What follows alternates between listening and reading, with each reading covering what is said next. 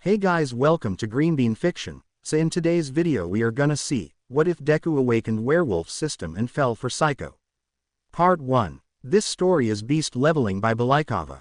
Before starting, make sure to hit that like button, as your one like motivates me to bring more stories, and subscribe the channel if you are new so you won't miss our latest videos. 26, 27, 28. Izuku muttered under his breath, steadying himself to push the barbell up to reach a personal new record. Arms were burning up from pumping the weights up and down. The young man felt tired with each passing seconds. This is simply another trial, thought the greenette as he mustered the strength to complete his set. 20, 9, 30, Izuku exclaimed with satisfaction. Upon reaching the 30th rep, he placed the weights down, the iron bar clanging loudly against the bar holder. Getting upright as he wiped the sweat off his brow with the towel wrapped around the neck. Scattered around him were gym equipment provided by the Hero Public Safety Commission for pro heroes of low ranking.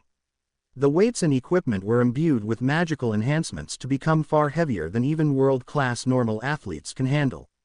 They were designed to handle the rough handling of a trained awakened. People were using those equipments. Pro heroes who are affiliated with the Hero Public Safety Commission.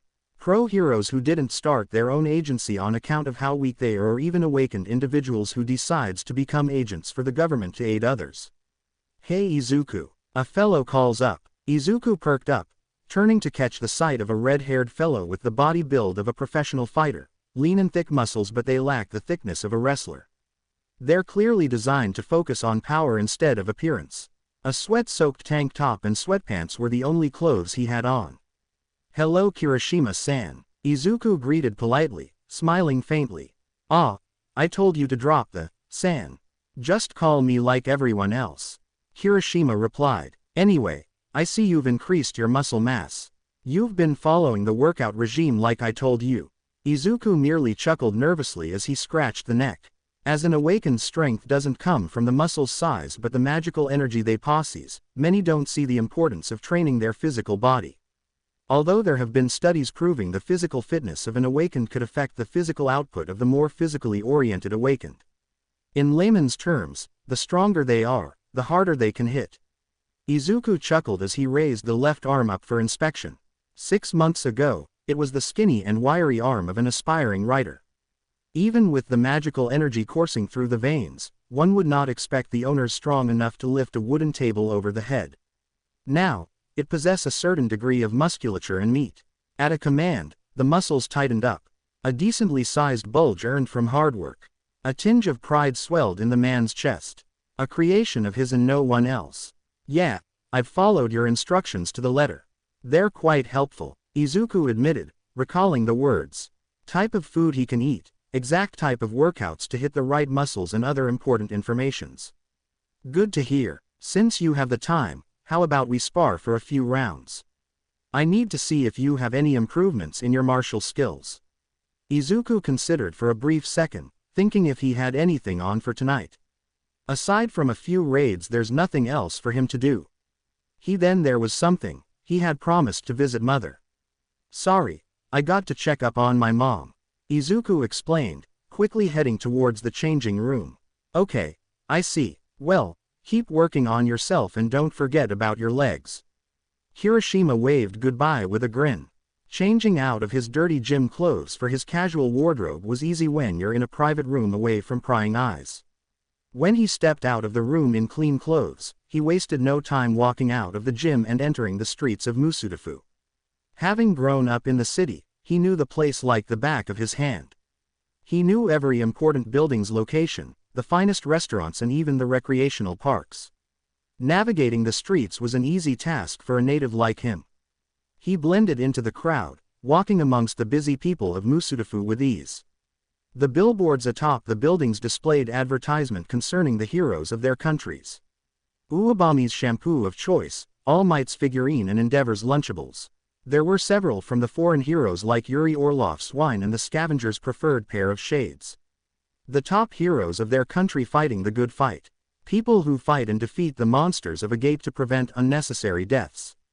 Izuku chuckled at the thought, recalling his dream to become a pro hero as a kid. Prior to the arrival of Gates, being a pro hero takes a lot of work. A person has to apply for institutions specifically designed to train heroes. With the appearance of gates, the various countries' governing body had been making plans to industrialize the training of heroes, as they are the only one proven to have the mental capacity to handle the duress. Increase workload meaning increased demand, ergo more heroes are needed. For every gate that pops up, the more people are needed to clear them out. To meet the increasing rates of gates appearance, they must streamline the training of heroes. An occupation that Izuku occupies. They're the equivalent of a volunteer neighborhood patrol squad. Low rank awakened that can't handle the gates exceeding the rank of C. Walking for 30 minutes, it wasn't long until he found the hospital. A triple-story tall building painted in white. The hospital lets family relatives visits their loved ones, but by 10 p.m. they would start closing off. Entering the entrance door, he finds himself in the lobby and headed for the clerks behind the station. A young nurse with a gecko mutant quirk was manning it. "May I help you?" she asked. Yes, I want to see Inko Midoriya." She nodded, handing him a pen and a piece of document to sign. Having done the procedure several times, he knew what to write and where to write. It wasn't long before the girl gave him the go-to sign. "Wait a minute, boy, you need to wear a mask first." She replied, offering a surgical mask. "Why?" he asked. "To prevent infection, of course," she stated as if it was the obvious. "But I'm an awakened," Izuku explained, flashing the hero ID card he got from the Hero Public Safety Commission. She gave a brief look before snorted in derision. "You're an E-rank awakened and a provisional hero. You'll get infected without a doubt. Wear your mask and disinfect yourself after your visits, please." Whatever rebuke he had died out after listening the sarcastic tone. Taking the mask and wearing it, he headed for the 3rd floor. An entire floor dedicated to keeping all patients infected with magic-based ailments to prevent further infection. Magic beasts weren't the only issues the gates brought, as some people begun suffering disease due to the magical energy tampering with their body. He pointedly ignored the gloves and mask offered outside. The nurse in charge had almost said something, but a quick flash of his card changed her mind. Heroes and awakened doesn't need to wear those. The ward was like every other room, standard, and nothing stood out. Spacious enough for a bed, a drawer for belongings, and another door that leads to the toilet. Lying in the hospital bed was his mother with a life support device connected to her. Vital signs were shown on the monitor. A life-supporting device that keeps those who suffers the eternal slumber alive. A life-supporting device that cost millions to obtain and tens of thousands to pay. A technical marvel that was built by the brilliant minds of David Shield to help the common folks. After the disappearance of his father and the revelation of a lack of quirk, the woman didn't took it well. She tried to stay strong, but he knew the stress got to her. Their neighbors would whispers and spout foul words about her when they think she wasn't looking. Gossiping old hags who got nothing better to do. "Hi Mom. So, I've been working out." He laughed, flexing the muscular arm. The room was silent, of course, as the other inhabitant is sleeping permanently. The doctor states the disease renders the patient into a comatose-like state. The afflicted are alive and have some degree of awareness, but Izuku deduced those are just words. But at least she's present in his life and he'll make do. "I've also made a new friend in the past years. He's a great guy, a little enthusiastic into masculinity and muscle size, but definitely a better friend than Katsuki. He also got a cool quirk that made him excellent fighter," Izuku stated, taking a seat beside her. Watching her chest heaving up and down made him happy, knowing she's still alive. Somewhere in that conscious is his mother. When he became an awakened, he thought Lady Luck finally smiled upon him. He didn't expect his mother would have got struck by the eternal slumber disease. The symptoms were practically in his face, but he was too busy enjoying the newfound power. He quickly applied to join UA University, but much to his amusement, he was a meager E rank. To make matters worse, his mana reached a measly 10, where the average E rank has around 70 mana points. The known lowest E rank record was 30. UA officials suggested he signed up for the Hero Public Safety Commission on account of his lacking powers. "So, I got stronger and tried learning new skills. Martial arts for the funsies. It's not anything specific like karate or judo, just something similar to mixed martial art but specialized for monsters. I also got to learn how to use a warhammer. That's kinda cool," Izuku stammered out, feeling embarrassed. Briefly he wondered his mother's reaction. She would have gotten shocked by what she heard. Only now there is no reply. No shocked look. No reaction in general. Only her serene expression. He wondered what she would say if she heard him. Well, that's good to hear, sweetie. Just be careful not to break your toe. He shook his head at the last part. Doubt his mom would say something like the last part. Then again, his head perked up when the door slid open, making him turn. Surprised he became when he saw Katsuki's parents entering into the room with a small, get well, gift. Aunt Mitsuki still looked young as he last saw her as a child, and Uncle Masaru as the opposite, now sporting several strands of gray hair. Aunt Mitsuki, Uncle Masaru, greeted the young man. Hey, kid. Mitsuki returned the greeting. Her husband simply gave a small wave and a smile to match. The gesture was returned in kind. Thanks for visiting my mum. How's Kachan doing? Asked the greenette. The last he saw of him was when they were in middle school. That was 6 years ago as well, and the two hadn't kept in contact ever since. Katsuki doesn't use social media since they were teenagers, and they never exchanged phone numbers. He's doing great. Last we've heard he just cleared the S-rank gate in Texas single-handedly. A-rank, dear. Masaru corrected plainly. Really, I could have swore it was an S-rank gate. Mitsuki remarked. That's Kachan for you. Strong as always. Izuku replied, hiding the bitterness growing inside. Every day the man kept moving forward and done more heroics. What about you? I heard you're teaching at the local gym. You mind giving this old lady a few pointers? Masaru over here also want to learn a bit. The bespectacled man attempted to interject, but the words died when his wife sent a sharp glare and a contrasting sweet smile. Izuku watched their chemistry and fought the urge to weep, realizing he lacks another important thing. Anyway, I gotta go and clear a gate. Let's catch up on another time. Excusing himself, the man got up and left the room before either can say anything. It wasn't long till he hits the streets, walking out of the hospital's front door and blending with the crowd. Whipping out the phone and inspecting the location of the nearest gate. Once confirmed, he quickly made an application and wasted little time fooling around. He moved as fast as humanly possible and ensures he doesn't make the mistake of bumping into people. The one time he did, the victim was a temperamental D-ranker who pummeled him bloody. It took two of his friends to hold him back and a healer who was kind enough to treat him. That memory left him fuming, reminding him of his lacking powers. If only he could get a runestone, or even better, a reawakening, his life would turn around for the better. After spending an hour walking, he reached the destination. A familiar recreational park, the place where the first signs of his friendship with the only guy that mattered begun to crack. Even with the dark night, he can tell more trees had grown in the past few years. Their long branches grew in size and reach, almost equal to several of the buildings in height.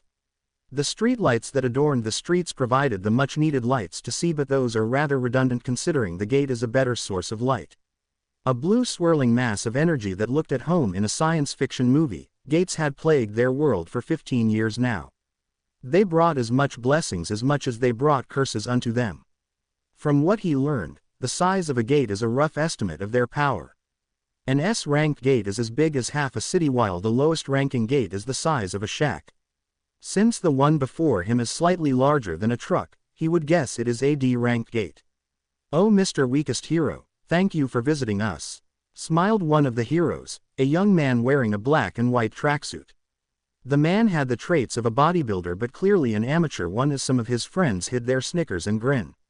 A practiced gesture, something he learned early on as a teenager, and when he entered the working world, his skill with it has improved. Lips curling into a smile filled with false friendliness, Izuku tried his darndest for the friendliest smile he could conjure. I hope I can be of use. A snide smile directed at him, and Izuku returned it with an overly friendly smile. Neither of them said nothing else, with the stranger turning away in favor of his personal group. Izuku never lets the smile leave his face, greeting anyone who approached him and tried to offer false gratitude. He'd see through it bright as day now. How he loathed these sorts of people. Liars and arrogant brats who enjoyed their power because they got it easier than him. These are supposed to be heroes, the defenders of the common folks, and they're mocking a fellow pro-hero. Because of his lack of power. Izuku pressed down the negative thoughts starting to flood the mind, opting to go to a quiet corner. One of the benches was occupied with a girl wearing a fancy set of light blue armor with gray trimmings. Seeing no one was approaching her, he decided she seems like the best person to go to. "Hey, can I sit here?" he asked, noticing the book in her hand. Looking up, Izuku noted she looked rather familiar, but he can't quite put a finger on it. A heart-shaped face with long pale lavender hair. A fancy set of goggles hangs over the forehead. "Certainly, be my guest," she replied. "Thanks," he returned simply, taking the empty seat. People took notice and whispered amongst themselves, sparing quick glances before turning away when they realized the weakest hero is looking at them. Izuku chuckled at the sight. Behaviors fitting only for the weak. "May I have the privilege of knowing your name?" she asked after several seconds passed. "Name's Izuku Midoriya," he answered after brief consideration. "May I know why they call you the weakest hero? It sounds rather odd for a hero, even if it's a provisional hero such as yourself," Saiko replied, never taking her eyes off of her book. Izuku hummed as he took her features in. Now that he thinks about it, he did fought on 2 raids with her before. They never properly interacted. Briefly he wondered this woman is being coy or genuine. "Well, I'm sure you've heard news from the grapevine. It travels like wildfire, you know," Izuku answered. "I am afraid I don't know. Hence why I am asking you," she replied, flipping through a page. "Sure you don't. You never heard of the weakest hero? The weakling of Musudafu, the green ape. Those were monikers associated with him through the online hero news on social media. Truth be told, those were all indirectly caused by him. The ape moniker was earned by him almost dying to a long-nailed briga. One of those E-rank beast-type monsters known for their long nails and likeness to howler monkeys. Furry little punks that deserve a good beating. No, but I feel like I should, but I'm just here kill monsters." Another page flipped at the end of her sentence. Izuku stared at her face for a brief second before deciding to focus on other matters. "So, you use a spear." He gestured at the spear besides them. Even he can tell it's a beautiful piece of equipment. A steel shaft with a red grip, the blade of the spear is akin to a bident. Engraved along the metal blade was some runic words, possibly enchanted with certain properties. He doesn't recognize the words, so he can't tell. If we're lucky we'll be killing nothing but goblins and maybe a couple lizard folks. The former aren't exactly what you call strong and the latter has chinks in their scales that is ideal for penetration.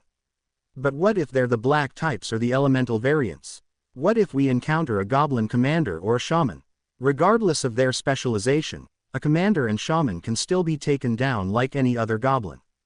Their approach to combat is contradictory to ours, as a commander would rather fight in the backline while a goblin shaman would take the front. The black horn lizardmen would need to lose their horns as it's their source of power, and the lava types, we'll need heroes specialize in water type spells to neutralize their heat. Wind spell casters would do just as well. Izuku nodded, starting to like the girl, and noticed others were paying attention. She's clearly knowledgeable about magic beast. "I see you're a smart gal. Name's Izuku Midoriya." He offered a hand. Her eyes actually moved up from that book and met his.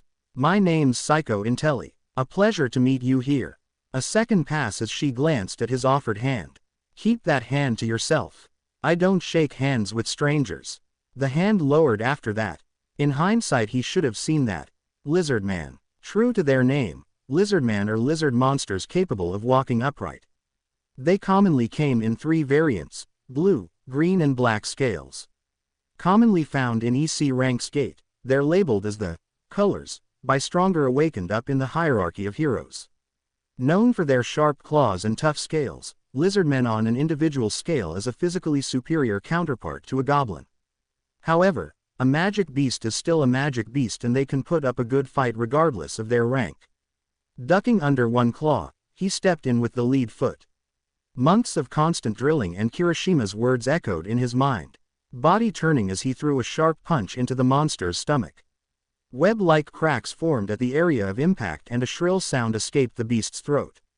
It attempted retaliation, but the long arms proved as a liability, but it clearly had the smarts to back away. Izuku's left foot reached out to the back of its digitigrade's leg and yanked hard. Training or not, an awakened strength is determined by the amount of magical energy they obtain. As the lowest of awakened, even amongst E rank, his strength is abysmal. The thought made him chuckle now. It wasn't enough to trip the monster, but it lost its footing for a split second. A distraction enough for him to exploit. Focusing on the same damaged part, he put everything into his hips and led momentum to do the work.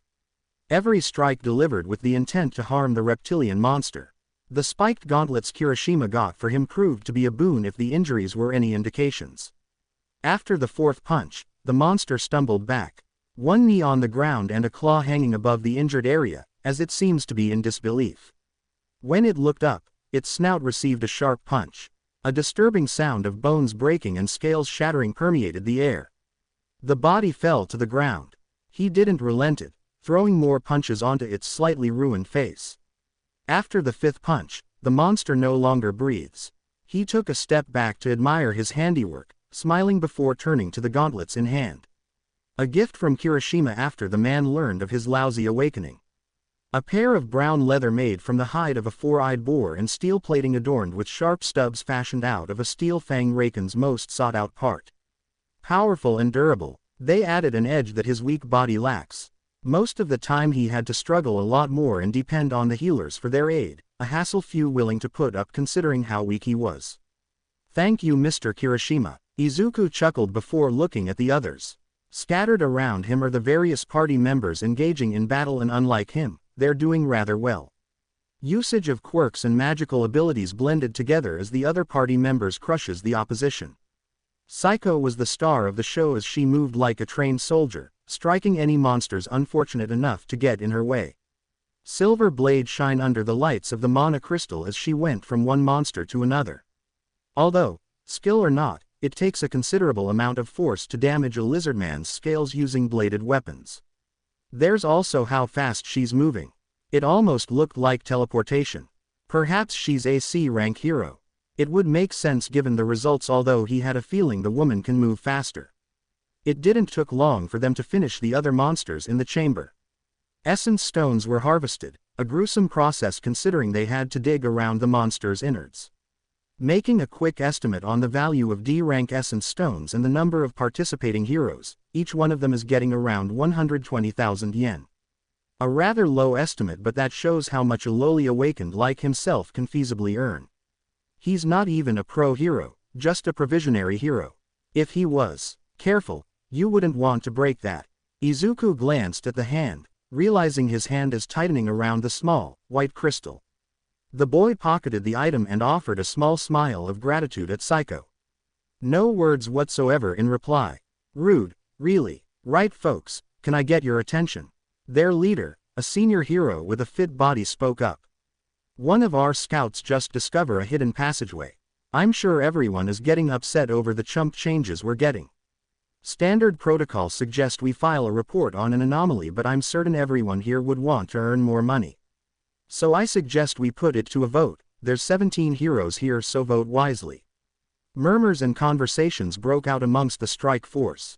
Izuku considered the options. On one hand, he needed the money to make rent as treatment were costly. The equipment helps, but equipment can only carry him so far. Strength is the only ally he can confidently rely. However, with his father's disappearance, he's the sole breadwinner. If he died, no one would help pay for the medical treatment. He also doesn't want to end up dying in a gate. Aware or unaware, his mother doesn't deserve another loss. Right, everyone done discussing? We'll start with the vote. Anyone who wished to stop here, raise your hand. 8 hands rose up. The leader was amongst them. Izuku also agreed to not continue with this raid. Their leaded took tally and demanded for the ones opposing them to do a show of hands. 9 hands shot up. One of them was the spear woman, Saiko Intelli. Glad to know AB rank agrees with us. I feel a whole lot more confident. Alright, son, lead our friend the way. Anyone who voted against the idea of advancing, you're free to leave. Even if the greenette knew that wasn't directed at him, he felt wounded. He'd rather to earn chump changes and live another day. As he watched the others follow their leader, Izuku attempted to leave for the exit. Are you afraid of the monsters? Saiko's question took him by surprise. Hey. Well, some of us have a family to take care for. There's also how I'm just not cut out for hero work. Izuku explained as he laughed nervously. Fear? Why wouldn't he be afraid of monsters? The girl asked a ridiculous. I see, nodded the woman, lowering the spear's pointy edge away. I've seen you perform. Despite your lacking power, you possess good technique. You must have fought quite a lot. Why yeah, lamely replied the teen. There's a chance we may discover a runestone, and it is believed by many there's a chance of a reawakening if they were to engage in constant combat. The type that's a life or death situation. The shield's theory. Yeah, I read about that. During the early days of gates and dungeons, many awakened learned quickly that they can never truly improve their power. They can reach their full potentials by applying martial skills, but no matter how hard they train or how competent they are in a fight, your power will never change. The blessings of the gate is magical in origin, and as such their potency is dependent on the amount of mana an awakened individual possess. Hence the size of your muscles doesn't affect your performance. It has always been about power. However, several heroes admitted to seeing improvements in performance. Some are major, considering after their first awakening, they can only at best break a rock slab to throwing out a punch strong enough to tore out a chunk of a building using only the wind pressure generated from a hurled fist. Reawakening, or shield's theory, is essentially a phenomenon believed by man where an awakened sees a massive increase in their mana. An E rank awakened can become a C rank, or a B rank can jump to S rank. There's even several cases of a lowly E rank awakened becoming an S rank, but the theory states only those who throw themselves into constant conflict. A few known examples of this case are the national ranked heroes, and several others are the likes of Leonard Nierman and David Shield, a retired sidekick of All Might. In fact, the latter was the one who coined the term. There were other theories to try and understand how an awakened's physiology works, but that theory in particular is the most supported one. But, I apologize if I sound rude, my mother only has me left and I don't want her to end up mourning another loss of relative. Your mother suffers from the eternal slumber. Saiko observed the greenette's reaction before nodding in understanding. Very well, you may forget what I said earlier. It was inconsiderate of me to do so. With her piece spoken, the woman turned to leave. Izuku contemplated on her words as he watched her back get smaller with every steps. After several seconds of deliberation, he decided to follow after Saiko. It didn't take long for him to catch up with the others. Apparently the hidden passageway was a hole in the wall. Their party leader and several others with fire quirks illuminated the dark hallway, allowing them proper vision. There was no traps as they continued down the path, and soon enough they stumbled upon a massive doorway. Imagery of snarling beasts were carved onto the surface, gold trims as outlines and expensive gemstones acting as eyes and fangs. Werewolves, bears, lions and a plethora other animals are amongst the images engraved, where all of them seems engaged in a violent conflict. It doesn't even look like there's a side. Every last one of them is just fighting for the sake of, well, fighting. There's some words down here. Their leader explained, who begun reading it. Those who enter must be prepared to discard any restraint and focus only on overwhelming victory and their survival. There are 3 commandments you need obey. Never turn your back on your enemies. Quote, never let your guard down against your allies. Never let anyone take your chance to reign supreme. Ominous. Also, that's rather violent. Izuku idly notes. He cringed at how the words reinforced the gruesome implications behind those words. Well, if that doesn't spell ill omen, I don't know what is. Anyone wanna quit? Their leader asked, chancing a glance. No, okay, let's go in. 2 of their members helped the older man push the door open. They were expecting to face more beast or find traps. They expected a fight for their lives after the words on the plaque were read out. What they didn't expect was to find a room full of weapons. A woman asked, bewildered by what they found. A spacious armory containing a wide variety of weaponry. Dozens of wooden rackets placed neatly against the walls, each one containing a plethora of weaponry. Standard equipment like swords, maces and other implements of death are displayed, and even unorthodox weapons like katar, meteor hammer and kusanari fundo are displayed.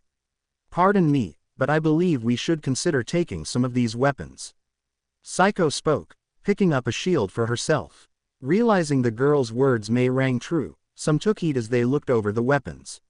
Several others didn't, as they felt their weapons were good enough. Izuku did the same thing, checking out a racket that displays strictly knives. Fisticuffs are the only thing he learned, and he hasn't learned anything on how to use a weapon on account of Kirishima's suggestion. He didn't regret learning how to use his body as a weapon, but he did wish he learned how to use a sword or a mace at least. Oh well, if he survived this, that's just another thing added to the list. Picking up a knife and feeling the weapon's weight, Izuku shrugged as he decided it is good enough. The knife he'd picked resembled a dirk, a long blade and a guard meant to protect the wielder's hand. Take note, learn how to use a knife, he muttered as he looked at other knives. None of them seems to fit his taste. Then again, he doesn't really know anything about knifemanship, so his taste is just whatever that can save his life. A bright light suddenly flared to life out of the corner of his eyes. Izuku blinked a couple of times to get rid of the pseudo-flashbangs effects. He turned to the origin and saw a door on the other end of the room. Guys, the door we entered through just disappeared. Gasps and shocked words were spoken as their teammates spoke the truth. The door they walked through has disappeared. Hey, so what? That just means we need to move forward, right? One of their bulkier teammates spoke up. Perhaps inspired by the man's confidence and size, their spirits rose up. Even he couldn't help but felt somewhat emboldened. Somewhat, considering the man is one of the stronger fighter, AD rank provisional hero he'd fought alongside on many occasions. With the large man at the forefront, they opened the door and left for what lies beyond, only to find another long hallway. Their large members boldly encouraged them to move forward.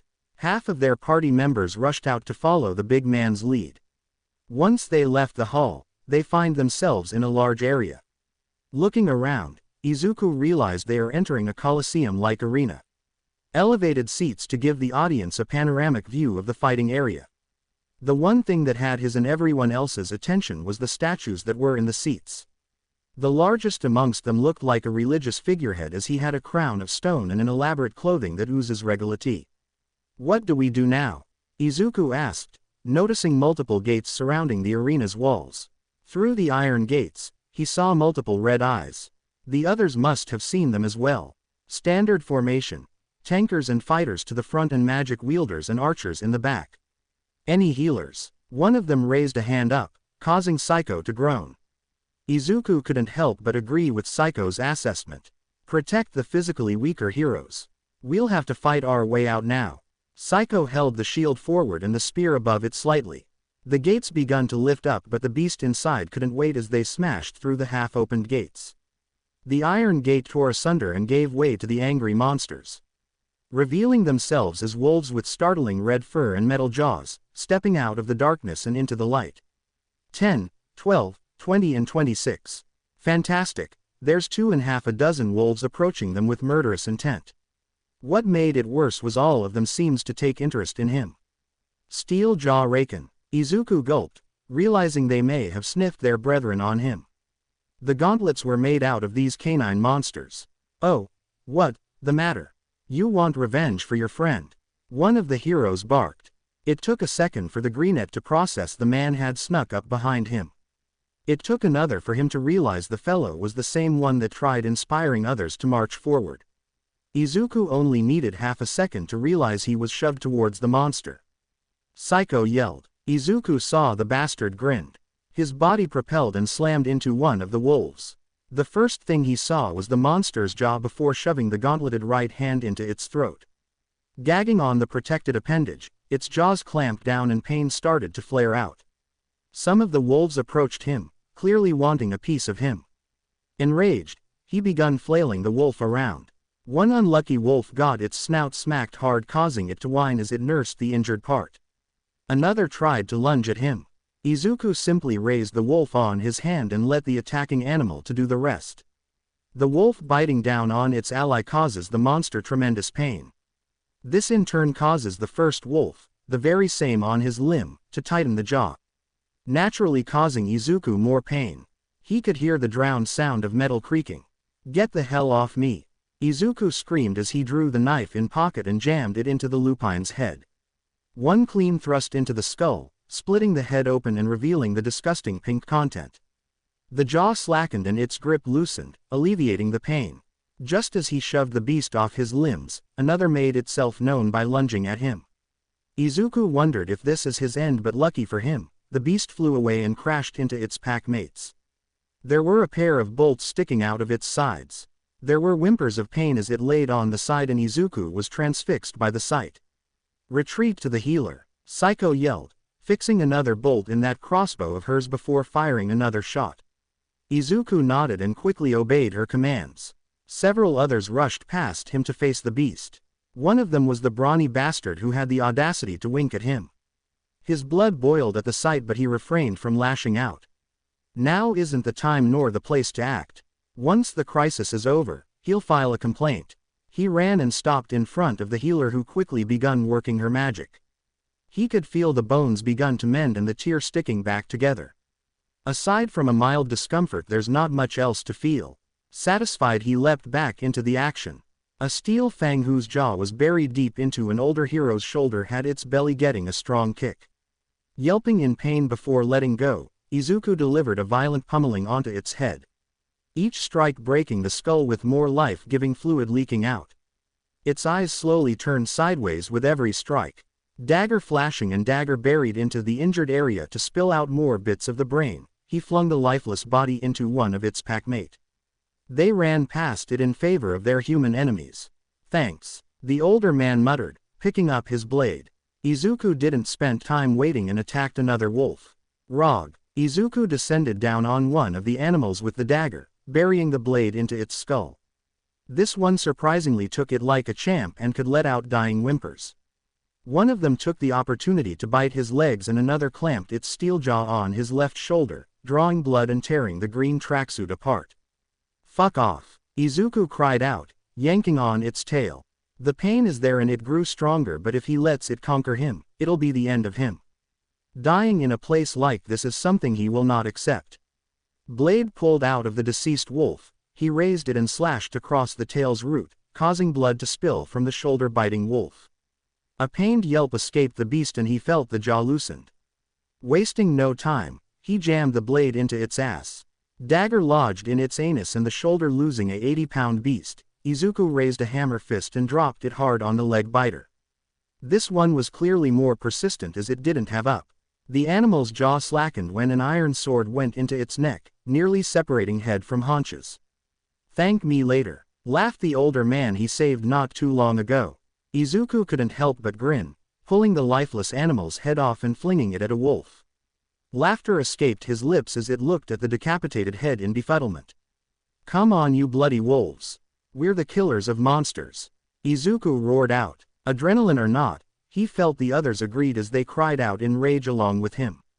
Following that, he kicked the headless body into a charging steel fang raken. Izuku didn't know how many hours went by. The battle took much longer than he'd anticipated, but they managed to win. Against all odds, a bunch of S&Ds awakened along with a singular B-rank hero successfully repelled 30 wolves that can tear apart common steel like a child with paper. By the time they were done, 24 carcasses littered the arena and their collective blood pooled covered the arena's floor. The stench was foul, but nothing he'd never handled, as it reminded him the time he was stuck in a labyrinth-esque dungeon filled with low-leveled skeletons. Those monsters have bits of decayed flesh stuck on them which made him retch. The memories alone were sickening, and for that he was grateful the monster's body hasn't started decaying. Otherwise they'll be having a harder time to breathe, considering the musk mixed with the blood would make their eyes watery. Some of them were already feeling uncomfortable if their expressions were an indication. Now, all of them are getting their wounds checked. Anyone whose injury isn't a severe laceration or broken bones, come to me. We need to preserve our healer's strength, Saiko had ordered. None of them sees a good reason to reject her, considering they're in a rather difficult predicament. Their sole healer is ill-equipped to handle so many cases, and made worse considering she's a mere D-rank support-type hero. Saiko was able to aid them with the mantra healing spells. Mantra spells were techniques feasible for Awakened to learn. However, the person must learn the written language of the magic beast to do so. The spells alone require specific chants in order to fully activate. Saiko's hands were clasped over the torn shoulder of a swordsman. A faint blue light emanating as the woman chant in the strange language of the monsters. The wounds were slowly but surely healing. Another downside of the mantra spells is the fact that they are less effective than the abilities of an Awakened. It meant a healing mantra spell isn't as effective as a support-type hero's healing spells. The one good thing it has that it's cost-effective considering they draws the magical energy of the surrounding as fuel. A place like this that's rich in mana will definitely speed up the process. Now that's done, we need to address your actions, Saiko stated, turning towards the asshole who shoved him into a pack of raving wolves. The D-rank mace wielder merely shrugged, sporting a cocky smile. He had everything that makes a good hero looks, a strong body and good looks. His hairstyle reminds him of the Korean-turned-American hero, black hair cut into a stylized fade. The blue tracksuit was damaged in battle at some point probably, leaving the well-muscled upper torso bare for everyone to see. Some of the lady heroes were clearly enjoying the view. A part of him hoped to reach that level of strength someday. "What I do?" he asked. "You know what you did." The older guy he helped earlier yelled out. "Whoa now, don't point that sword at me, geezer. It's rude. We saw what you did." "Right," the older man asked, directing the question to Saiko. "Come on, what's the harm? He's alive, we're alive and none of us are worse for wear." "Let bygones be bygones," the man replied. "That's not how it works." Izuku spoke up, glaring at the guy. The larger man's cocky smile disappeared. Bits of gray scales begun manifesting. No, not scales, as Izuku watched in fascination as stones and gravel appearing along his skin like a protective layer of armor. "After this is over, we'll report you to the Public Hero Safety Commission. End of the story. What I want is an apology, not whatever you tried pulling. You couldn't even do that. PFF'd. Seriously dude, grow up a little, weakling. You're lucky I'm not a lizard." The air around them suddenly grew heavier and Izuku couldn't help but find it harder to breathe. Even the larger man started to sweat out of the blue. The others were also starting to feel dizzy.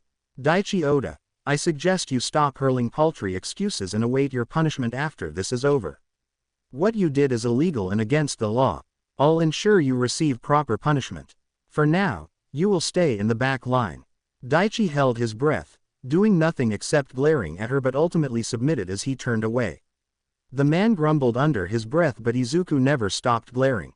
"Fine, whatever. Is no one gonna comment on the statues?" Daichi replied, jabbing a finger at one of the statues. True to his words, some of the statues' eyes are glowing red and had a thumbs up. Almost as if they are signifying their approval for something. "What do you guys think it means?" Daichi asked. He turned to Izuku, expecting an answer. "Well, you're a pretty smart guy, right, so you must know something." Izuku attempted to say something, but Saiko beat her to it. Going by human history as source of reference, the ancient Romans will showcase their decisions on what to do to gladiators that perform well in the arena. They will use a sign of some sort. What or how it looks, we have no idea, but scholars believed it is the thumbs up and thumbs down gesture modern humans use.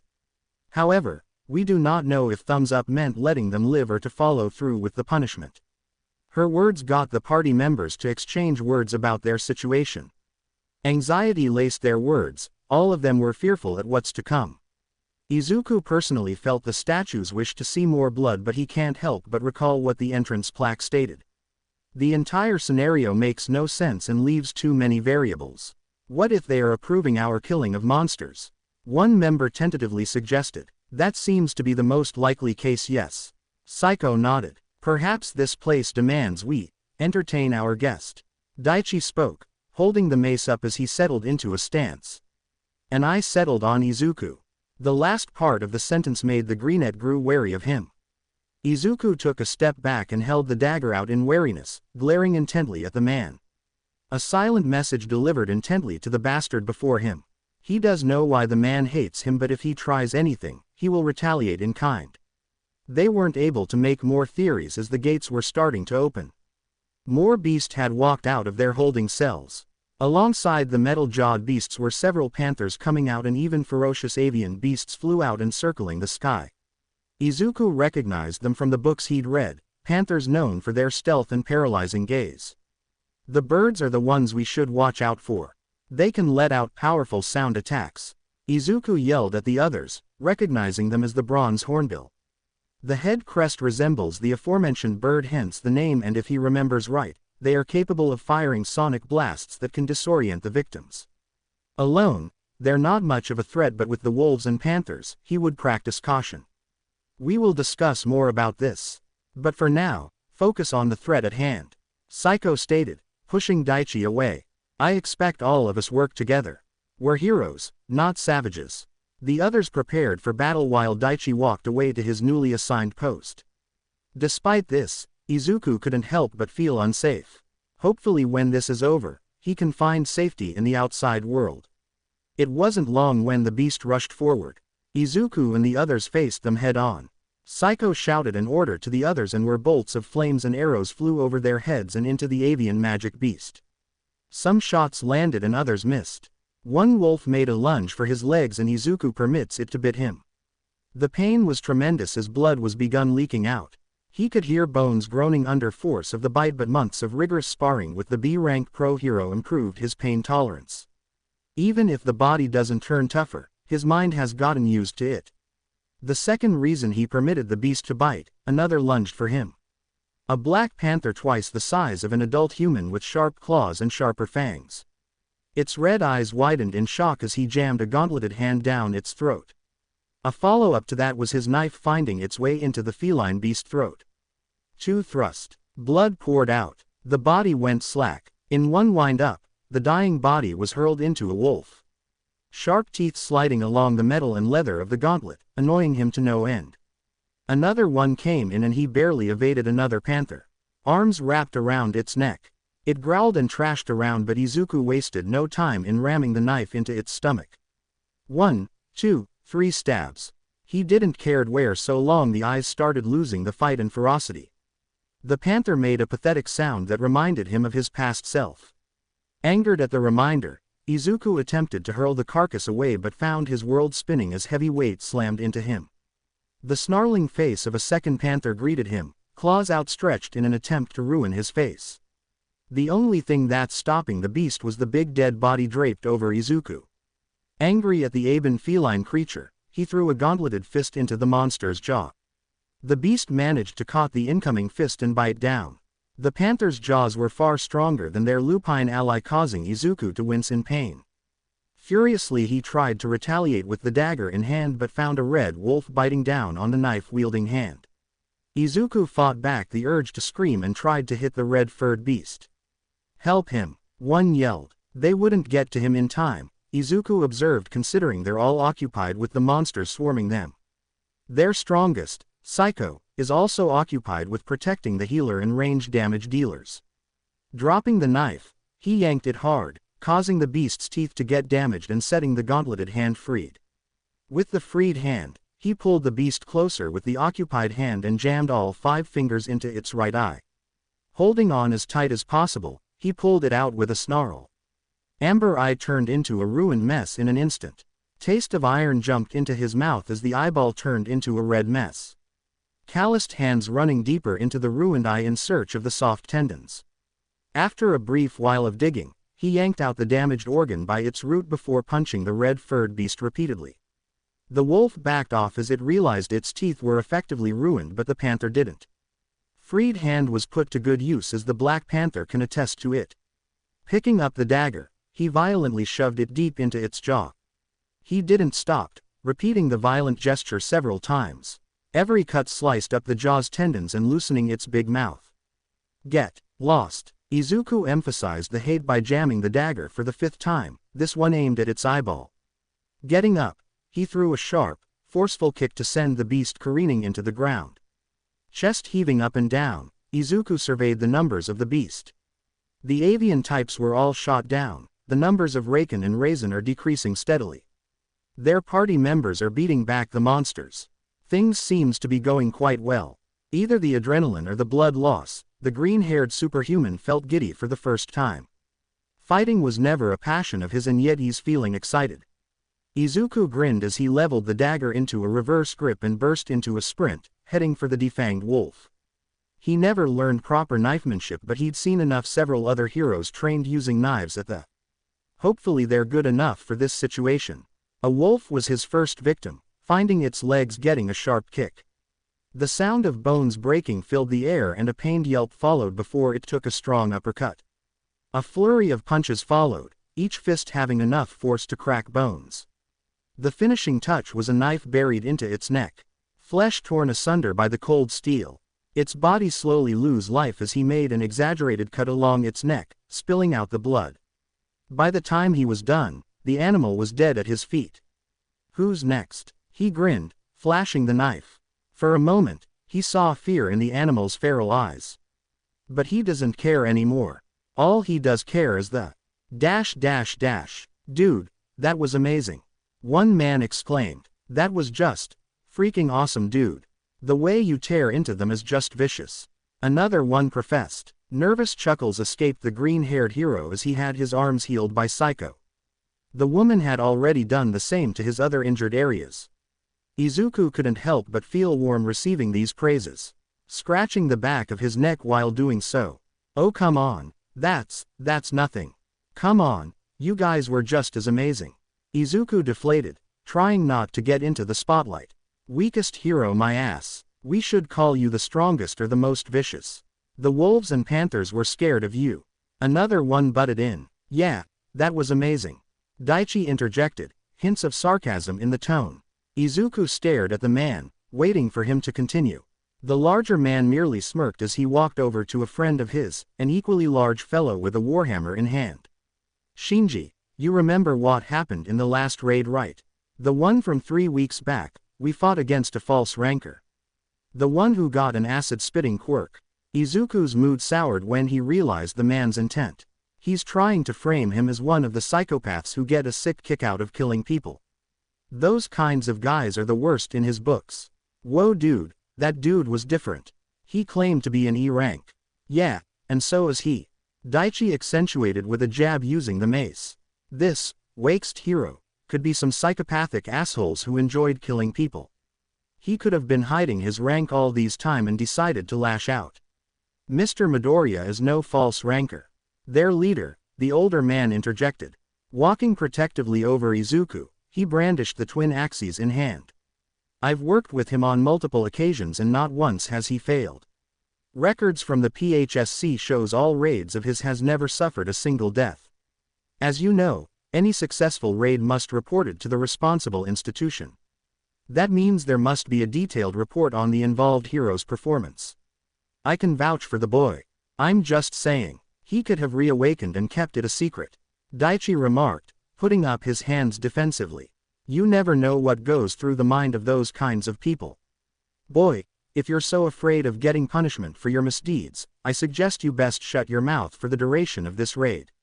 The old man replied. Daichi merely nodded in understanding before turning away. Thanks, he offered to the axe wielder. Ah, no worries kid. That punk been a problem fellow for a while now. Bad folks aside, have you actually underwent a reawakening? 'Cause I've never seen you fought like that before. You're completely savage. Even the animals were afraid of you. I don't know. I feel the same as always. He shrugged helplessly. Everything about the fight felt surreal to him. He still felt the same, weak and nothing. Anyone who underwent a reawakening would feel a strange swelling of power. Like they just woke up from a good sleep. He didn't felt anything like that.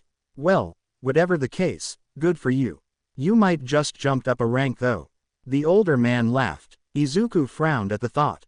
That's not as funny as the old man make it out, but he refrained from giving out his 2 cents. He merely smiled half-heartedly, hoping the man didn't see it. Anyway, take care kid. And you Missy, make sure our newly enhanced hero doesn't die. We wouldn't him to live such a short life. He laughed, walking away to his group. Izuku wondered if he should have asked for the man's name. I'm afraid I can't get rid of the blood. I don't know any water-type mantra.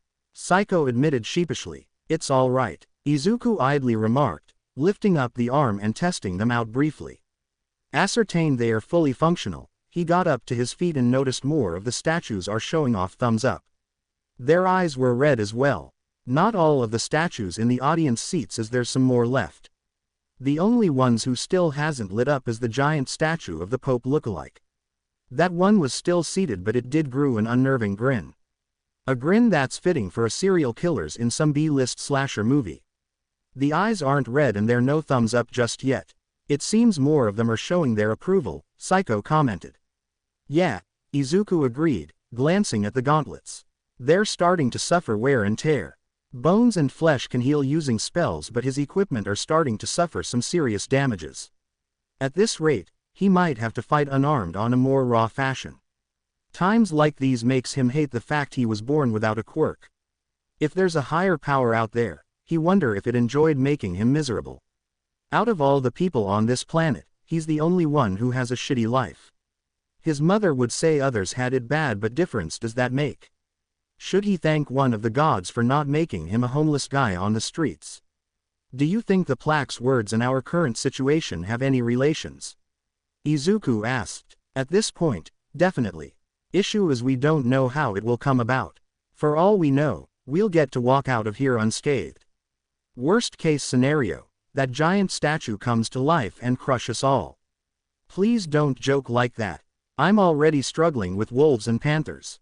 I don't need a stone golem equal to a giant. Izuku balked at the idea, feeling slightly queasy at the thought. Imagine if we have to run towards the statues scattered around us for safety. Wouldn't it be a fun idea? Saiko giggled. Yay, fun, Izuku stated dryly, unamused by the woman's words. The image frightens him. None of them have the strength to fight against a monster of that magnitude. Or maybe they'll come to life as well and slice us all in half. Her giggling grew more animated. Please, Miss Intelli, no more of that. The sound of the iron gates lowering down drew their attention. Their members got into position and readied themselves for what is to come, but what came out took them by surprise. Even if there were only two of them, it's still an unnerving sight. Much like the mythical creatures found only in books and legends of old, these particular species of magic beast had a humanoid body that contains muscles forged through battles with scars to match. Brownish-red fur covers their entire body and their sharp fangs were laid bare for everyone to see. To AC rank and above hunters, these monsters are nothing. To them, however, a group containing nothing but Ds and E rank heroes, one of these is a nightmare. Werewolves. We got werewolves. Werewolves, much like the goblins and lizardmen, are hailed as the newbie killer. Unlike their four-legged brethren, they're not just intelligent but highly powerful as well. While their strength lies in numbers, they are also quite capable on their lonesome. In addition, they are vastly superior than goblins and lizardmen as they are C-rank magic beast. They are also known for another fearsome ability of theirs. That's the one that makes them the most scariest amongst all the other C-rank type monsters and begun seeing as the rank goes up for the magic beast. Retreat, Izuku yelled. Their members begun to run, but Izuku saw the monster act. Its claws begun to glow a bright blue, a sign of gathering of mana. When it slashed the air in front of it, a crescent-shaped energy slash came out. A slow and sluggish movement for a powerful species. Looking at the two werewolves chuckling proves his suspicion. The first one, an unfortunate bespectacled man named Takaru, was the first to went down. The energy sliced him in half, separating the hero in half. One of them screamed but was silenced when the energy landed a glancing blow on the shoulder. A deep gash was made and the almost severed arm hang on by couple strands of sinew and flesh. The lycanthrope held the struggling man up, observing his desperate wailing before taking a big bite of the head. It was over in an instant. You bastard! One of their other party members, a fellow he actually knew back in middle school, made a bid for revenge. Spear in hand he thrust it into the werewolf's underbelly. Izuku watched how the other werewolf covered the distance between the two in an instant. He had sliced off the man's hand, causing the spear to fell on the ground along with the severed hand. The man didn't even get to register the pain as a single sweeping gesture separated head from shoulder. A geyser of red shot out as the body onto its knees. The monster had the audacity to even grab the headless body and start sucking on the literal bloody stump greedily. Long, pink tongue lapping up every bits of the man greedily, bones, meat and blood in large gulps. That thing's smiling, Izuku realized. They're laughing at our misery. Saiko, you lead the charge and we'll follow your lead. She nodded in understanding, holding out the shield and moving forward in a burst. The others followed, quirks activated and spells at the ready. Watching AB rank fighting is a spectacle on its own. Once order was re-established after the dust was settled, many changes was brought on. Aside from the roles of heroes have expanded, combat sports amongst quirk individual and even the normal humans turned stale. It's not exciting anymore and many pay good money to watch Awakened fight. The average E rank can take on a highly trained normal human in combat.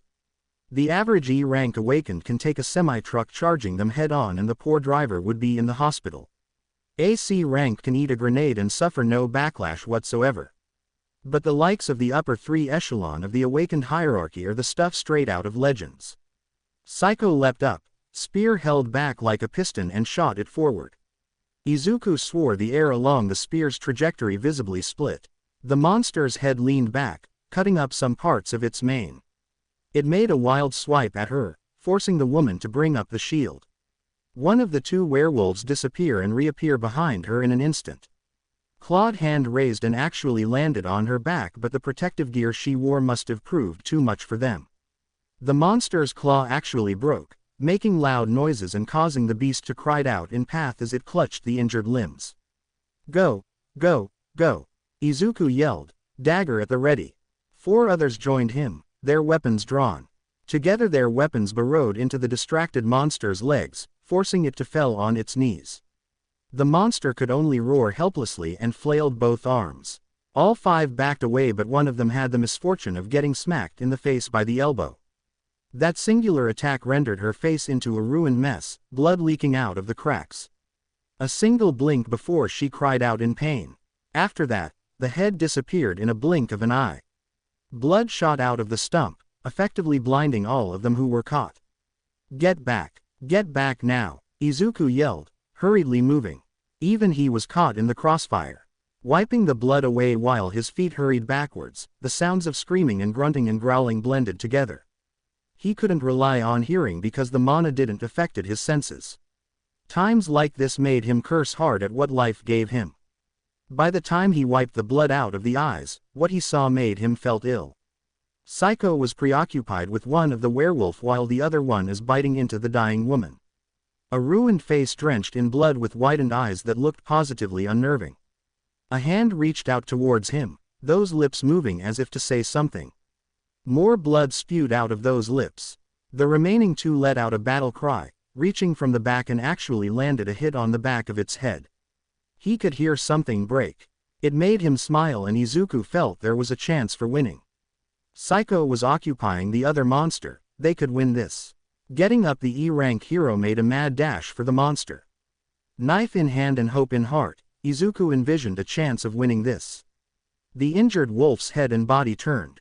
The moment its jaws opened, Izuku had a feeling what it wanted to do. Knife dropped and hands closed over the ears, Izuku yelled at them. Cover your ears. Even with his ears closed, the awful sound pierced through the cover. A powerful howl that vibrated the entire body. The 2 others who weren't so fortunate was stunned, their eyes rolled into the back of their heads. Izuku could see life-giving blood dripping out of their ears. Even with their ears closed, they were on the receiving end of the howl at point-blank range. 2 gulps. That's how the werewolf ended their lives. One big mouthful of teeth sharp as a shark around their heads and they went to the afterlife. That's just how easy it was for them. Picking up the knife, he quickly rushed forward. Hoping their deaths can be avenged by him, however minuscule his chances are. The monster disappeared from his sight. Stopping in the midst of his track, the greenhead turned around and saw the beast advancing towards the physically weaker heroes. Daichi was the sole hero left, whose skin was coated in stone and mace held at the ready. Legs carrying him forward, Izuku tried to cover the distance. It didn't took him long, but he understood why the beast looked down on him. It knows he's weak. The only logical reasoning why it's doing this. It knows he doesn't have what it takes to even lay a scratch on him. Get him, Daichi yelled. The beast turned, just enough for its eyes to spare a glance at him. The mace wielder quickly spun on the balls of his feet and swung the mace at its legs. Daichi's surprise attack actually worked as the leg snapped in half. Ranged weaponry coupled with powerful flames shot off into howling beast. It cried out in pain. Izuku couldn't help but smile at its suffering. Bastard looked down on him and deserved the suffering. A powerful gust of wind erupted from the wolf, causing Izuku to briefly lose his footing. Scorched marks and missing patches of fur from the flames, the wounds aren't healing as fast as its broken legs. Daichi's last act was to let out an angry roar and tried to strike. He didn't even get to strike as a half-hearted backhand sent the man flying across the arena and into one of the statues. "Don't stop. Keep hitting it," Izuku yelled as he ran. Dagger held outward, he took a big leap with the aim of jamming the sharp tool into the monster. The rest tried to fight back but they proved far too weak. Their enhancement were useless in face of the monster's overwhelming power. A single swipe was enough to render a grown man in twain. Another tried to pull out a bolt of fire but lost a hand before losing his head. Izuku leapt onto the beast's back and proceeded to pull the sharp edge along its stomach. Surprisingly enough, he was able to draw blood. A pained cry and flailing commenced, arms swiping wildly around in an attempt to strike him. "Run!" Izuku yelled out as he continued to plunge his knife into the werewolf's chest. The remaining alive members smartly leave. He kept plunging the knife into the same wound, digging deeper as he went. His gauntleted hand dug into the animal's eyes, pushing deeper and scrambling furiously to squeeze it. His wish came true as it gave way, causing Izuku to grin and the beast to howl in pain yet again. Hot and wet sensation in hand made his day better. Mouth opened, he bit down on the monster's exposed neck, the soft skin burned from the flames. His normal human teeth clamping down on the chewy, burnt flesh of a lupine beast until he could taste the life-giving blood on the tongue. It tasted good, better than anything he had. It also meant he is alive. The monster's flailing weakened but he didn't stop. For a moment, he felt the blade hit something hard. Eyes widening at the possibility of what he may find, Izuku quickly hit the hard area with the knife. The monster must have felt it as well as it had brought its back on the ground. Izuku could taste the metal along the broken ribcage as they made impact against the ground. In spite of the pain, the young hero had never felt more alive. Only thing he can do was to keep stabbing and not let go. It wasn't long until he heard a cracking sound. A sensation of euphoria flooded his mind and a sense of strength entering the body. The greenette recalled a distant memory of the past, when he first became an awakened a lowly E rank unlike his father. Downtrodden he'd looked up news article talking about the possibility of getting stronger for an awakened. One method was the acquisition of runestones, rare commodity in the dungeon and the most precious of all. They've described the sensation of breaking one open and have its energy entering the body. Some say it's akin to tasting the finest wine and others theorized it would be like winning a difficult game. They were all wrong. None of their words were accurate. He felt like he could crush steel in his hand. Strength unlike any other is coursing through the veins. It felt like there's a great fire growing in the core, waiting for release.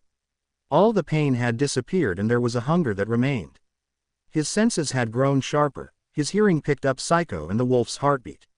One of them is beating faster than the other. One of them is starting to grow afraid. Turning to the area of conflict, he made a mad dash towards the two. Everything around the young hero blurred as he stride across the arena. The werewolf didn't even know what to expect. Its furred body paused in shock as it felt his claws penetrating through the back. Long, sharp nails digging into the monster's back. A small nudge made Izuku grin, confirming what he'd felt up. Driving the gore-crusted claws deep enough into spine and pulled. A spectacular vision of blood filled the man's sight and delightful scream of pain and grief made the young hero giggled. Unable to contain himself, Izuku plunged deep into the ruined body. More of this tantalizing meal. He must have more of the scrumptious delicacy. Its meat, the bones and the marrows, all shall be his for the consumption. Mr. Midoriya. Saiko's hesitant and frightful tone snapped the boy out of his mind. The bloodlust subsided and Izuku paused in his action. "Are you all right, Nishver beater?" Izuku replied through a mouthful of flesh. "Wait, flesh." It took the man a second for him to realize that he was consuming on the monster's flesh. Tempted to spit out but finds himself unable to do so. It felt wasteful to do and Izuku decided to swallow. Common sense dictate that this is wrong but he'd never felt so hungry before.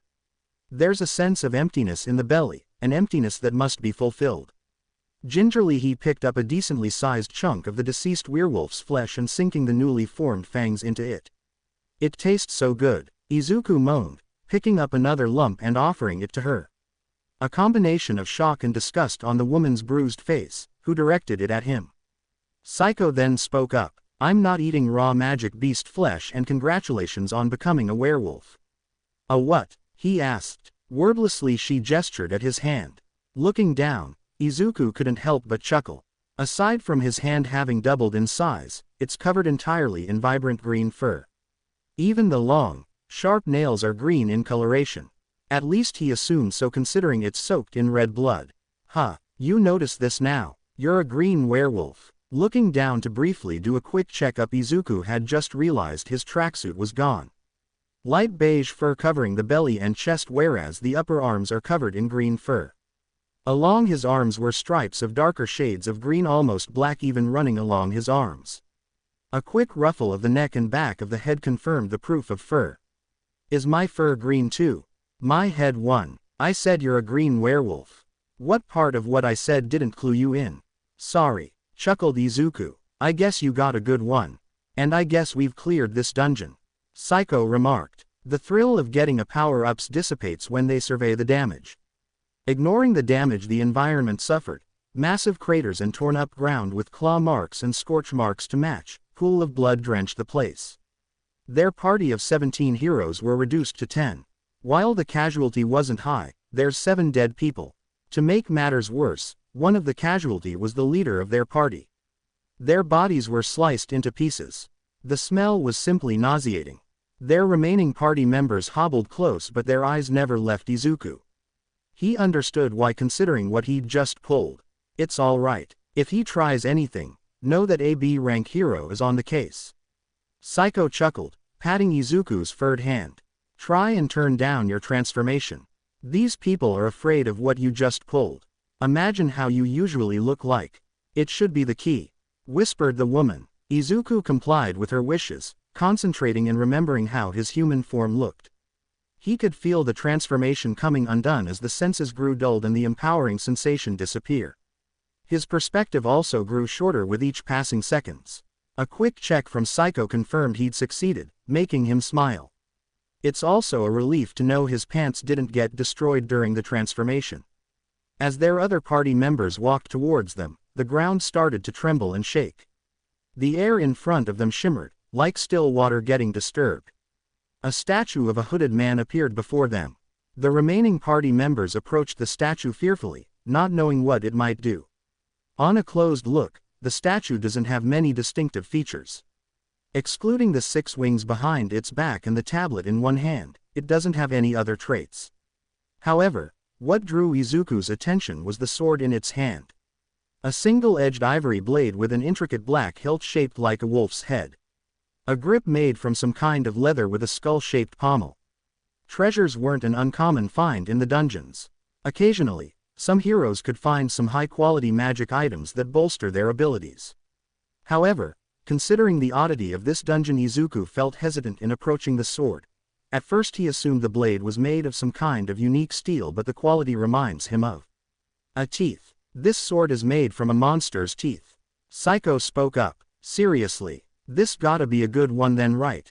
Their soul healer remarked, happy at the loot drop. I don't know, Izuku remarked, sneaking a glance at the large statue. It's not giving any signs of approval aside from the bone-chilling grin. Maybe you shouldn't take it. We should check if there's an exit. He politely suggested. Oh please, you're just saying that 'cause you hit jackpot. Look at us, we're tired, beaten and injured. I've been dealing you guys since the first wave of monsters. I already lost my friends and I'm about to pass out from mana exhaustion. Can I have this? She asked. Considering we may not know what's in store for us, I think she shouldn't have it. Maybe you do. She's a healer. I deserve a weapon to protect myself. S-rank healers are allowed to wield weapons. True, but are you one? Saiko asked. No. But I need something to defend myself. She yelled. Chiri. Izuku hoped he got her name right. I don't think you should take it. This entire dungeon is just odd beyond words. I mean, have you heard of a dungeon that forced people to fight monsters? Shut up, you stupid furry. You can talk like that because you got a good runestone. All our physical combatants are dead and half of us have either ran out of mana or are about to. Besides, I need protection. Screw you guys, I'm taking it. Izuku couldn't even get a word out when the woman made a grab for the sword. When her hands made contact, the woman's head lolled to the side. Confusion spread amongst them as they pondered why had she ceased to move. Saiko was the first to react. Move. Saiko whipped out her spear and managed to prevent the blade from burying itself into the neck of one of the mages. The man blinked twice before collapsing to the floor, legs turning weak at the sudden attack. Izuku saw her eyes, having gained the amber sclera and vertical pupil of a beast. It spoke in a strange language, but going with the tone alone, Izuku could hazard a guess at what it is demanding. Run! Izuku yelled for the second time, turning on lycanthropy. The possessed healer's eyes land on him, 3 extra grown in the left eye and 1 normal albeit bestial right eye, took measures of him before turning to her. A simple shove and it knocked her off her feet. Izuku caught her at the last second. The possessed girl checked over the body, as if trying to look for something. A claw's hand held up, glowing red as it recited some strange word in its stranger tongue. The debris and weapons of the deceased begun to float up. Izuku and Saiko, understanding what is happening, immediately bolted. Izuku aimed for a thrust, muscles shifting as he activated the transformation while Saiko tried to save one of them. However, their efforts proved useless as the weapons sailed through the air faster than any of them. The projectiles burrowed itself into the escaping party members. The 2 remaining heroes could only watch in horror as the body fell to the ground. It is foolish to combat me, human. Let me educate you. An enhancement, it's the only reason that makes sense. That was Izuku's first assessment of the magic item. With lycanthropy, he was able to keep up with the possessed woman. Claws meet sword at high speed and equal force, causing loud and fierce noise along bright sparks where both fighters threw everything at one another. A low growl escaped Izuku's throat as his frustration grew, unable to land a blow. The monster merely laughed at the man's weakness. This is the best you can do. Even with the gift of lycanthropy, you are weak. The monster took a step back, a hand raised and aimed at him. Several large-sized chunks of rocks floated upward and flew towards him. Thinking fast, Izuku quickly sped off to evade the ranged weapons. Dust and shrapnel of concrete exploded into existence as the stones collided against the ground. Izuku lost footing for a brief second, sending him stumbling. The transformed hero pushed himself up but felt a shadow loomed over him. Instinct screamed at the green werewolf to move, strike or do something. He complied with it. The first thing he saw was a blade descending down at high speed. The last image he saw was the possessed girl's bestial face sporting a savage grin. Normal human teeth had warped into fangs of a ferocious monster. The grin turned to a frown when Saiko came up from the back, spear in hand and thrust forward. Without even taking its eyes off Izuku, it simply raised a clawed hand to grab the incoming spear. Blood dripped out of the injured hands as sharp edges of the spear cut through the soft, supple skin.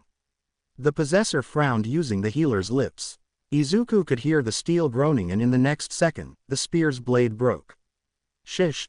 Saiko couldn't complete her word as an invisible force pulled her in.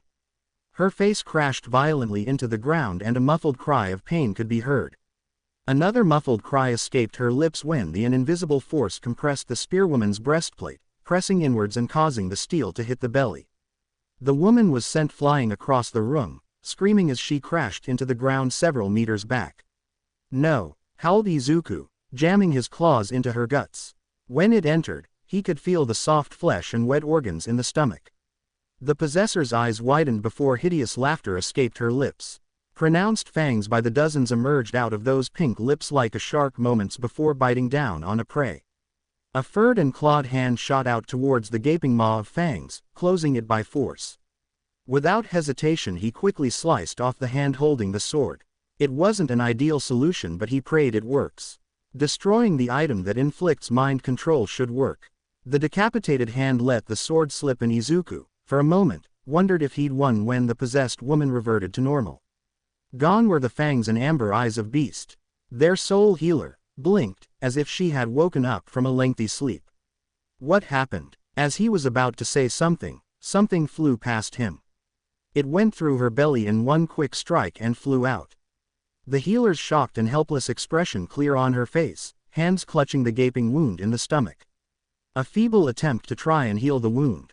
His instincts went into overdrive yet again.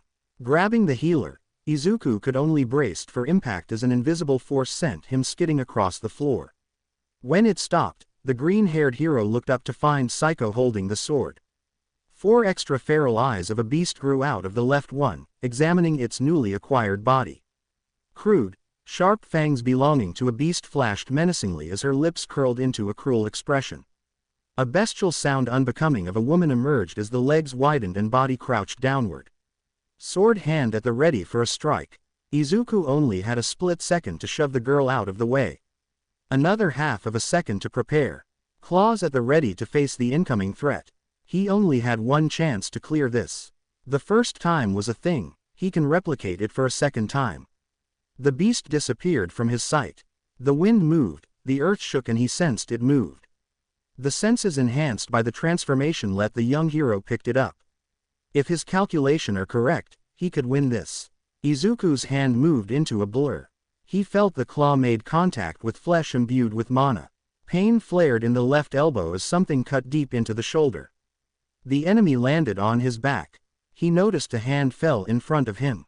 Eyes widening in shock seeing the severed limb, he quickly spun on the balls of his feet with the intent to right the wrong. Moments before he could bury the clawed hands, a sword pierced his belly. Good judgment, it growled, raising up the dismembered hand. You misjudged me though, it sighed, pulling out the sword. Izuku tried to strike the sword arm but felt the blade cut at his knees. The loss of nerve forced him to fell onto the ground. The monster had the audacity to kneel to meet him at eye level. Shame really, you would have made a fine host. Any last word whelp? Izuku flashed a grin as he realized he still has one weapon at his disposal. Yes, after that, he lunged forward with an open jaw at the sword. Cold steel slick with blood of the people it killed. He could feel the blood invigorating him, savoring the metallic liquid before pouring every ounce of strength left into the jaw. It wasn't long when the blade broke in his mouth. Broken shrapnel embedded into the mouth and inflicting no small amount of pain, Izuku couldn't help but laugh. The adrenaline finally wearing down, he undid the transformation. As he lay down on the cold ground, the world around him slowly turned darker. The last thing the young man could hear was Saiko checking up on him and demand he stays with her. However, what caught the green-haired hero's attention was a single floating text box in front. Written on it was a single sentence. Congratulations, player, Izuku Midoriya. You have now entered the game. What? Muttered the man before collapsing from the blood loss. Izuku's eyes opened wide to find himself staring at the ceiling of a hospital bed. He knew it by heart considering he visited the hospital on multiple occasions, both to see his mother and getting treatment for wounds. Pushing himself up the bed, he surveyed the room which confirmed the man's belief. He wondered if Saiko was the one who rushed him to hospital. If he can find her again, it would be rude of him for not paying her back. A meal at a local diner would be a good way to pay the girl back. When the door opened, he finds a nurse looking shocked. She was a pretty fellow, short black hair and green eyes. Before he could ask her, the nurse let the room. The door opened, causing him to turn to find a beige-haired fellow with an aged face and tired entering the room. A hair resembling fiery flames, he was dressed in a 3-piece suit commonly seen on a civil servant. The small gold badge on the lapel signifies his affiliation, which serves as proof that the man works for the Public Hero Safety Commission. Accompanying him was a similarly dressed man with purple spiky hair. Izuku would have made a mistake of thinking they were father and son duo if it weren't for one of them speaking. My name's Yokumiru Mera and this fellow here is my partner, Hitoshi Shinso. Beige-haired man introduced before gesturing to his friend, who gave him a rather friendly smile. Izuku was amazed at how a haunting face can make a contrasting expression. I understand you've woken up after a lengthy period of time, but Mera paused as Izuku raised a hand up in confusion. How many survivors are there, and I want to know how long was I passed out? He asked. Excluding you, too, only Miss Intelli survived the ordeal. She has recovered from this ordeal and are currently back in active duty. You also passed out for 3 days. Mera replied plainly. He motioned his partner forward, who presented Izuku with a device that has a magic crystal placed above it. He knew what they are, having seen a larger model back in high school as part of the government's method of scouting out potential hero recruits. That was how Katsuki learned. He underwent the reawakening process. Place your hand on the stone and let the magic crystals do the rest. I assume you know why we are doing this. Mera replied plainly. Izuku nodded, complying with the man's request. The numbers rolled for a few moments before a 3-figure digit appeared. Shinso took the device and showed it to Mera, who gave a small smile. Congratulations on your reawakening, young man. Before I leave, you also obtained a new power from the dungeon boss, correct? Your colleague notified us, but I hope you will register them to the commission. Yokumera stated. Izuku gave a brief nod. Now that's out of the way, I hope you can provide us your testimony on what happened in the dungeon. Izuku nodded, explaining to them what had happened. Everything he just told them in great detail. Starting with the exploration into the dungeon, how their member stumbled upon the gate in the arena. Fighting the myriads of magic beasts and eventually breaking the magic sword. The two men in suits shared a brief look, and the two seemed to have an agreement of some kind. Izuku deduced his words must have matched the other two. Thank you again for your cooperation. We'll leave you to recuperate. And no, thank you for your service. Smiled Izuku, waving them goodbye. Shinso followed Mera closely behind, closing the door once the purple-haired fellow had left the room. I guess no one can see you then, Izuku muttered, looking at the floating text box in front of him. Welcome to the game, player Izuku Midoriya. Would you like to go through the tutorial? Yes, no. As none of the two government officials noticed the text box, it's highly possible this is a high-tier magic at work. Possibly an S-rank magic beast's ability. He wondered just what he did to earn this. The strongest possibility is the magic sword's destruction, but that can't be it. There must be something else. He did recall the magic beast, or some species, are implied to have their own society. The orcs and centaurs have a hierarchy system similar to a human tribe in the distant past. Perhaps this is their doing. There is so many possibilities, and yet he has no inkling on where to start. Looking at the options bared for him, Izuku decided to embrace this new situation. The least he could do is put it to good use. Selecting the yes option, a new set of display manifested. It looked like one of those old video games he played. This is your status page, each stats is a reflection of your abilities. Name: Izuku Midoriya. HP: 200 megapixels, 200. Level: 25. Title: NA. Strength: 10. Agility: 10. Intelligence: 10. Sense: 10. Vitality: 10. AP: 72. Izuku's brow raised as he read the description the system provided. They were all pretty self-explanatory even without the details. Strength affects the level of force he could exude, agility affects his reflexes and movement speeds, and so on. The one thing that drew attention was the skills, divided into passive and active category. Also, a massive increase in mana pool. The last he recall, he has a measly 10 for mana and it's skyrocketed to a whopping 200. That would mean he is now equal to AD rank. The idea made him frown, considering his reawakening doesn't put him at a high level. Regardless, he focused back on the task and continued studying the system. He soon learned the active skill catalog would reveal itself when he said, active skills, verbatim. Lycanthropy level 1, 84% to next LVL.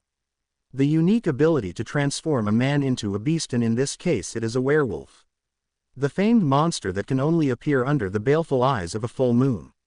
The user is able to manifest partial traits of a wolf or transform fully into a werewolf.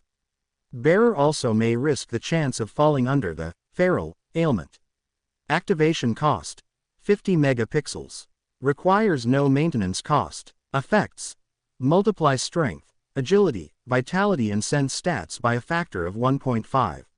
Izuku nodded at the description, liking what he learned. An all-rounder transformation that amplifies 4/5 of the stats he has. For the passive skills, there was only one as well. Aside from the possible mental ailment he'll suffer, this skill is a solid one. Kandairu's Blessing level max. The ability to recover from any ailments. Poisons and toxins are neutralized upon entering the system, and illusions are useless before your eyes. Closing square bracket. Effects: all negative ailments are rendered null, and recovery after sleep are amplified exponentially. Blood of the Beast level 1, 30% to next level. Having fought in many life-threatening fights, you have gained the fighting spirit akin to a wild animal. You strike fear into the heart of your enemies. Effects: User has a 20% chance of inflicting terror on anyone in a fight, and the success rate is doubled when facing a weaker foe. Izuku whistled appreciatively after finish reading the skills. One that is far more useful than the ones he got. Monsters in dungeons would occasionally dab poison or toxin on their blades' weaponry, and some species of magic beast have highly dangerous poison. There's also the immunity to illusion-type spells, making the greenet howl in delight. As far as he's concerned, Kandairu's blessing is a far superior skill. Turning into a werewolf is great, but the feral ailment would have rendered him, well, feral, but with this passive skill, he can avoid that terrible status. If it weren't for this wonderful skill, he wasn't certain tapping into lycanthropy is such a good idea. The second passive skills is also quite interesting and certainly must be related to the arena packed with beast-type magic beasts. He does wonder if this stacks with the werewolf skill. If it does, he'll be mowing down tons of monsters. At least he'll learn how strong he is at a fast pace. He browsed through the system's features per its instruction, checking out the option menu and shop of the system. The option menu affects stuff like sound, display and etc., which in essence, are just the technical aspects of a video game. The shop menu lets him procure consumables like potions to weapons like blades and hammers. However, the system has also mentioned he needs to reach level 50 to use it. Considering he is already halfway there, he might as well get to it. Frowning, the young man got up and get ready to dress, as he had no reason to stay in the hospital. Although he made sure to check up on Mother and tell her about this news. The walk wasn't long as he had done this. They were in the same building after all. Entering the room, he sat beside his mother. Inching closer, he proceeded to regale her with the tale. "Hey Mom, it's me. Your only son." He chuckled nervously, rubbing the nape before continuing. "I've survived a double dungeon, as it was called, and I guess you can call it the reawakening process. There's some complication that happened. Lots of people died, but I've avenged them. We've killed the monsters and they're gone now." Izuku watched her face, knowing full well she wouldn't react. There wasn't anything he could do to change that. He wanted something out of this, anything really. But the man knew nothing would come out of this. "I'm gonna go now, Mom. Pray that I don't wound up like Dad." Getting up, he left the room and quickly moved. Whipping out the phone, he made a phone call for the trainer. Maybe the man is entering a raid of some kind. The phone dial rang for several times. On the third ring, someone on the other line answered. "Oh, Izuku, how are you doing? Your schedule doesn't say anything about a Friday appointment." "Yeah, I've underwent a reawakening and I was wondering if you're participating in a raid." "You've reawakened. That's good to hear, man. If you like, you can come down to spar with some of the other trainees. I'll help you work out the kinks." Izuku considered the man's suggestion. That sounds like a good idea. It would be wise for him to test out the exact level of his abilities, and Kirishima's a decently strong hero. The man can handle a werewolf. He also should consider allocating the points into the various stats. Telling Kirishima about the system is out of the question. He doesn't want to draw attention to himself just yet. News about him must have traveled through the grapevine by now. Any more attention is generally bad. "Yeah, that's a good idea. Thanks. Whatever is the feeling, I'll put in the account." "Nah, Burning Spirit Gym wasn't made for profit. It's to help other heroes to shine." Hearing that made him chuckle, nodding at what the man said. One of the reasons he liked Kirishima. "I'll swing by later," Izuku replied, turning the phone off after hearing the man gave affirmation. Pocketing the phone, he quickly hurried to the gym. Burning Manliness, a gym founded by one of the two manly heroes, was a 5-story tall building located near the housing areas of Musudafu. The design is rather standard, inspired by the hero's former mentor, Fourth Kind, a mostly white building with black trimmings. The one distinguishing part of the building was the billboard depicting Red Riot proudly flashing a bicep. The first to the third floor were filled with nothing but machineries for people to use. Free weights and weight machines and a couple treadmills and other cardio machines. There were all kinds of equipment for people to use. The fourth floor is for normal people to exercise. The sort who doesn't have an ounce of magical energy flowing in their veins. A standard gym to anyone with eyes. The fifth floor, the highest floor, is a training area for awakened individuals and heroes. Unlike the other room, it is heavily reinforced with magical energy. The type meant to withstand an assault from a twin-headed ogre.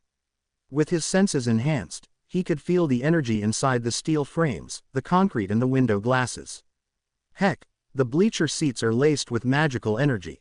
In truth, the entire building is coated in magical energy reinforcing it, but a higher concentration can be detected at the 5th floor. It made sense in hindsight given how the strongest of awakened are capable of leveling an entire landscape. B-ranks heroes like Kirishima could bring down the entire building. Not to mention the lower rank heroes coming here for regular sparring. Speaking of heroes, when he heard loud grunting, the young man wasn't expecting to see Kirishima actively sparring with a heroine. A familiar spear-wielding lady who was wearing standard sportswears for women. It was evident to anyone with eyes that the two had been at it for quite a while if their sweat-soaked clothes were any indication. Kirishima was on the defensive, hardening activated based on the hero's skin texture, taking Saiko's spear thrust head-on. Bright orange sparks flew as metal clash against metal in violent confrontation, the tip of the spear unable to dent the hardness of the red hero's skin. Izuku decided to do the polite thing and sit quietly in the farthest bleacher seats. It is a rare privilege to watch high-caliber hero like Kirishima fight. Even with the iron cage surrounding the place, he could feel the entire room shaking. Their fights are strong enough to vibrate the room. After watching the match for a few minutes, he quickly brought up the player menu to allocate the points. No time like the present as they are distracted. After a brief contemplation on which stats to focus on, he poured them in. Completing the action, Izuku dispelled the page and took note on how he felt no difference. There's a sense of empowerment if one were to underwent the reawakening process. Shrugging the thoughts away, he decided to observe the match. I'm surprised to see you here, spoke Saiko as she wiped the sweat from her forehead, arms leaning against the arena ropes. Izuku could only chuckle as he politely averted his eyes from gazing at her large assets. Black sportswear or not, they were clinging to the woman's body quite snugly, and he learned she has a rather developed body. He swore there were small little protruding tips. It would be impolite to look. Haha, I'm happy to see you're well. He smiled, trying his best to focus on her face. Are they supposed to get that big? Pondered the young man in shock. He'd seen how Midnight was, but that woman was AM-rated heroine. He always assumed she'd used implants for the image. Are you averting your eyes from my body? Her sudden question took the green-haired fellow by surprise, causing him to choke and attempted to stammer out an explanation. Don't worry, I'm not offended and I couldn't care less. They're just mounds of flesh stitched from a combination of fatty tissue, glandular tissue that produce milk and a couple other pieces that was caused by sexual dimorphism because of evolution. Saiko explained smoothly with a small smile. Izuku stared at her as if she grew a second head. A chuckle escaped her lips as she waved him off. Was his most intelligent response. Since I have your eyes off my breast now, how are you? Asked the gal, glancing over at Kirishima who was speaking to a gym attendee. Great, I reawakened so I'm quite happy. The commission would change it for me, so that's one issue solved. Your shoulder healed quite nicely, Izuku commented, only to realize that comment sounded inappropriate. Yes, they did good work on it. I'm happy that you get a nice power-up, and I never did thank you saving me. Whoa, it was you who helped us. If it weren't for you, we would have died to the monsters. Yes, the brainwashed heroine was freed by reawakened E rank. I'm sure the newspaper would eat that up quite nicely. Dryly commented the woman. So, I presume you're here for your session with Mr. Ajiro. Why yeah, news travel fast huh? Asked Izuku as he scratched a cheek while laughing nervously, uncomfortable at the idea. Saiko he could understand considering she was physically there and came to a logical conclusion on the sudden obtainment of power. Kirishima's awareness of his condition baffled him given he never told him, and the red-haired man certainly wasn't part of the team. Yes, the commission makes it a habit posting up news of any reawakened wanting to avoid any potential lizards preying on weak heroes. I assume your personal account on their app is getting changed as well. Speaking of, I would like to know something. How is it you made Mr. Ejiro's acquittance? The party I worked with failed to subjugate the gate and we ended up calling for backup. Kirishima was the first to respond to the dungeon break. Izuku admitted, recalling the dungeon he once attempted to subjugate, a D-rank gate that was rather large for its size, almost reaching the size of a C rank. They were getting greedy and Izuku even needed the extra cash. However, they wound up having to deal with several Scorcher lizardmen that ended badly for the involved and had to retreat. They called for help and the first responder arrived to help. Kirishima defeated the monster by jumping on its head really hard. There were a lot of blood that day. Took a good while to wash his hero uniform clean. Not to mention the taste of lizard brain was hard to wash away. I see. I asked cause I wonder why a low-level hero like yourself gets this much attention. I saw how you performed, admirably as well, hence why I asked. Quote, I see, nodded the green-haired hero. You were here to spar then? Saiko asked, to which he nodded in affirmation. Satisfied, she hopped over the ring and landed several feet away. Izuku held a breath as he gets a closer view of her curvaceous figure. You got a phone? She asked. Oh, sure. He offered, mind abyss with the possibilities upon hearing this strange request. It didn't took long, lasting only for a few seconds before she handed the phone back. Call me when you have the time, I hope we can do some raiding together. I have a feeling you can help me in my studies, she stated as she left for the locker room. He watched her leaving and holy mother of goodness, those ass cheeks are toned. Hey, Izuku, you ready for your sparring? Kirishima's words snapped him back to reality and pried away from those muscled ass. He has work to do now. Kirishima took several steps for extra space. Izuku settled into a stance, preparing for the upcoming match, but now that he thought about it, Saiko's words struck a chord in him. Hey, Kirishima, you know I was an E-rank hero, right? Kirishima's nod made him continue. I've been meaning to ask, why are you helping me with all this? All the other heroes and sidekicks and provisional heroes wondered this too. Oh, well, the answer's really simple. It's 'cause I don't like your friend, Katsuki Bakugo. What? Phew, that was refreshing. Led Izuku as he sat down in front of the computer monitor showing him a list of gates in need of another member eligible for raids. Taking a sip of tea, he pondered on Kirishima's words, understanding why the man was so invested in helping him. Who would have thought someone disliked Kachan for his past deeds this badly? He snorted in amusement, recalling how Kachan blatantly admitted to Kirishima plainly. He can even imagine the man doing that. It was funny to say the least, as he never knew he needed that. After a length sparring match lasting up to an hour long with and without the transformation powers, he concluded he'd attained the strength of AB rank. Without lycanthropy, he was AD rank at best, and as such it meant only one thing. After leaving the gym, he headed straight back for his home, wanting to kick back and relax before starting to look up for information. The Hero Safety Public Commission holds the rights over all gates and gives them out to the appropriately leveled heroes. Guys like him, provisional heroes, can only handle stuff up to C ranks. B ranks and above have to take on the more dangerous variety. Simply because he has power, that doesn't mean he should do it alone. Excluding Daichi and Saiko, the team he worked with was competent and good, and now almost all of them are dead. Thinking about that poor healer girl made his stomach churn. Pushing foul thoughts away, he scrolled through the list of freelance strike force searching for members. The requirements are easy, but almost all of them are operating in an entirely different prefectures, not a chance he'll move that far just to land a role. He stumbled on one of them. The strike force is operating in this city, which meant he'll have to commute, but they're paying well. Surprisingly, they're looking for 2 raiding party members. He clicked on their team, revealing a list of provisional heroes with their names and personal information revealed. Hero names, quirks, ranking, essentially data relevant to hero work. The one thing that surprised him was the fact that all of them are South Koreans. One hero and their team is rather highly aggressive, as all of them are damage dealers, but they did have a 6 years track record of clearing E to C ranked gates. Licking the lips in contemplation, Izuku decided to send a message to the foreign hero. Working with them would be a fun idea. Deku, I saw your request for a courier, but I would like it if you can answer several questions of mine. Older Wong, sure, if this is about the single courier thing, it's because we would like to reduce the payment distribution. We also mine the mana crystals and harvest the essence stones ourselves. Deku, so, you guys work not just as the strike force but the miners. Do you guys sell the magic beast's body parts? Older Wong, correct, it's to save costs so we can afford better gear.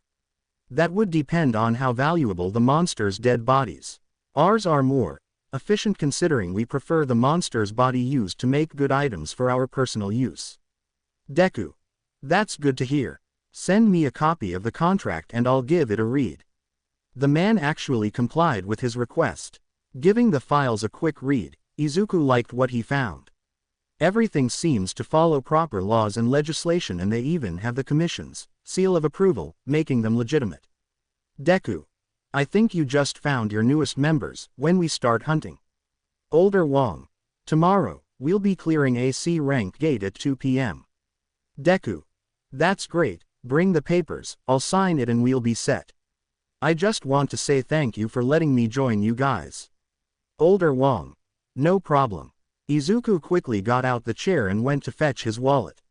It's time for him to go and grab a tasty meal at a local diner. This calls for celebration after all.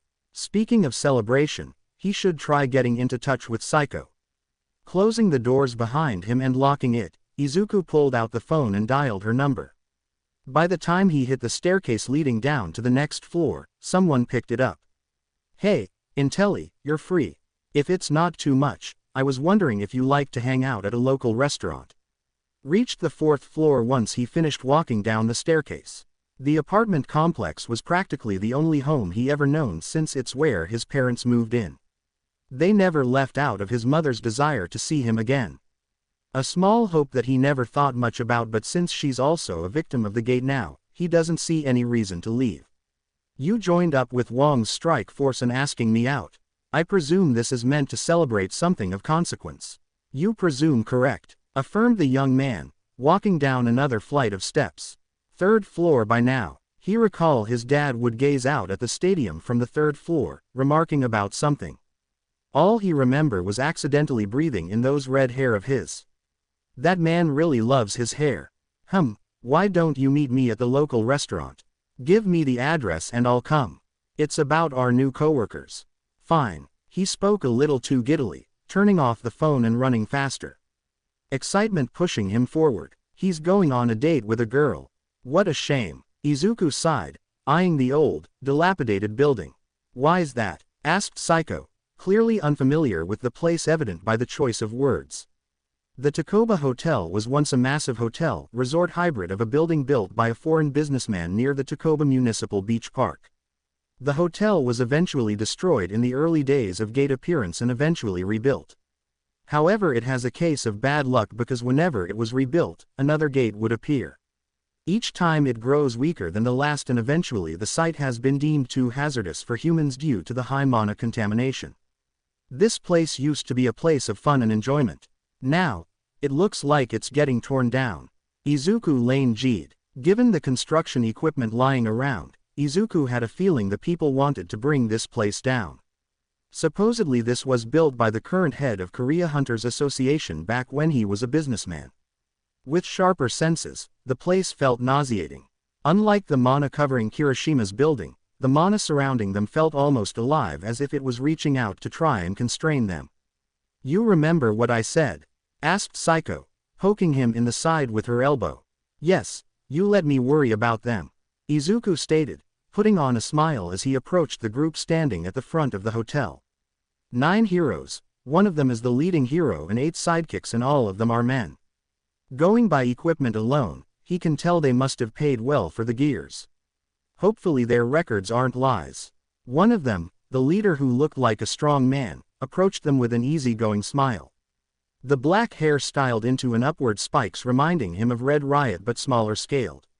My name's Wong Dong-suk, or you can call me by my hero name, Wong. He offered a hand to both of them. Izuku took it in earnest, shaking it, and Saiko gave a less enthusiastic but a polite shake. So, I assume you guys aren't fully on board working with my forces yet? He asked. I'm fairly certain the terms and allocations of rewards are quite by the law. It'll do wonders for us for having a B ranks heroine as yourself. You as well, of course. Izuku can tell that they definitely wanted to hire Saiko. He couldn't blame the man after all. It's not the papers that are the problem. It's the track records. I'm surprised you guys are able to survive using C and D rank heroes. There were cases of heroes making up fake documents and lying about their experience. Replied Saiko, fixing her monocle. Oof. Those guys. Yeah, we had a few of those and I get it. You think we might just leech off you two, but we'll show you how competent we are. How about a test run? You two can join us and observe how we fight. After that, the choice is up to you. Seems fair, Saiko answered. Izuku agreed with her words. Dongsuke gestured at them with a wave and the group seems to understand what he said, entering the dilapidated building. The gates inside. Dongsuke didn't deign to reply but a firm nod was given. The two followed Wang into the place, pushing the old and worn glass door. The lounge, once pristine and bright, has lost much of its color over the years of lack of care. Floating over where the customer service workers would work was the gate. AC rank evident by the size. Most of the member had already entered, leaving behind a thin young man with black hair reaching the shoulders, wearing a noticeable green shawl. Held in each hand is a big bag filled with mining equipment. Take these. Name's Cho Kyu-won. Boss man must have notified you, so I'll just say it again for convenience sake. You two will stay behind and we'll show you our mettle. Hope this wouldn't be our last hunt together. Grinned Kyu-won. Izuku wordlessly took the bag, while eyeing the two other heroes. They seemed to have a silent conversation. Dongsuke's furrowed brow seems to indicate disapproval while Kyu-won merely shrugged his shoulders while smiling mischievously. Saiko gave him a look and Izuku kept quiet, slinging the straps over the shoulder, securing the bag. Saiko followed suit. He felt a hand gripped him. Izuku looked up to find Dongsuke smiling at him.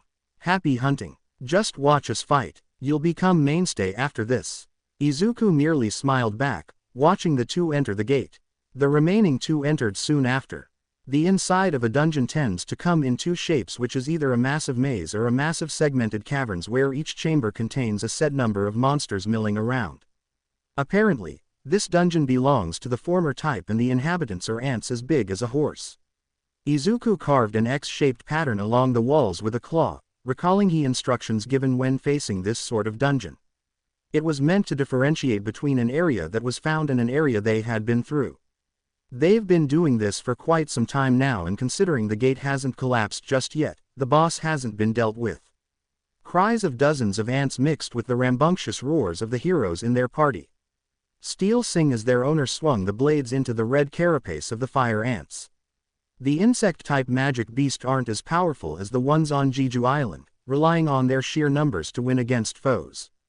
With forces like these, it was clear they would have won. Performance-wise they are clearly capable and experienced as they claim. What do you think? Saiko asked. One of the members, a brown-haired fellow who tied it into a ponytail, laughed as he kicked a still-alive ant into a group of other ants. A left hand extended and sharp bones shot out, turning the monster into a pincushion.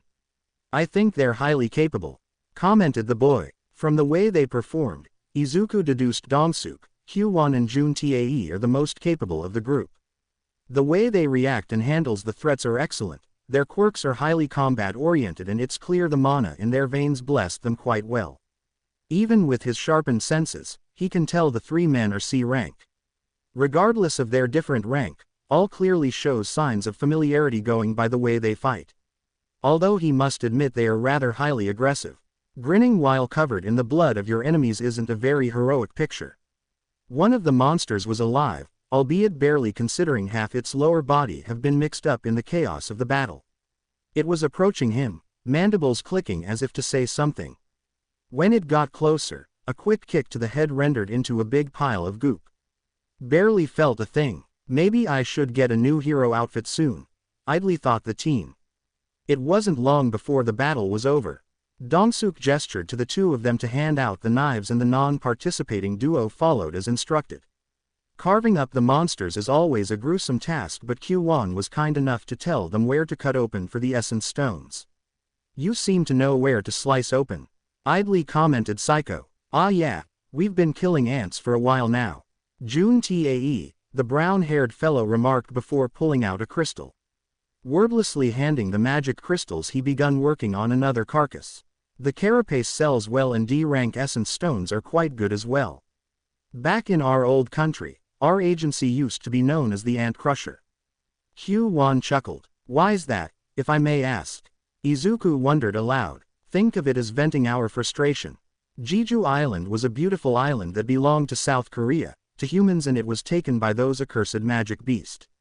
RS ranks weren't capable enough to take it back, so us weak ones, C rank and D rank awakened, resorted to beating down on these weaker ants. Dong-suk explained, practically growling as he yanked out the essence stones. The man handed the crystal and Izuku took it, wiping the gore off before placing it in the bag. But it doesn't do anything. Izuku pointed out. Well, you know how strong one Jeju Island ant is.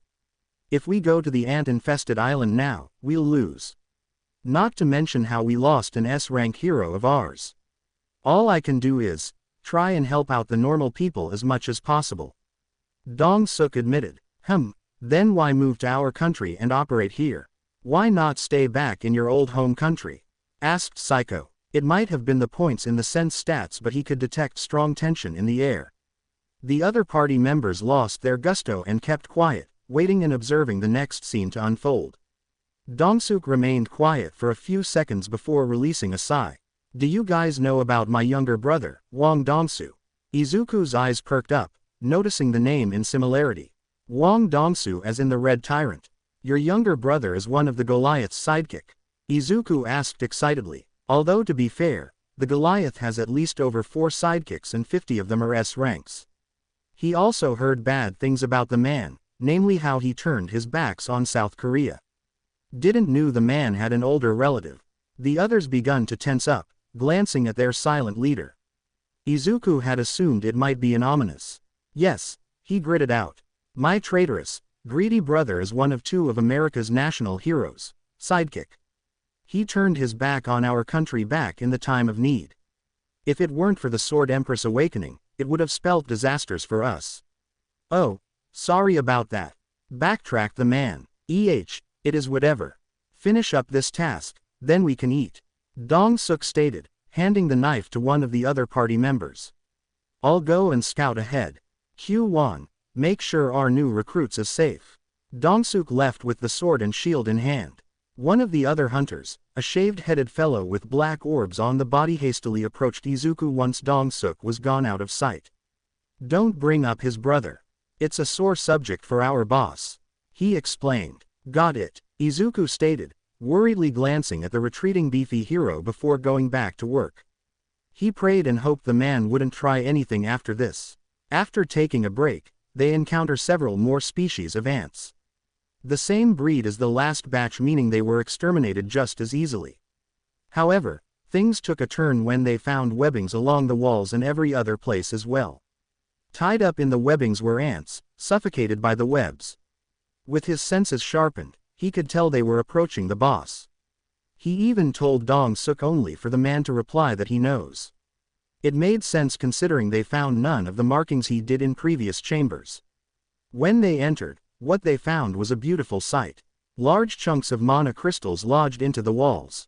While far less valuable than an essence stone due to their low amount of mana contained, selling all of these in large bulks would net them at least 50 million yen. Dong-suk approached one of the crystals, observing it with a hopeful expression. Izuku watched them, having a strong guess on why he acts like this. Saiko approached him with a piece of paper. Your contract didn't list anything about the distribution of goods found within the dungeon. That doesn't seem right if you ask me. Saiko stated. Well, you haven't joined us yet, so why worry? Besides, we'll share everything, so relax. Dong-suk stated, jabbing a thumb at something behind him. He followed the direction and blamed at the sight of a giant arachnid as big as a small building. Multiple red eyes that glowed in the dark observed them. It took a second for him to realize the monster was asleep, given by how its body is sagging up and down with every breath. The long legs were curved inwards, acting as another indicator. The third was the fact that it hasn't killed them just yet. That one is also another factor. We'll need to procure some sleeping gas for the beast to inhale. If we start mining chances, it'll wake up and that thing must still be full. We'll leave to grab a couple more carts and some more mining equipments. But Izuku's words were cut short by the woman. Got it, take your time then. We'll keep watch on the monster. Thanks. Dong-suk spoke before leaving the boss chamber alongside the rest of the strike force. When they were out of the room, the entrance caved in on its own. He may not have seen it, but he felt a sudden change of mana out of one of the guys. One of them must have gained the ability to mold the earth as he pleased. Normal people would have panicked at this act, but Izuku had a chat with Saiko. The old him would have cried out in shock at the sudden turn of events. Now, he could only just sigh in disappointment as he had heard about people like Dongsuk. Lizards. Bastards who go around acting like a hero in public, but when entering the gates, they'll betray you due to your weakness. If you're a strong guy, they'll try and crush you. It's because they're selfish inhuman bastards that only care about themselves. They earned their unique nickname on how they act, like a lizard discarding its tail to save themselves. He had hoped Wang Dongsuk and the others aren't lizards. But he just saw them committing actual betrayal. He was hurt to say the least. Do you still want to spare them? Asked Saiko, dropping the bag. Izuku followed shortly, the heavy object falling on the ground with a resounding thud. The two watched, both preparing to engage the rousing spider monster. The loud crashing of stones must have woken it up. I do. I want to be a hero like my dad and All Might. I'm not staining my hands with the blood of others, growled the green-haired hero as the human mouth grew longer and transformed into a snout. The familiar physical transformation completed with claws at the ready. The giant arachnid unleashed a terrible, ear-splitting screech. Its long, chitinous legs came down onto them like a reaper with a scythe. The two split off into separate directions, evading the sharp claws with relative ease. Never had the young man felt this much powerful. Chop its legs off and go for the soft spots. Its webs can drain your mana. Izuku yelled out, dodging another leg strike. Quickly he latches onto the monster's legs and begun scaling up. Some of the fine hair on its legs poked him in the eye, causing him to wince. Irritations begun to manifest in the poked eye, causing the visions to blur as tears well up. All negative ailments are negated by Kandairu's blessing. Sweet, laughed Izuku. Maw opened wide with fangs glistening as he bit down on the exposed joints of the monster's legs. Blood poured out and he tastes them. It tasted foul. He didn't liked it. Pulling away from the damaged leg, he begun slicing away until it snapped off. The eyes right? Saiko asked, dodging a leg nimbly before turning on the balls of her feet and simultaneously swing the spear at the same parts. Possibly a combination of the spear's sharpness and her strength as AB rank, the leg was cut in half. Yes, Izuku roared, trying to focus the energy inside to go to his claws. He's been dying to replicate what the werewolves did. They always strikes fear into the heart of people. When he swung both claws in a crisscross style, an X-shaped energy slash flew out. It flew wide where it wound up landing a glancing blow on the big arachnid's thorax.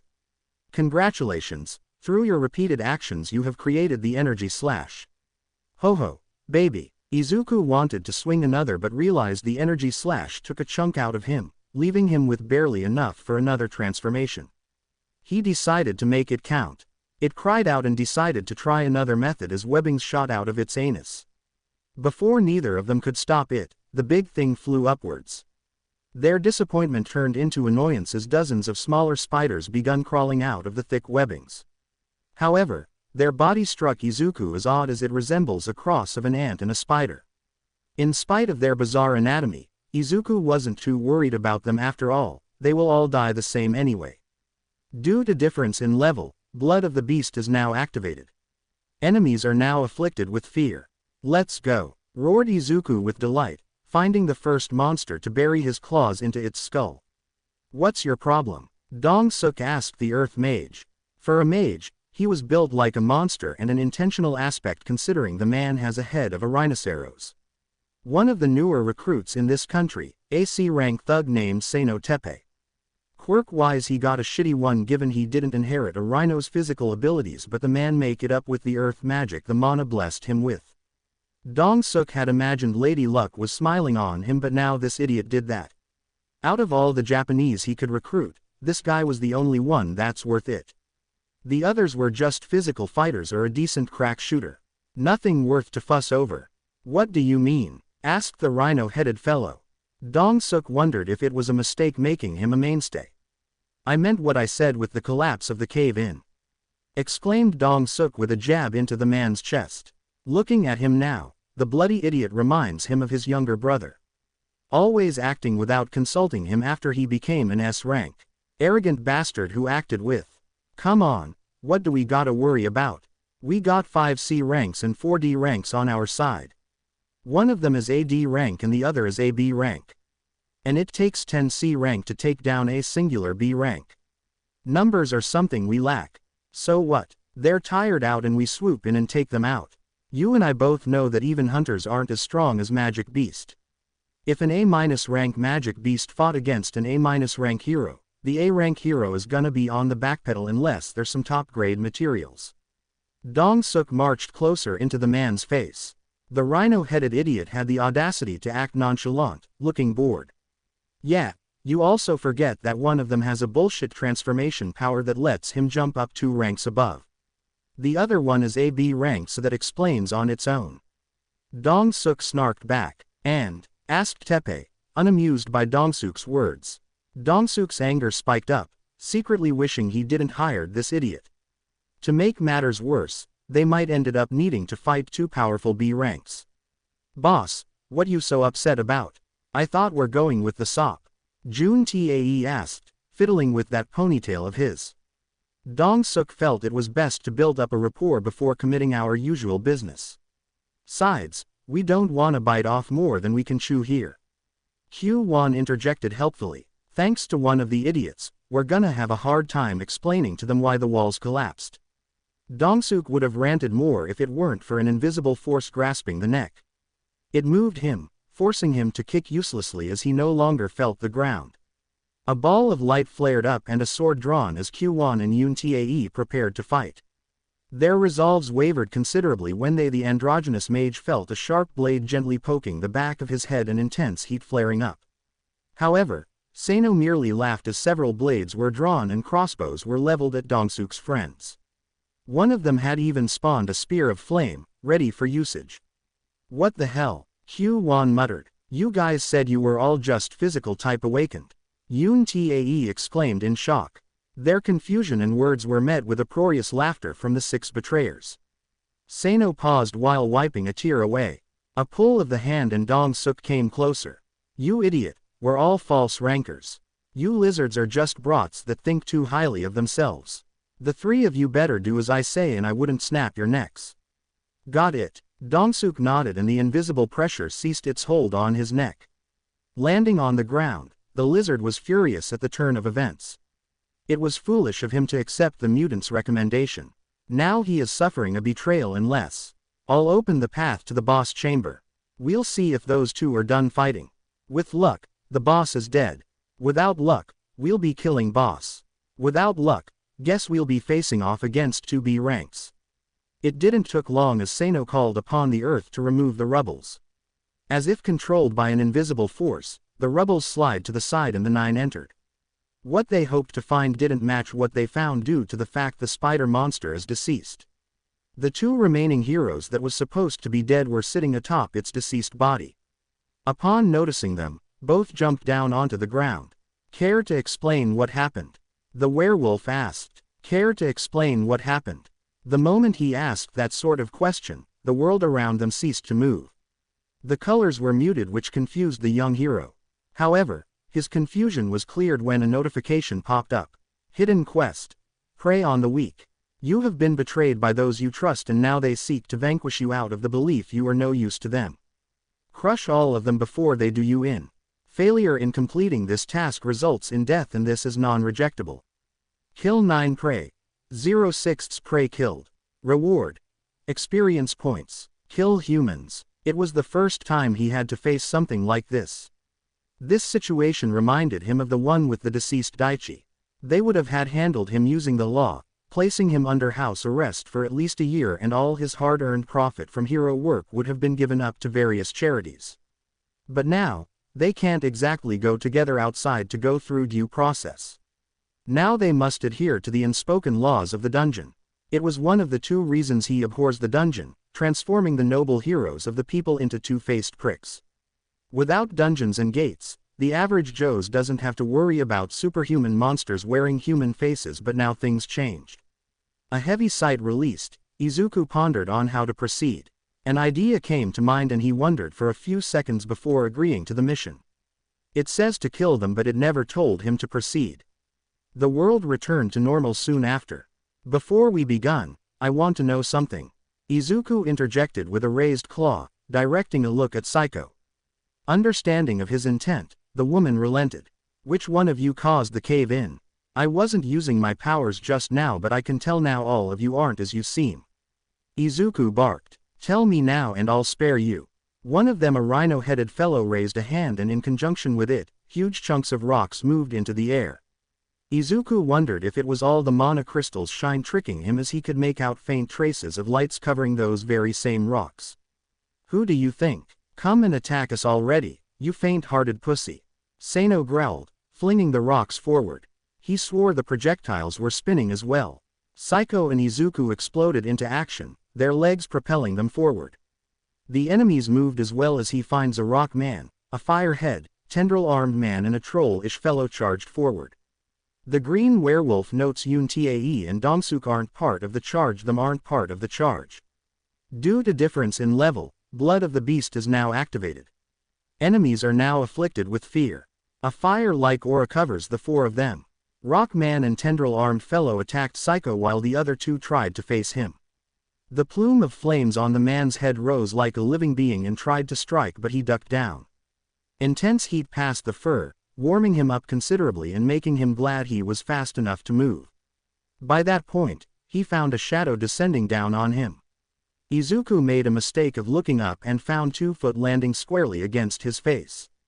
Tremendous painful sensation spread all over the body as the troll man laughed. Both arms planted and he shot up, finding enjoyment in the reduced weight. Getting up, he channeled some of the energy into his claws and lunged into the troll man's chest. A pained scream escaped the man's lips and blood stained the hand. A grand gesture followed and a massive streak of blood splayed the wall. One arching hook came, but it was slow, allowing Izuku to duck under the massive limb. Conflict with the giant spider illuminated him on his shortcomings, forcing him to rethink on the approach. A finer approach is needed for battles of attrition. He imagined the flow of the energy coursing into the fingertips and nails. Keep those energy there per Saiko's instructions. Congratulations, through repeated actions, you have developed a new skill, spear hands. A successful created skill deserves a good test run. He also found a wonderful guinea pig when the mana-coated hand cut through man's neck. Blood spurted like a broken dam. One furred, meaty hand closed over the gaping wound to mitigate the damage, a feeble attempt that Izuku silenced by chomping down on the head. He pulled. The head came off that easily, spitting out the decapitated head before focusing on another schmuck. Flame Hair muttered something foul as he swung the flaming hair like a whip. A quick step to the right and the distance was closed altogether. A half-hearted plea for mercy escaped the man's lips, but he was silenced when a fist descended down on his head. It was like whack-a-mole. A gruesome pop sound went off as the cranium and skull was reduced to a smear. His hands was vibrating when the deed was done and Izuku could only watch as the body fell on its back. Oh come on, shoot the guy already, Saino ordered, hurling more rocks. Arrows were shot but they looked so slow. It was embarrassing to say the least. His body moved but found difficulty in doing so. Pain flared up in the stomach and looking down, he found arrows sticking out of it. Covering his pawed feet was dirt of some kind. Striking at the dirt, he destroyed the makeshift restraint and leapt forward. The others quickly scattered and moments before landing, he felt an invisible force clamping onto him. Damn, you are AB rank in that fursuit, chuckled Saino. Hurry it up and strike him already. Dongsuk looked hesitant but eventually drew the blade. Izuku would have cut him down when he broke free but was taken aback when the awakened hurled the shield at the mutant.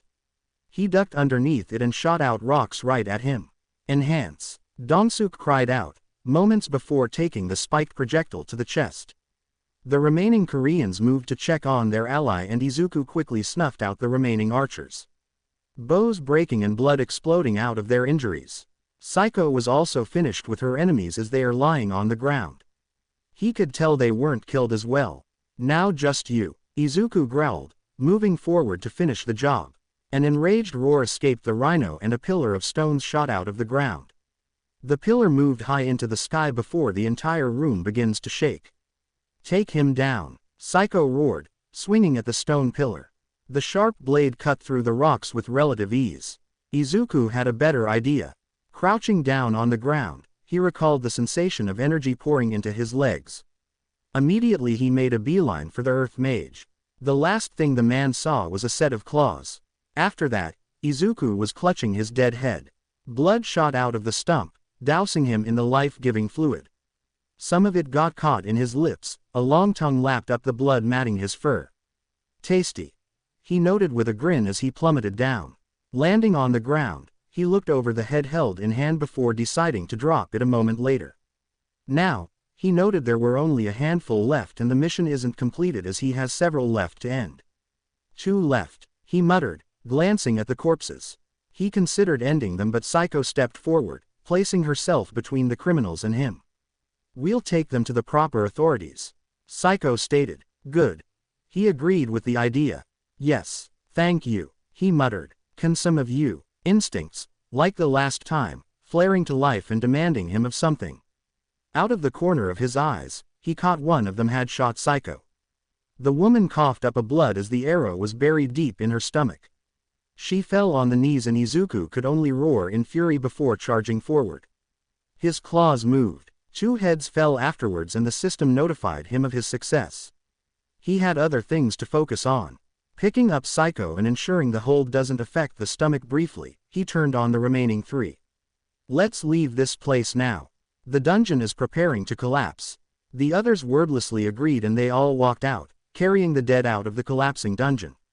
Active skills. Spear hand level 1, 0.00% to the next level.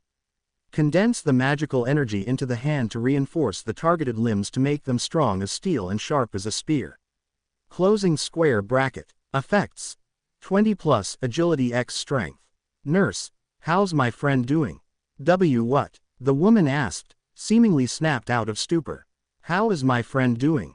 Grounded out the man, withholding the frustration back. The doctor have treated her injuries and she'll be making a full recovery. You awakened can really take a beating. The nurse replied after reading some of the documents in hand. He breathed a sigh of relief, looking at the woman who's lying on the bed. Apparently, she didn't emerge out of her fight completely unscathed and had suffered some internal injuries. Broken ribcage that punctured the lungs and she was fighting through all that through sheer force of will. It made him smile, reminding him of the times as an E rank. To this day, he still can't believe that hasn't even been a week since he turned to a player. Moments before he left the room, one last look was spared at the lavender-haired gal. He thought about what had happened due to his weakness. It was bad, a horrible event that made his guts turn. Because of his indecisiveness, someone almost died. Due to the weakness in him, a person almost died. He hadn't known her very well but the idea that he almost caused an upstanding heroine like her to lose her life makes him sick to the core. Something has to be done. No more of this. No more, he muttered before leaving the door. Dongsuk was busy getting treatment for his injuries in the same hospital. Only one who weren't injured Area Q+1 and Jun Tae. Now one of them, the former is waiting for him where he had stood outside Saiko's ward for quite some time now. Hey, greeted the man. Izuku observed him for a brief second, contemplating on what to do with them.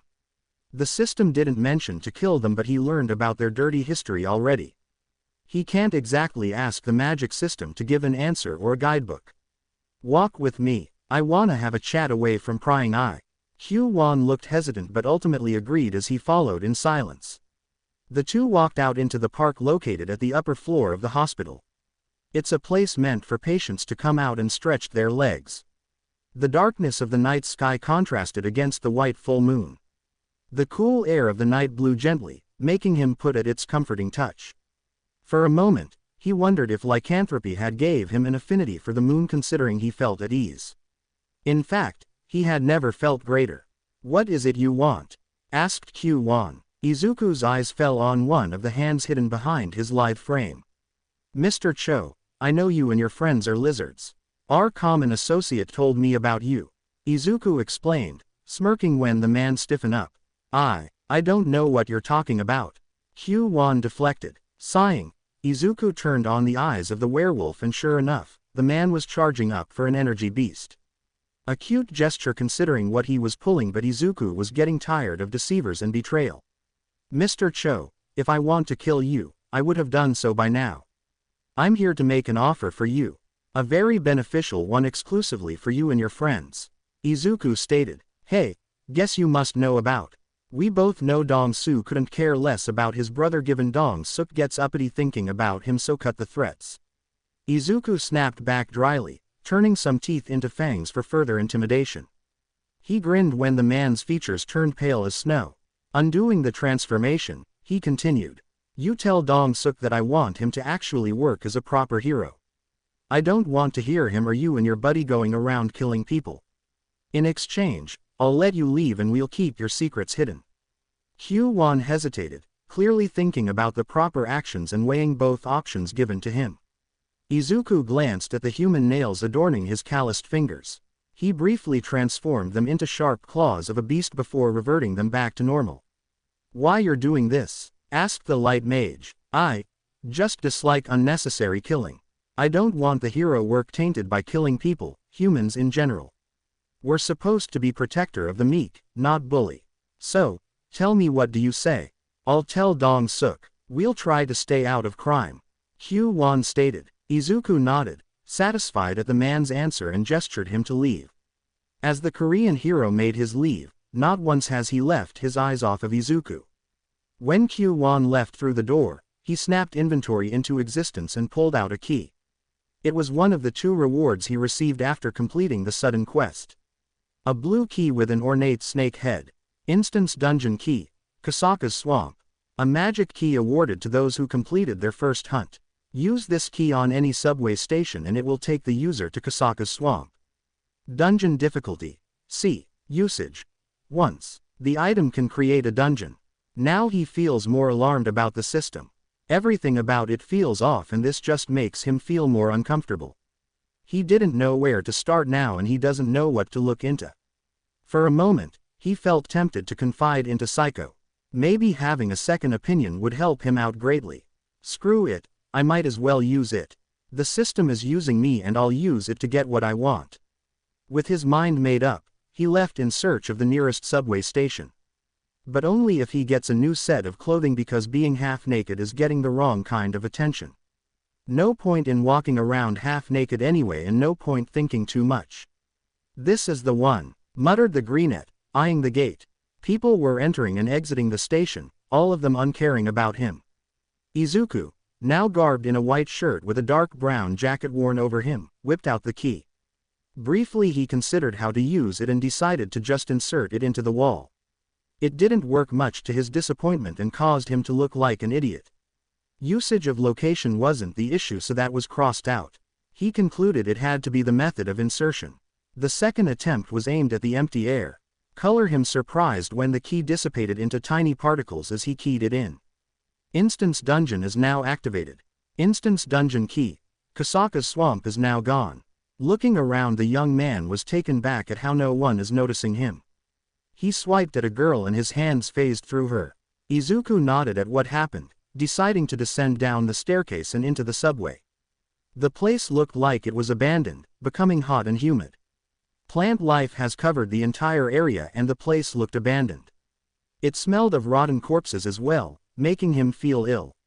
As he traveled down the stairs, he finds himself in the hallway. The lights were dark, preventing him from seeing clearly.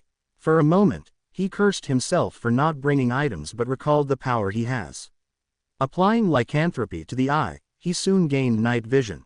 Through the darkness, he caught the sight of something shifting in the dark. A bright aura coated the entire body, letting him see what it is. It wasn't long before he saw a bright orange name above it. Spawn of Kasaka, a blue-scaled snake with the collars of a king cobra lunges out at incredible speed. Izuku knew well enough that it was fast as he could barely dodge it. Turning on lycanthropy exclusively on the arm, he threw a punch at the underbelly. The scales broke in an instant, rendering it to scream out in pain. His right hand, the transformed limb, reached out for the throat and pressed deep into the soft, pink flesh of the neck. The left hand transformed as well and did the same thing. The beast struggled, the tail swishing about violently as the oxygen slowly left the body. It wasn't long before its eyelid fluttered before closing, unable to keep itself open for long. When the trashing stopped and a notification popped up, he felt relieved. You have leveled up. You have leveled up. Scales of Kasaka's spawn dropped. Izuku wondered briefly about the anatomy of a snake, recalling some stuff he saw on documentary and some of Uebami's talk on the nature of her quirks. It would do him good if he can remember anything about them before proceeding. The fact the place is called Kasaka's Swamp and the fact that the first monster he's slain is dubbed Kasaka's Children, made him feel that he'll be seeing more snakes. Most beast-type magic beasts seems to have the same weakness as modern Earth animals. Granted, there are some that have unique properties thanks to the magical energy in their veins. Taking a deep breath before exhaling, he steeled the heart and decides to venture deep into the place.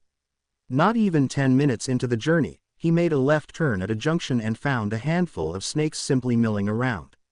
All of them had bright orange names floating above their heads and share the same name. Bring it! Izuku howled with excitement, charging ahead to face them. Hours passed by as he traveled through the dungeon. All the time spent on killing any monsters he'd encountered. It should have bored him considering the only monsters that are in this world are snakes and larger snakes. None of them are of any challenges to him. In spite that he had never felt such joy. The thrill of hunting. It was like a runner's high but for heroes. Some guys on the hero forum would talk about their first trip and how amazing it felt. Katsuki, before leaving for Yua, bragged about killing a hobgoblin in a match. A dungeon break occurred near their hometown when they were 15 and he responded to the outbreak, delivering powerful explosions to decimate the goblins. The man was even smart enough to release precise explosions that doesn't do much collateral damage. But now, he gets it. One of the snakes, yet another, spawn of Kasaka, twice the length of a horse, constricting him. The young man looked bored, unamused by the monster's attempt at constriction.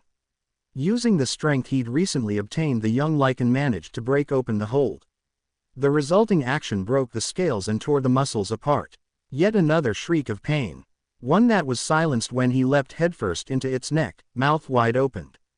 Clamping down on the flesh and tore out the throat. The head lolled to the side and before it even hit the ground, Izuku threw a mana-coated claw right into its brain. Personal experience had taught him their heads would stay alive even after decapitation. Now that he think about it, there was a chef that got bit near the crotch by a decapitated snake. Thinking about it now made him wince. At some point through the dungeon, it became a chore to slaughter every children of Kasaka as their moves were predictable. Fast, strong and decently durable, but partial transformation lets him crush them almost effortlessly. Punching and crushing his way until their names turn from a bright orange to a dull white, and apparently the colors is a reflection of their danger levels. The good thing about this hunt was what he learned. Partial lycanthropy on certain parts of the body enhance a particular stat. Transform hands to claws meant increasing strength, which in turn lets him tear apart human-sized snakes with ease. Where else I haven't gone? Izuku wondered. The boy wondered aloud. If this dungeon follows most gates which he is banking on, that would mean the boss is very much alive. That would imply the father of these snakes could potentially be the dungeon's final boss. Turning on the inventory, he briefly inspected it and chuckled at the hordes of scales he'd accumulated. Throwing that away, he willed the status page to come up. 10 level up. He increased by that much. Killing at least 5 dozens Kasaka's spawn wore him down. Their blood tasted foul, but Kandairu's blessing prevented the poison from affecting him, allowing him to chomp down on half of them for amusement. Another thing he learned was that eating raw snake flesh as a transformed werewolf have no negative effects. In fact, they tasted quite good, like eating a well-cooked hamburger. Add in the experience points from the previous mission and an increase by 1 level nets me 3 points. That meant 45 points. Giggled the fellow, realizing what kind of situation he landed in. He's living out a fantasy life, for goodness sake. Izuku wondered if there's any meaning to continue increasing his level. Some games will let you have special privileges as you reach a certain level. More items, more in-game features. He already has item shop, player page, inventory and the option menu. He wondered what else can he get. Are there any other players as well? The ground begun to shake violently, snapping Izuku out of his stupor. Feeling something bad is preparing to come, he steeled himself for the oncoming violence. Everything around him exploded as if a great force had landed, sending chunks of debris flying everywhere. Losing his footing as he plummeted to what appears to be a swamp. A hand reaching into the inventory, he yanked out the second reward from the earlier mission. Without hesitating, he crushed the runestone and utilized the power. An item procured from one of the dead false rancor. One of the debris, a massive piece of concrete around the size of a table with rebars sticking out, flew to him. He positioned himself atop the object and closed the eyes, bracing for impact. It was a loud crash. The stone broke under the combination of his weight and the impact caused his body to vibrate harshly. "Thank you, telekinesis and B-ranked constitution," gleefully thought the young man. However, his happiness was cut short by a pungent odor. With the enhanced senses, it made his eyes teary and nose watery. He felt like he could puke. It was hot, damp and smelled like the back of a fast food joint on a busy day. The entire field were covered in chunks of concrete and fallen debris. A massive swamp stretched out as far as the eyes can see. And in the far end of the swamp was a huge figure. The largest snake he'd ever seen, equal to a giant. Cobalt blue scales covering the upper side of the body. A sharp and engorged spike rose high into the air before it came down, shaking the entire area. Amber eyes, big as a human, flicked open to observe him. The owner of the eyes lifted the head, revealing a makeshift beard of moss and small algae growing underneath its chin. Hovering above its head was a name in red bold text. Ruler of the swamp, Blue Venom Fang Kasaka. Hiya, how are ya? Asked the young werewolf. For a moment, the jaw dislodged itself open and the first thing he picked up was the gosh darn smell. It burns his eyes for goodness sake. It wasn't long till a singular ooze shot out of there, causing him to leap to the side. Sizzling sound of something burning and the smell lets him deduce the menacing blue snake just spat out poison. When that thing moved, the ground was positively vibrating. Izuku leapt into the sky but it wasn't enough as he wound up getting smashed into the nose of Kasaka. Amber eyes meeting his green orbs, Izuku rammed the claws into head and much to his horror, they broke. It was a terrible pain but comparing to the stuff he'd endured for the past few days, it is nothing. Pulling himself up, clawed feet finding a part to push ahead. Now standing atop the giant snake's body, he tried to use the recently obtained power to pull one of the concrete and strike. It was flying but it wasn't fast enough for his liking. The air around him turned, making him realize the monster is performing a death roll, much like the alligators when they wish to incapacitate a prey. His mind running with ideas, he utilized telekinesis to pull him away. The move was instant, allowing him to reach one of the concrete pillars. Looking back at the beast and much to his horror, Kasaka was preparing for another charge. Izuku wondered what to do but noticed something about the surrounding area. Natural forming rocks and stones with the sharpness to match. In addition to those, there were trains carts hanging on for dear life, dangling above the holes above them. With the newly obtained powers, it could work but he'll need to make it count. He had a half of mind to enhance the stats but he feared increased strength and speed might not be good enough. He prayed the makeshift plan would work in slaying this beast. Its body coiled like a cocked and loaded gun and then shot toward him. Izuku glanced at one of the trains hanging on for dear life. Focusing telekinesis on that thing, he poured every ounce of magical energy he has into it and pulled. The metal creaked and groaned, the concrete holding its remaining body begun to waver. A smirk crossed Izuku's face. The metal object begun to move. However, much to his confusion, the beast stopped moving as it just begun to fell. Long, serpentine body wound its body into a spiral, striking the young like an odd. However, his confusion fell when the beast simply ducked its head into the crevices of its massive body. By the time the large train fell, it landed on its intended mark but proved useless. It didn't even left a scratch on those scales. They lay useless on the colossal serpent's side, utterly useless as if to remind him how stupid his plan was. To make matters worse, the monster picked up one of the fallen train carts and hurled. "Crap," he yelled, leaping as far away as humanly possible from the makeshift projectile. Telekinetic powers utilized but a notification popped up, horrifying the boy. "You are out of mana." The last thing he felt were the trains crashing into him. After that, the world went dark. Active skill, telekinesis level 1, 0.00% to next level. The ability to control objects using the mind and hurl them. Usage cost 15 megapixels. Cost 1 megapixel for 5 seconds of constant maintenance. Izuku pulled open the door, feeling embarrassed at meeting his mother at an impromptu time such as this. The nurse was willing to let him see her in spite of visiting hours near closing, after he flexed his bicep for her. For whatever reason that's beyond him. Sitting on the chair near him, he inspected the sleeping woman before pushing some strands of hair away. It wasn't much of a gesture but the least he could do for the one who birthed him. Izuku paused, wondering what he should tell the woman. There weren't much to share but that would be a lie. Taking a deep breath, Izuku began counting his tale to the comatose woman. So, remember how I mentioned the reawakening part? Yeah, I guess I should tell you that I got a lot of cool abilities. I can turn to a giant green furry now. It's pretty sweet and I also got a lot of nifty tricks. More so than Dad's pyrokinesis and weapon conjuring. It's not much. Izuku chuckled, briefly glancing at the woman. He continued afterwards. I've had a close encounter with a group of false rankers and lizards. Talk about bad luck, right? His laughter met silence. He continued again. I did stuff I'm not proud to say. I doubt Dad would approve of what I did. Or even you. I'm alive of course but people like them gave heroes a bad name. I spared those who weren't in cahoots but now. I'm not so sure anymore. A peek. Nothing as usual. You ever wonder what Dad would say if he was here? Asked the young man. What would he had done? The ideas could come to his mind but he wasn't born with the man's fire ability nor awakened with the ability to craft high-tier weapons. He doesn't have the man's raw powers. He didn't even inherit the red hair. Izuku released another sigh, slumping on the chair before glancing at the sleeping woman. You rest now, Mom. I gotta go and try beat a snake. Izuku muttered, smiling before leaving. On the way out, he called forth the item shop. Browsing through the store, he found one of the items he was looking for. Relying on items and weapons was something he should have done earlier but arrogance had clouded his judgment.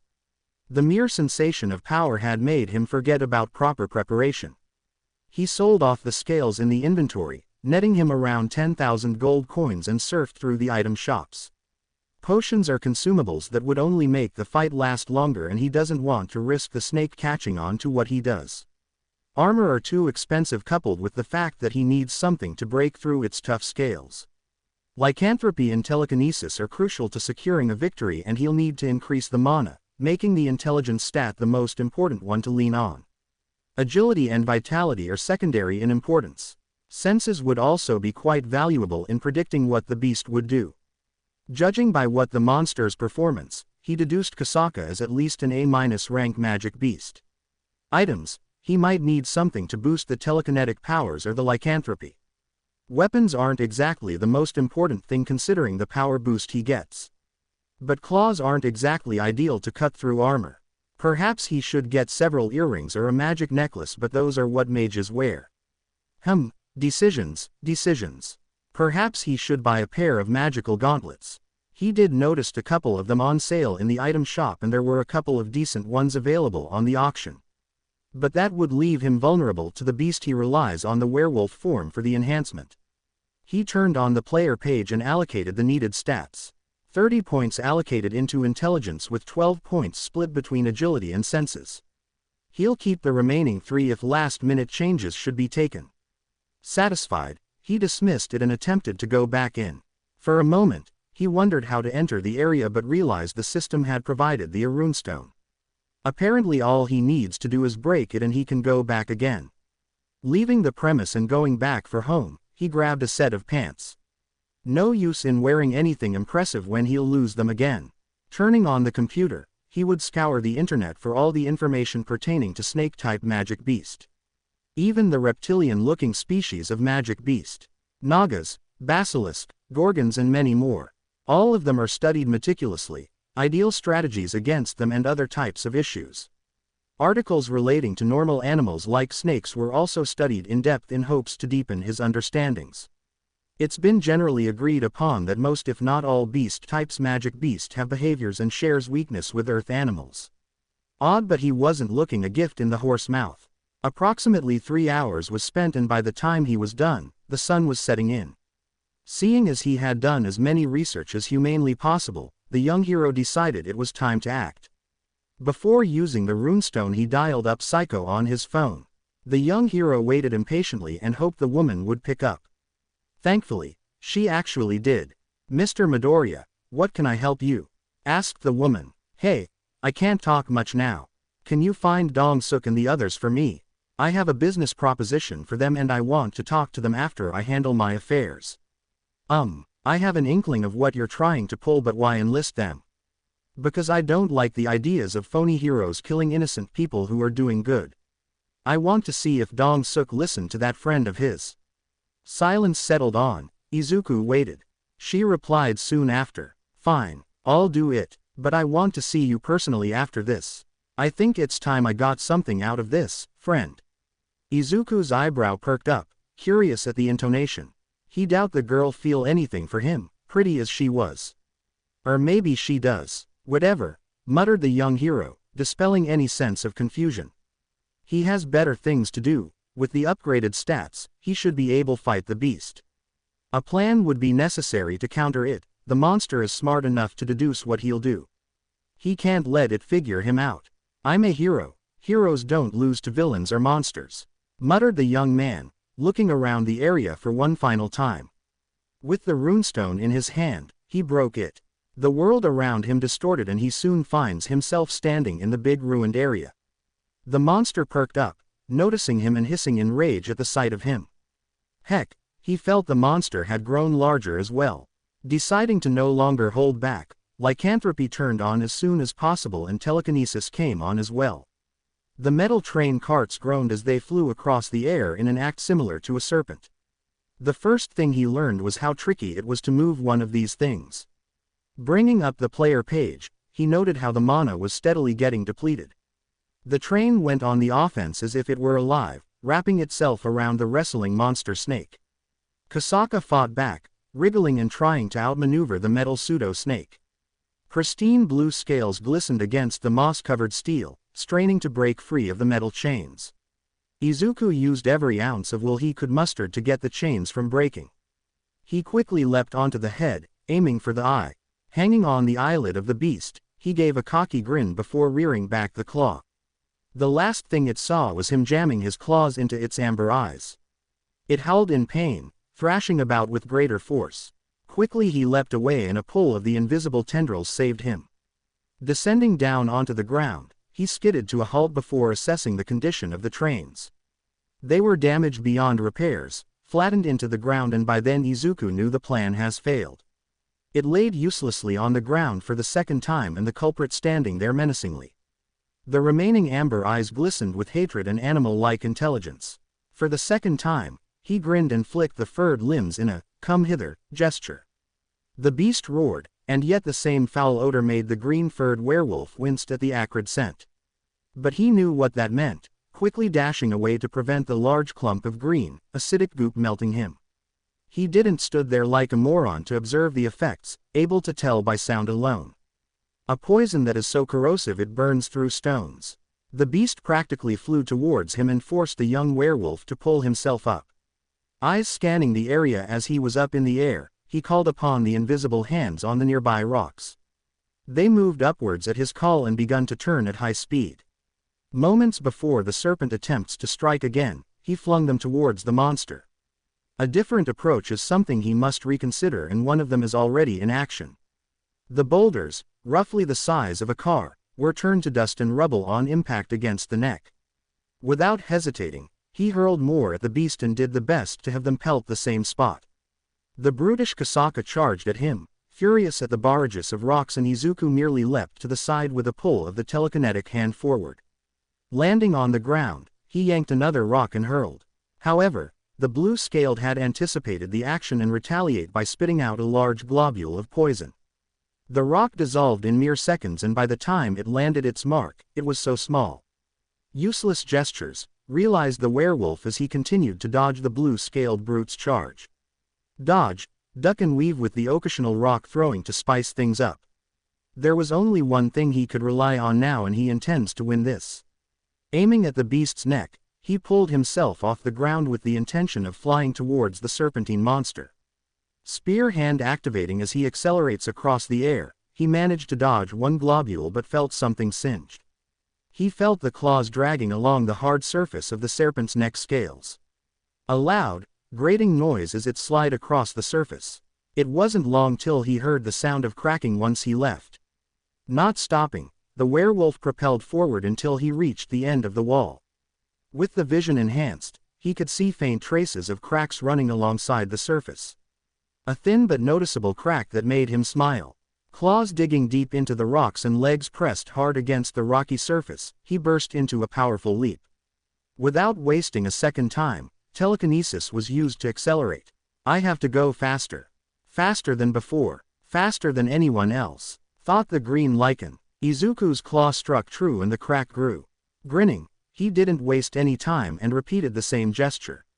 The monster had caught on, rapidly firing out large globules of nasty green goops. Without wasting any time, he found an anchor and pulled down to the ground. Landing briefly before clenching every muscles of the leg as hard as humanly possible, he shot off into the serpent's neck. Yet another successful blow that made the man grin. This time he was heading towards the ceiling. Lifting up the legs to prepare the next leap and slowing down for easier landing, the young man noted the beast as shifting its body position. The tail was nowhere to be seen. Scowling at a foul possibility but aware that victory is close, Izuku shot towards the beast, claws at the ready. Out of the blue a massive tail rose up and greeted him. He could feel a sharp pain digging into the body, piercing the stomach. The bastard must have burrowed the tail into the ground. Groaning in pain, Izuku simply pulled even harder until a painful sensation erupted in the abdomen. For the fourth time it struck, shattering the scales in one swoop. Kasaka howled in pain as it reared its upper body up. Consciousness slipping away, the werewolf quickly utilized telekinesis to land on the neck. One deep inhale and he smelled it. Soft, supple and delicate flesh that reeked with the same acerbic odor. Jaws wide opened, Izuku muttered a brief word of thanks before doing what he had done to its children. Strong jaws and stronger teeth tore through the delicious flesh, he gulped down the meat with delight and continued munching down on the neck. As he dug deeper, Kasaka screamed like it never had before. It trashed and wailed, the earth shaking as it slammed the body repeatedly in a vain attempt to shake him off. Due to your actions, you are poisoned. Kandairu's blessing nullifies the poison. Due to your actions, you are poisoned. Kandairu's blessing nullifies the poison. A repeated cycle of these two notifications and not one of them is a level up notice. It was clear given the monster is alive based on the constant shrieking. But as he dug deeper, Kasaka's voice grew weaker with every passing seconds. He quickly stopped the consumption and begun slashing away, renewed by the meat. All he saw was blood and flesh. Blood was the only liquid that covered him. The shaking stopped, causing the young werewolf to pause in the feeding. Getting out of the self-made cavity in Kasaka's neck, Izuku had a hunch what it was trying to do. Once he got out, the snake immediately rushed forward with desperation. Without missing a beat, telekinesis was casted which halted the beast's movement. Frozen in stasis as it attempted to move, its remaining eye observing the surrounding with confusion and fear. It knew what would come next. You're strong, Kasaka, I just want you to know that. Izuku spoke in reverence as he reared back a hand. He could admire the beast's tenacity to survive seeing as how fighting for him was an everyday struggle. Lifting up several dozens rocks up at the same time, Izuku leapt back as he hurled all the stones found onto the serpent's head. Crushed under a rain of rocks, Izuku waited for the monster to lash out. Another batch of rocks were pulled and ready for usage. The arrival of notifications set him at ease, dropping them. You have leveled up. You have leveled up. You have leveled up. Izuku groaned when he realized almost all of them are about increase levels, secretly wishing it stopped. The option menu doesn't offer him anything that can speed past them. Climbing out of the hole he made in its throat, he crawled over to the head section and sat down. Essentially he had leveled up at least 16 times. The monster must have been a powerful beast if it gave that much experience points. Izuku laughed at the idea, finding much joy in earning this much. The last few notifications were the one that had his interest. Due to your actions, you have unlocked a new class, Beast Tamer. Do you accept? Yes, no. Having killed ruler of the swamp, Kasaka, his domain is now yours. Would you like to take it for yourself? Ruler of the swamp, Kasaka dropped truth. Kasaka's venom fang, cluster of eggs and venom sac and return runestone. These three information confuses the young hero. Well, two of them at least. Why would the system offer him a class that is a subtype of a mage with summoning skills? He did anything remotely related to taming a beast. Killing monsters was what he had been doing and there was nothing else. Although he wondered if this is a blessing in disguise. Magic beasts are quite powerful, and if he were to become a powerful combatant with several familiars on his side, he would become a highly capable individual. Some of the world's best heroes have familiars. Orlev and the Ultimate Soldier were the first two that came in mind. Is the domain obtained related to the class as well? There's a certain degree of coincidence as this new class comes up and then he gets a personal dimension. The more he used the system, the more his head is spinning in an attempt to decipher what is going on. What is the point of this unknown power imparted to him to begin with? What are you, anyway? Asked the greenette, clicking at the yes option. Once the matter was settled, the system sent out another notification. You have made the swamp of Kasaka your domain. You may now enter up to at least 3 animals of your choosing. To enter an animal into the domain, you must tame them, and to tame them you must prove your worth. Izuku nodded, growing more intrigued at the system's word. That's a very vague and specific piece of information. Coincidence is no longer a thing, as Izuku has a strong suspicion the unknown magic is observing and understanding him. Or whoever is behind the system is planning something for him. Screw it, the system is using me and I'll use the system to get what I want. Izuku yelled. Let's start checking the loot. His loot consisted of 5 eggs, each as big as an ostrich's eggs, and are apparently the last batch of Kasaka's children. The others he vividly recalled having slaughtered each and every last one of them. The system simply tells him to infuse each one with his mana if he wished to make them his. The truth. Kasaka's venom fang is an exquisite dagger roughly half the length of a standard machete. A single curved blade made from the fangs of the beast, which lets it have a myriad of wonderful effects on whoever unfortunate enough to get sliced. Only thing that actually concerns him was how it glowed a light blue. The venom sac is as it was labeled, a concentration of Kasaka's venom extracted and is labeled as consumables. It lets his blood turn corrosive and harm others who drank it. There's also an added benefit of increasing his strength stat with a flat 25 modifier. It even warned him about its poisonous nature, but that doesn't deter the young hero. Without spending a second thought, he drank the poison, and what tasted like the worst lemonade entered his taste bud. If he had a mirror on, Izuku had a strong hunch the lips are wilting faster than a mimosa plant after getting touched. Kandairu's blessing detoxify the poison in your system. Blood of the beast is now synchronizing with Kasaka's venom. Blood of the beast transformed into lycanthropy's stain. Izuku's eyebrow perked up at the new notification. There's so many surprises in this day. It made him grin at the new earnings, but this notification just further cements his suspicion. But for now, he'll focus on what he can do and the rewards. Once that was done, a quick check revealed he had gained an increase in physical strength. The stats is now close to 100 if he transforms. Pulling out the eggs, he gently placed them atop of their mother's dead body. Izuku recalled what the commission trainer told him: imagine the energy as a flowing river and let it flow out into the eggs. Briefly he was thankful that no one was around to see him actually like a buffoon. That line of thought ceased when the system told him he is steadily losing mana. He kept pouring as much as possible and only ceased when 3/4 of his mana bar disappeared. I hope that's enough, muttered the young man as he inspected the eggs. With nothing else to do, he left the dungeon using the obtained runestone. Kasaka's eggs times 5. Kasaka's eggs. The serpent had intended to raise an army of powerful snake monster in a bid to become king of all beast. With the mother gone, perhaps the eggs can be of use to others. Truth. Kasaka venom fang. A sharp blade forged out of the fangs of the ruler of the swamp, Kasaka. Courtesy of its unique forging material, the knife contains the late beast venomous fangs. Damage. +60. Effects. Paralyze. Has a high chance of inflicting a powerful paralysis-type poison. Effects. Bleed. Reduce 3% of a target's max HP per every second. Effects. Kasaka's gaze. Whenever the bearer performs a strike from above with the knife, it has a chance of creating a noxious most that melts steel, and if the victims were afflicted with paralyze, it will turn into Kasaka's truth where the victims will suffer more damage.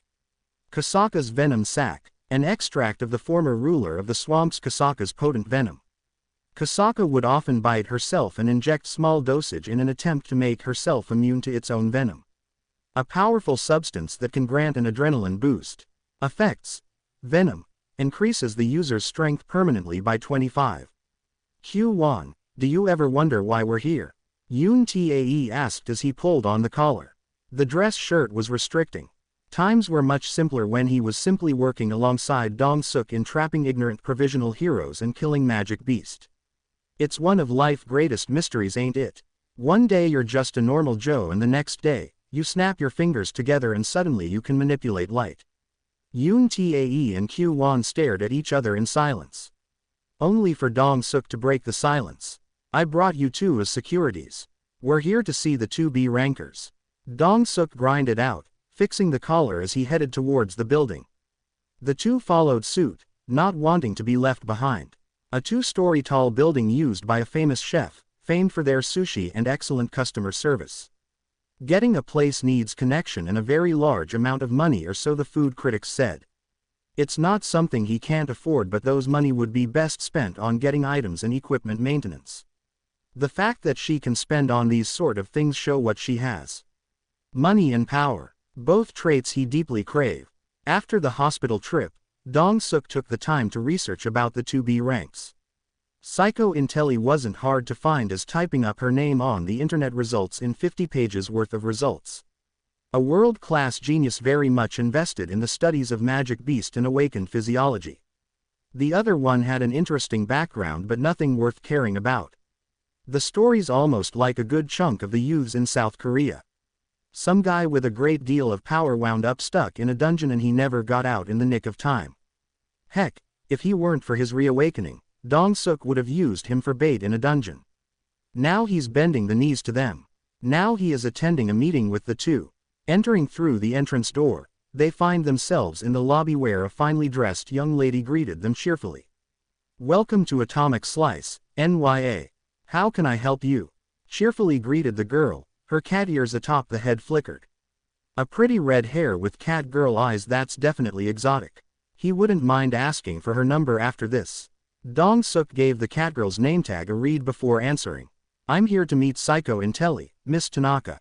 She's expecting us, offered the man hesitantly and pointedly. Ignore the weird verbal tick. The girl nodded and pressed a button of sort behind the podium. The door's slide opened, implying to the man it is automatic. Another surprise came when the exact lookalike greeted them, this time dressed as a waitress. Greetings, Miss Intelli is waiting for you. Please let me escort you to her NYA. Dong-suk grunted affirmation while he tried not to roll an eye at what he's seeing. A restaurant known for having technically 2 staff, the chef in the kitchen and the owner of the restaurant who works other parts. Waitress, assistant chef and even the hostess. Tae was amazed by what he saw as at least 4 waiters were walking around. All of them look exactly like the girl. Freaking hell, I can see why this place gets 5 stars. Tae muttered, whistling in appreciation at a pair of catgirls, the same as the one guiding them, walking down a staircase with a tray full of dishes. Their walk didn't last long as they eventually reached a door. Wordlessly, she pulled the door open for them and the two entered. Inside sat Saiko and Izuku Midoriya, both were dressed to impress in semi-casual clothing. But the greenette looked far different than before. As his clothes looked, they were ready to burst at a single flex. Even without the enhanced senses, Dong-suk could clearly tell the young man had grown stronger than the last time they've met. Definitely had nothing to do with the size of the muscles. Nothing at all. Briefly Dong-suk wondered if mana affects the awakened on a physical level. Muscle gains were a lot quicker than the average human and he doesn't need to sleep for 2 to 3 days. She gestured at them to sit and they complied. Given the aesthetics embraced by the shop owner, they had to kneel down for seating. So, I'm sure you must know why you're here. Saiko muttered. No, replied Dong-suk firmly. Saiko sighed, clicking on the button on the table. A buzzer rang out and the door slid opened. 4 Tanakas walked in with trays of dishes in their hands. Each one were as exquisite as the next. The stuff that rich people affords, the sort he'd seen in K-dramas, an occasional feast after a successful raid. A rare and few event for themselves considering they always had to keep the heads down after a successful raid. Given theirs entails dead men they killed, and the association would raise a few eyebrows up. Starving? Saiko asked. Before he could reject, Q1 started picking up a utensil and some of the dishes. One of them was a sashimi cooked to perfection. Dong-suk could barely send a word out before the light wizard scarfed down the fish dish. "Boss, this is good," Q1 spoke in mid-chew. "I see your friend is enjoying himself," Saiko muttered before picking up a slice. Food earned from working an honest job and never worrying about burying another person in some pocket dimension.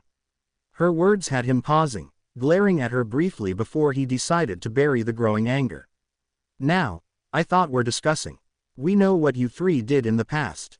Izuku spoke up, picking up a chopstick. "We know you've led people to die in the dungeon. We know you also used your brother's status to protect yourself from authority. We also know the reason why you left South Korea isn't because of some asinine reasons. Some of your friends decide to snitch, right?"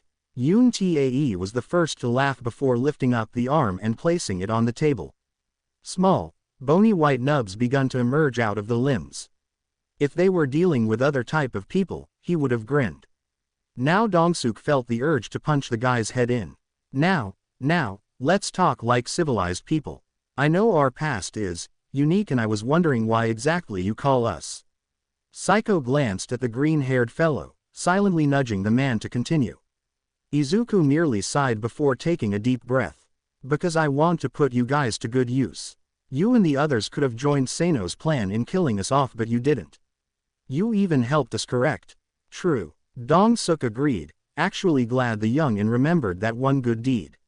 Secretly Dong-suk was happy he did that. Izuku seems to struggle with something. Dong-suk wondered if the man is an actual believer in the concept of heroism and all the stuff people find in those old comic books before the emergence of quirks. If it was anyone else, Dong-suk would have burst laughing at the man and ensure it to be as loud and annoying as possible to the man. Now, he thinks shutting up and seriously considering the man's ideas would do him some good in the long run. Trying to kill him would be suicidal at this point, and maybe working with him wouldn't be a bad idea at all. Most lizards do what they do because they don't have the power to go into higher gates, and with how Awaken's powers are placed, it will be hard for them to earn better rewards. Add in how physical training doesn't exactly enhance our physical musculature, or mages can't exactly learn new spells. Dong-suk glumly nodded, knowing full well how the awakened anatomy works. Blessings of the mana is tricky, and to this day no one still gets it. "And you wouldn't betray us?" Dong-suk asked. "No, you have my word," Izuku replied, gesturing at the food in front of them. "The food is getting colder. We can discuss more once we ate," Izuku spoke. Dong-suk glanced at the food, tempted at the idea. Q1 had been busy chewing the food, but he knew his second-in-command was observing him from the start. Tae's busy waiting for his words. Even with him in, it wouldn't make a difference in beating back 2B ranks. Besides, they were planning to collaborate with them, as these people actually intended to do so. Something tells him the green-haired fellow would go to high places. A fellow formerly known as the weakest hero suddenly reawakening in a high-level dungeon. That sounds like a somebody. And to him, someone like him is definitely worth following. Picking up a chopsticks, he then picked up one of the servings placed on the table, dipping it into the soy sauce before chomping on the food hard. A delicious taste that sent an image of a kindly old woman's back into his mind, working in the kitchen and serving that sweet potatoes she used to make. The last bit of humanity he had died with her when she went away as well. Swallowing the emotions down, Dong-suk gave the man his answer.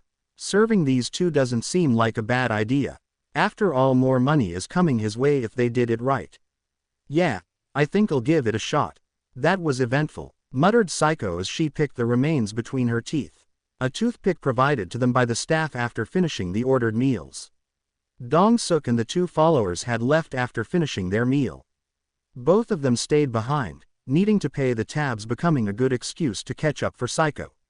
"You think so too? I felt we're off to a decent start," spoke Izuku happily. A drawl escaped the woman's lips. He saw how she covered her face partially with a hand before peeking through the gaps of the finger. Really? You couldn't tell what is sarcasm? Mr. Midoriya, they are criminals. They have a shady backstory and several new recruits went missing in their raids according to the Korean Hero Forum. I don't even understand why you attempt to try and work with them. Even the commission doesn't use awakened criminals. The KHA did that cause they are severely lacking in manpower. I'm doing this out of a desire to repay my debt to you. If it weren't for that, I've called the asylum on you. Izuku sighed, knowing full well where her angle is. Explaining to the girl would feel utterly pointless, but at the same time he felt the obligation to do so. In addition, he must try should their partnership continues. It's just, they seem competent and I heard a lot about lizards.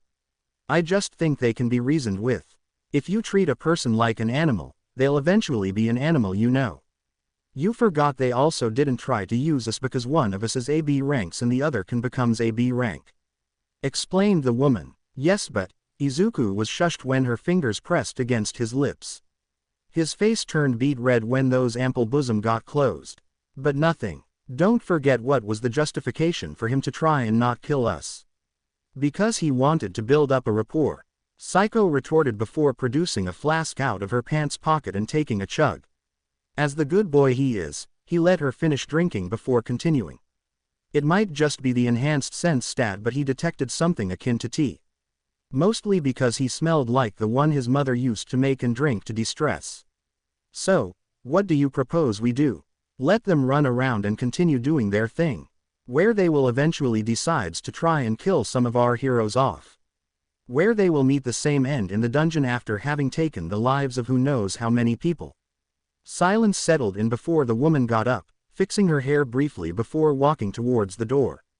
I suggest you stopped sailing close to the wind, but I have a feeling you wouldn't listen. I should also tell you to not dabble with these bad people. But I doubt you care much because you clearly have a plan of your own, Saiko muttered, briefly checking the watch. Instead, what I want to tell you is that I've done my part and you're gonna fulfill your end of the bargain. Izuku quietly sighed before getting up and following her. As they left, they paid the bills and headed for the nearest subway station. When walking down the streets, one of the pedestrians bumped into him. Their clash sent Izuku stumbling back before he regained his composure.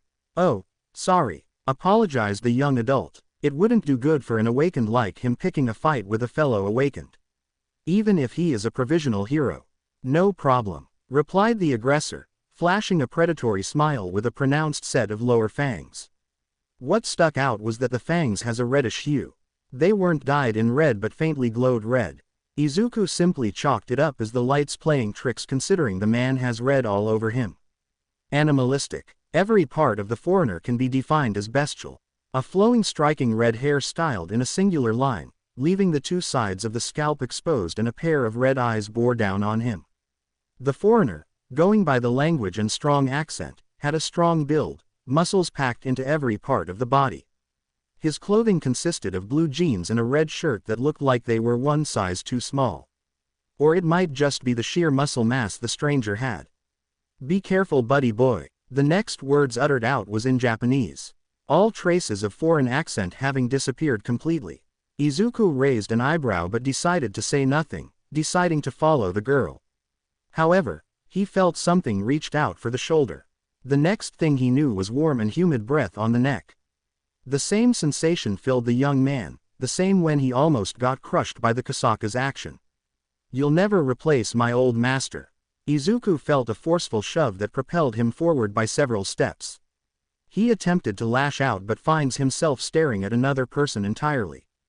Head turning as fast as possible before realizing the man had disappeared entirely without seemingly any trace. What the hell? Muttered the green-haired hero in shock. Did he just encounter a magic beast or a regular asshole? He didn't dwell long on it before making a beeline for Saiko. When he'd agreed to her request, young Izuku Midoriya didn't know what to expect. Especially after finding out she lives atop one of the apartment complex in Tokyo. He didn't know much but know well enough it's the sort affordable by a successful businessman. Apparently she afforded it through a mixture of the royalties she'd received and spending some time predicting and procuring and selling stocks. At first he didn't believe like any sane man. However, he quickly learned she spoke the truth when he stumbled on a room filled with trophies and framed pictures of her receiving awards. There's also at least 5 patents hanging on the wall. So, you've done a lot of cool things. Izuku commented idly, hoping to make some conversation. The deal was that she helped him facilitate a meeting with Dong Suk. The man had agreed to join them for future raiding in dungeons. The first step is already done and now he has to go past the remaining others. Cool things, Saiko echoed, looking up briefly from the notes she was writing down. Why yeah, I guess that's what you call them. Idly muttered the man, wincing secretly at getting tongue-tied. Before he could do anything else, a headset was placed atop his head and a couple more patches of some sort were placed over the chest. Anyway, I want you to run a couple of tests for me. Saiko explained, gesturing to the vacant area in the middle of the room. It was the only area unoccupied by large computers that seems far too advanced for him. He's just a teenager with simple needs and dreams, he'd never seen stuff that looked like they should belong in the military. No questions were given and he complied, looking rather embarrassed. Take off your shirt and partially transform some parts of your body. Any specific aspect? Asked the young green-haired fellow as followed her instruction. Turn your eyes. He complied. He noted she tapped on her tablet and suddenly he saw several flames in the distance. But there were several parts of it that seems weird. They weren't spreading and on a closed inspection, it's glowing as well. Fire do emit light in dark area but the flames were practically below them. Can you see the energy emission? Asked Saiko. Why yes. Are those the type of device used to lure monsters? Asked the greenette, amazed and confused at the idea of seeing these devices installed in the different parts of the building. Designed exclusively to hunt beast and insect-type magic beast, they supposedly would create a beacon of energy that draws in large numbers of magic beast.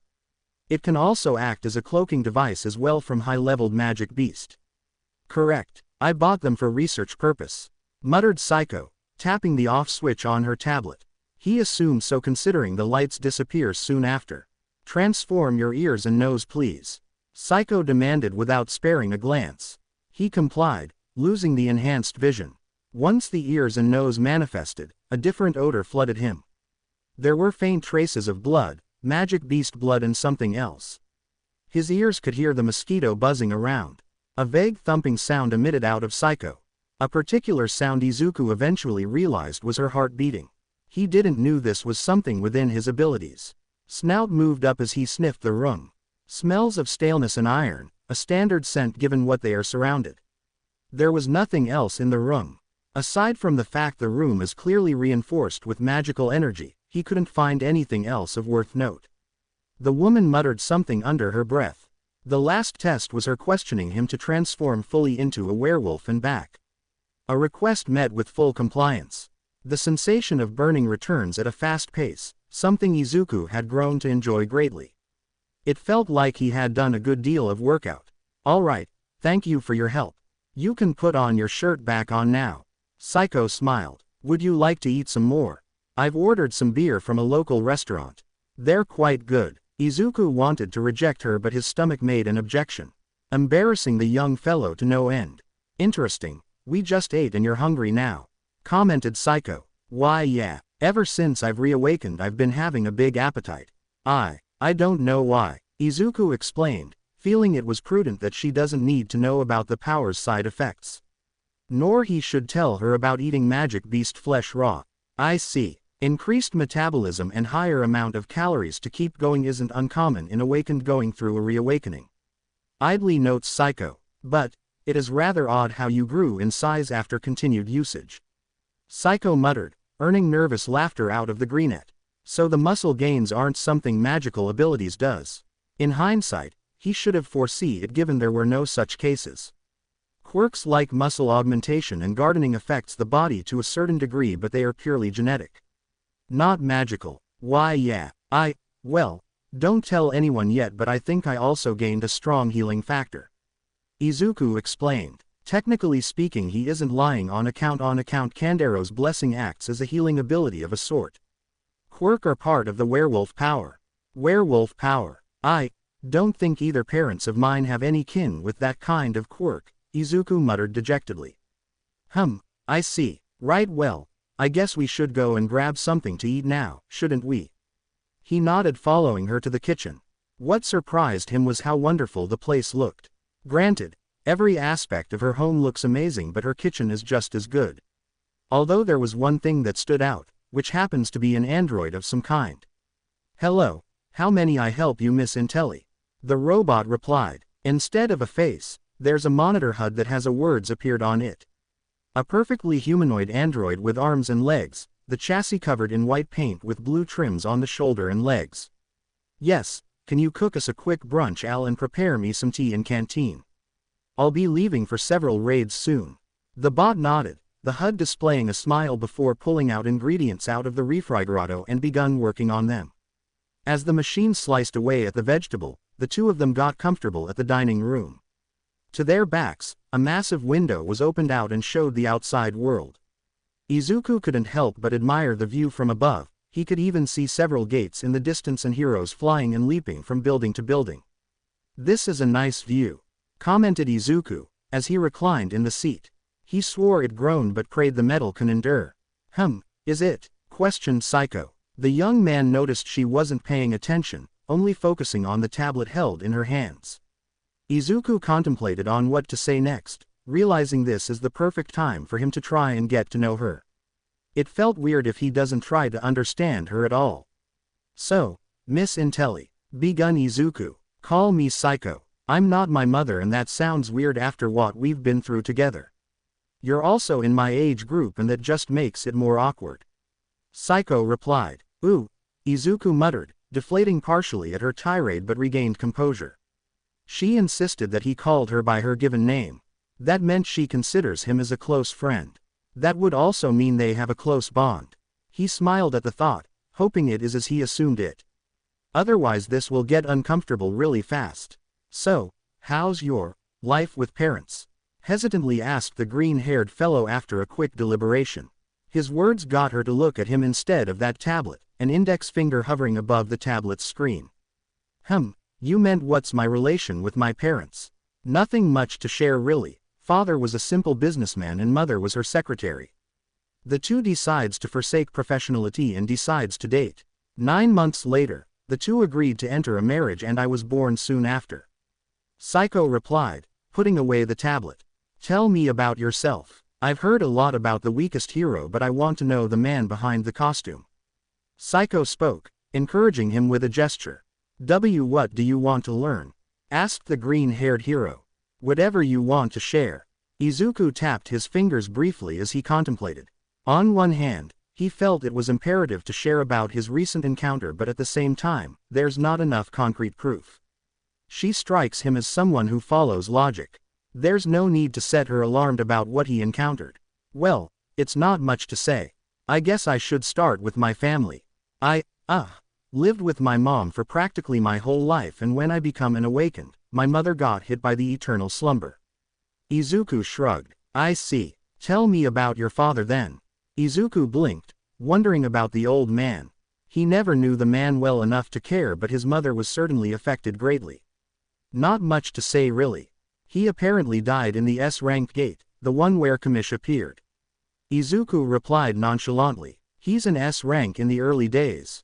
Asked Saiko in bewilderment. He paused before nodding. I'm sorry to hear about that. It's all right. He died doing what he felt was right. Man wanted to protect other people. It's just that he died. Izuku muttered, feeling warmth flooding the ears. This story never gets easy to tell. It's less on the fact that he'll get pity and more on the fact that people learning the circumstances of his father's less than pleasant demise. They never got to bury the body because there were no bodies. Kamish burned everything down, and when All Might and the other national rank heroes pulled it down, the dragon crushed a good chunk of the weaker heroes. Those who weren't fast enough or sturdy enough, died under the weight. Bad enough the dragon decides to breath its potent fire breath and anyone caught in it died. The entire west coast of America was razed to the point of becoming uninhabitable from the flames and mana radiation leaked out of the dead dragon's body. Even with all their efforts, a good chunk of that land remains permanently scarred. All they got was consolation, and he doesn't even remember much of the funeral. It was a private event and few attended, most were close friends and family of his mother. His dad was apparently an orphan or something, as mother told him. The few that attended to see his father off were the national rank heroes. Your father, what was his name? Hero name was Deepening, after the Welsh dragon. Birth name is Hisashi Midoriya. Ah yes, Deepening, the Red Dragon Emperor. For a serious man, your father has a very imaginative name. PFF, tell me about it. Mom used to claim he acts rather arrogant. He walked around as if he owned the place or eyes things and mention how everything displeases him. Izuku laughed. Their conversation was interrupted when Al walked out with several trays of dishes, setting it on the table and leaving them to feast. The two would continue to chat as they dine on the meals prepared. After they finished the meal, Izuku parted with the woman and headed home. It didn't took long for him to find a bus stop in the city. While waiting, he browsed through the player page and briefly admired the stats. There's stat points by the dozen. Which one should he put in?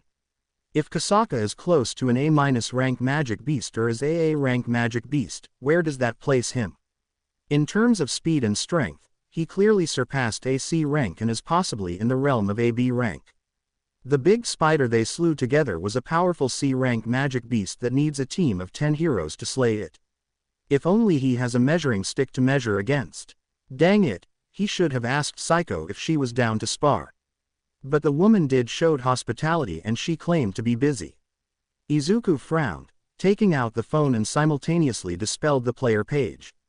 Maybe he can join Dong Suk's raiding team and see if they can find any high-level dungeon. Or he should wait it out and have another measurement taken. It would raise suspicion if he claimed he underwent a reawakening so soon. A 5-month wait would do. If he did that, he can join higher-leveled gate. Speaking of hunting beast, perhaps he should allocate the stats now. Then again, it would draw unwanted attention. Excuse me, can I sit here? Izuku looked up to the source, finding himself staring at a young teenager dressed in punk rock clothing. The young teen's platinum blonde hair was styled into a distinctive twin-pronged hair. His yellow sclera and sharp features and the choice of hairstyle gave him the appearance of a young wolf. Izuku glanced at the bench and gave the young teen the go-ahead. The teen smiled before sitting down beside him. A little too close for comfort, much to Izuku's distaste. So, can you move further away please? There's plenty of space. Izuku replied. You know, growing up I always heard about cities. Big towering buildings that stretch as far as the eyes can see. It's boring and sickness me, you know, but my senior told me I need to go out and experience life for myself. The young man explained without caring. Izuku's blood boiled, but he quelled it down. He shouldn't be picking a fight with someone. I don't care, Izuku replied plainly before getting up and leaving to sit at the other side of the bench. However, a pressure of some sort begun weighing down on him. The air suddenly grew heavier and Izuku's brow begun to sweat. A second was how long he needed to understand what is happening. Quickly he spun on the ball of his feet with a spinning elbow. The extended strike landed on an open palm. The young teen was growing in size, the clothes disappearing under the growing gray-white fur. The stranger's sharp features took on an animalistic appearance, morphing to become a werewolf. Oh, I know, I'm just here for a little snack. Tell Gramps Gray is coming for a chomp. The newly introduced Gray chuckled, lunging with an open jaw. With a burst of telekinesis, he sent the monster flying back. The werewolf flew across the air, its clawed feet not similar to a wolf reaching out and digging into the marble tiles. The concrete tiles was torn as the claws dug in. It flashed its hideous grin, showing the fangs the size of combat knives. The nearby pedestrian paused in their steps to observe the occurrence. Izuku's heart spikes when the wolf turned to the people and unleashed a howl. Weaklings should stay out of this. It howled. Izuku winced at the volume. He saw how everyone besides him turned hysterical and made a mad dash. Player is under the effect of delirium. Player suffers. Enrage. Effect. The enrage effect is dispelled due to Kandero's blessing. It was only when the name appeared above Gray did he understood the stranger's nature. A red name similar to Kasaka and the other magic beast he faced. The vicious killer. Gray. No longer hesitant, Izuku pulled out the first weapon drop item and lunged at it. The bluish dagger effortlessly parried by the werewolf. A single-edged white blade with black guard stylized after the yin-yang symbol held in hand. Before either one could retaliate, Izuku unleashed another burst of telekinesis at the monster. However, the opposing werewolf shot a burst of the same energy at him. This results in the two of them knocked off their feet, skidding to a halt as their claws' feet clenched into the tiles. Excellent. You have a good grasp of telekinesis. You'll prove a fun fight and I can get a meal soon. Laughed Gray, pulling out another sword. A black sword with a white guard. The werewolf settled into a stance, center of gravity lowered and daggers held in reverse grip. He knew the beast would charge, and when it did, he returned the same flavor. Moments before they flashed, the white blade was thrusted forward. He ducked underneath and ran the knife underneath the wolf man. It should have cut its chest open but found resistance moments the sharp edges hit the surface. Briefly but certainly, a blue aura began to manifest as it bounced off. What? He yelled in confusion before ducking under another slash. Once he evaded the knife attack, a sharp pain erupted in the chin. Reeling back from the strong force hitting the chin, Gray threw a strong cross into his stomach. Izuku could feel something breaking, a bone or two perhaps. Pushing through the pain, he grabbed the head with a free hand, pulled it in close and delivered a series of violent elbow strikes. Thankfully they actually did some damage as the wolf man was leaking blood out of the snout. Sadly, that just seemed to put a smile on its face. Izuku tried throwing another elbow strike, which it had anticipated when its jaws opened wide for a good bite. Smirking, Izuku jammed the knife into the inside of the mouth. Izuku's smirk turned to a grin when notification popped up. The bleed effect is applied on the enemy. The paralysis effect is negated partially by the enemy. Unhesitatingly he pulled the blade out, spilling blood, and wanted to throw another jab in. He failed to do so when a sharp pain sensation exploded in the back of the head. The world spun as his grip loosened, causing the beast to shove him back. He tried to retaliate, making another thrust, but finds himself getting slammed into the ground. The bastard kicked him. Gray stood over him, sporting a grin as he eyed him. Sword in hand, it rose above and would have fell on him if it weren't for another rushing in. The stranger tackled the beast, sending it skidding across the floor. "You all right?" the familiar voice yelled. It took Izuku a second to realize it was Kirishima. "Why yeah," Izuku muttered, preparing himself for another onslaught of attack. "Careful, that thing is at least an A- rank magic beast." "Yeah, I can tell." The werewolf observed the duo before smirking. With a raise of the hand, the surrounding environment's object began to rise as if obeying it. Trees and street lights were uprooted without any difficulties and they flew towards them at high speed. Izuku and Kirishima exploded into action, the former slicing and weaving through the flung projectile while Kirishima simply swatted them away with his hand. "Haha, excellent. 2-on-1. What a fun idea." Gray laughed, dispelling the swords.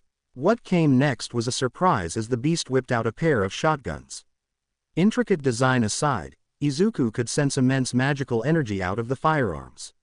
Izuku had seen enough movies to recognize they were old-school shotguns, a breakaway type outfitted with a bayonet on each gun.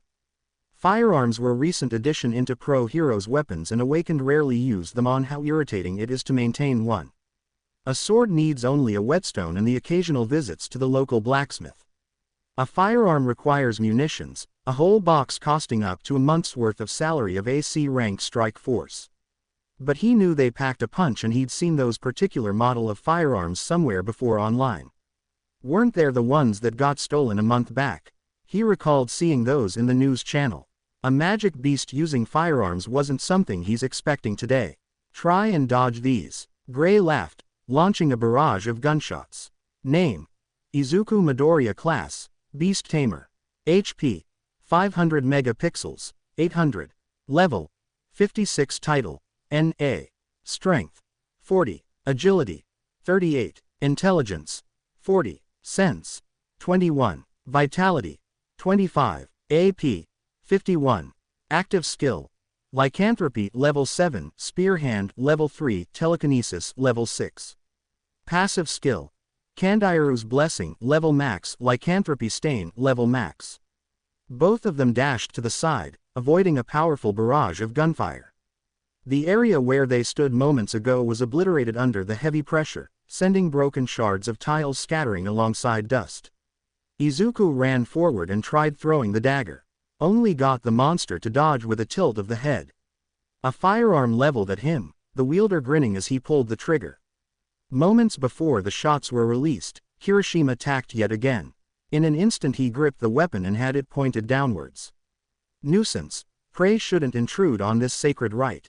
Gray roared, jabbing the shotgun bayonet first into the man's stomach.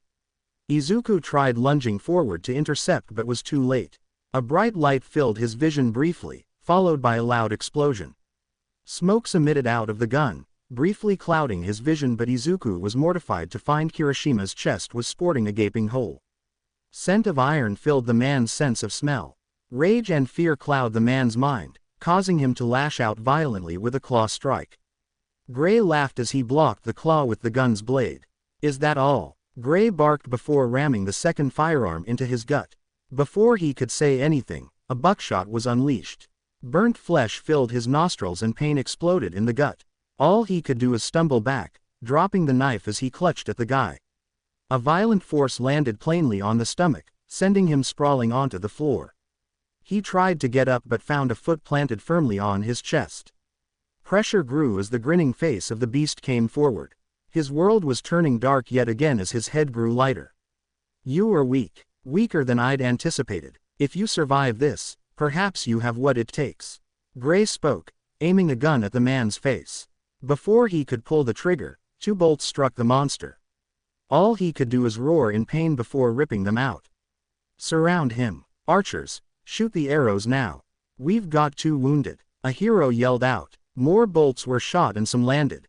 Gray could only howl in pain, kicking Izuku away before fleeing. The last thing he saw was she-beast swiping a claw at the empty air, creating a gate before leaping inside. None of the heroes managed to reach the beast in time as it had disappeared.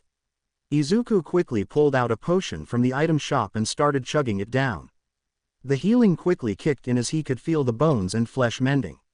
In spite of the potion, the health bar continued to drop at a steady pace. As his vision turns dark, the last thing he recalled was an ambulance closing in and the paramedics getting down. What a mess. When the call claiming a magic beast is on the loose, the first sidekick of all might immediately mobilize the heroes. The second thought in his mind was how in goodness gracious did a magic beast got loose. There was no report nor any futures he'd predicted shows a possible dungeon break. In addition, every hero were performing to the best of their ability. There's also how the big satellite commission together made no mention of any possible red gates. That damn thing was promised and had been field tested to work perfectly as it intended. By the time Nighteye arrived at the crime scene with the first strike force, the monster had already disappeared. A shame there were several casualties in the civilians. Considering there were no dead bodies of magic beast, he would surmise the magic beast had either escaped or it belongs to one of the non-corporal type magic beast. Perhaps one of the demonic spectre. But there was another pressing matter. The sidekick in a suit glanced at the red-haired hero. One of the first few first caller responded to the attack and apparently the second one was taken to the hospital. He recognized the man, having read about him in the files back in UA Academy, and Katsuki ranted about the man several times. He didn't suffered any grievous wounds. The commission's people and paramedics were checking and securing the area. With his sharp sense, the monster that fought must have known a certain degree of sorcery. The uprooted trees and cars were soaked in magic, something that made him gagged slightly. They always smell so horrible for who knows why. Looking through the mob, he was happy to find a familiar blonde-haired fellow inquiring of one of the first responders. Thankfully it wasn't that loudmouth explosion user with an ego. He approached the man, but it appears he had noticed him first, seeing how he turned around. Sir Nighteye, good to see you and your men are on the job. I assume you wish to know about this particular monster. Mara's phrasing made it sound like a statement. Which it was. Yes, tell me everything, and I hope none of the gates suffered a dungeon break. Nighteye practically growled, a subtle act that Mara picked up, knowing full well Nighteye would have his head if he deduced the failure might be caused by his people. There had been cases of the gate measuring equipment acting faulty and their appraisal took the shortcut. A deplorable action that can ruin the lives of many. especially with what had happened today. A magic beast that went loose while their greatest hero is busy helping other nations. It is an unacceptable idea in all shapes. Whoever messed up in their raids had cost how many lives. It was a blessing two heroes were nearby and managed to repel it. Only now they must have a nationwide hunt. Ha! I can assure you none of my members messed up the appraisal, and here's the kicker. That thing didn't came out for any known gate. Mera replied, briefly shocking the man. He knew judging by the widened eyes. The expression disappeared soon after, brief as it was. We didn't know when it appeared, but we do know it first came out of a gate 6 months ago. This is because the weapon it was spotted using was the huntsman, forged by one of the American's finest artificer. Forged because the artificer was found dead in his hometown. Nighteye remained quiet, processing this newfound information as he distinctively recalled reading about the article of the gun's disappearance. A reminder of the death of its maker cuts deeper. He was one of the few that knew how to create firearms that prove effective against magic beast. The fact that it was seen wielding the firearms raised suspicions. If it was the thief, it raised questions. One prime question would be how it managed to sneak into a building filled with dozens of trained soldiers and evade AS-ranked senses. The Western artisan was a highly prized asset, and David would have never let this slide. A monster savvy with a gun is of no concern to us. Mirio and I can handle this. Nighteye replied confidently, hoping they don't have to rely on All Might for this. This task is beneath the #1 hero of the world. There are more S-ranks gate that needs his focus. Yes, can I tell you something as well? Mera asked. Nighteye nodded. With his approval, the commission agent whipped out a tablet. A few swipes and it revealed a chart. This is the chart showcasing the number of gate appearing in this month compared to the last one. We're seeing an increase of gates manifesting around 60%.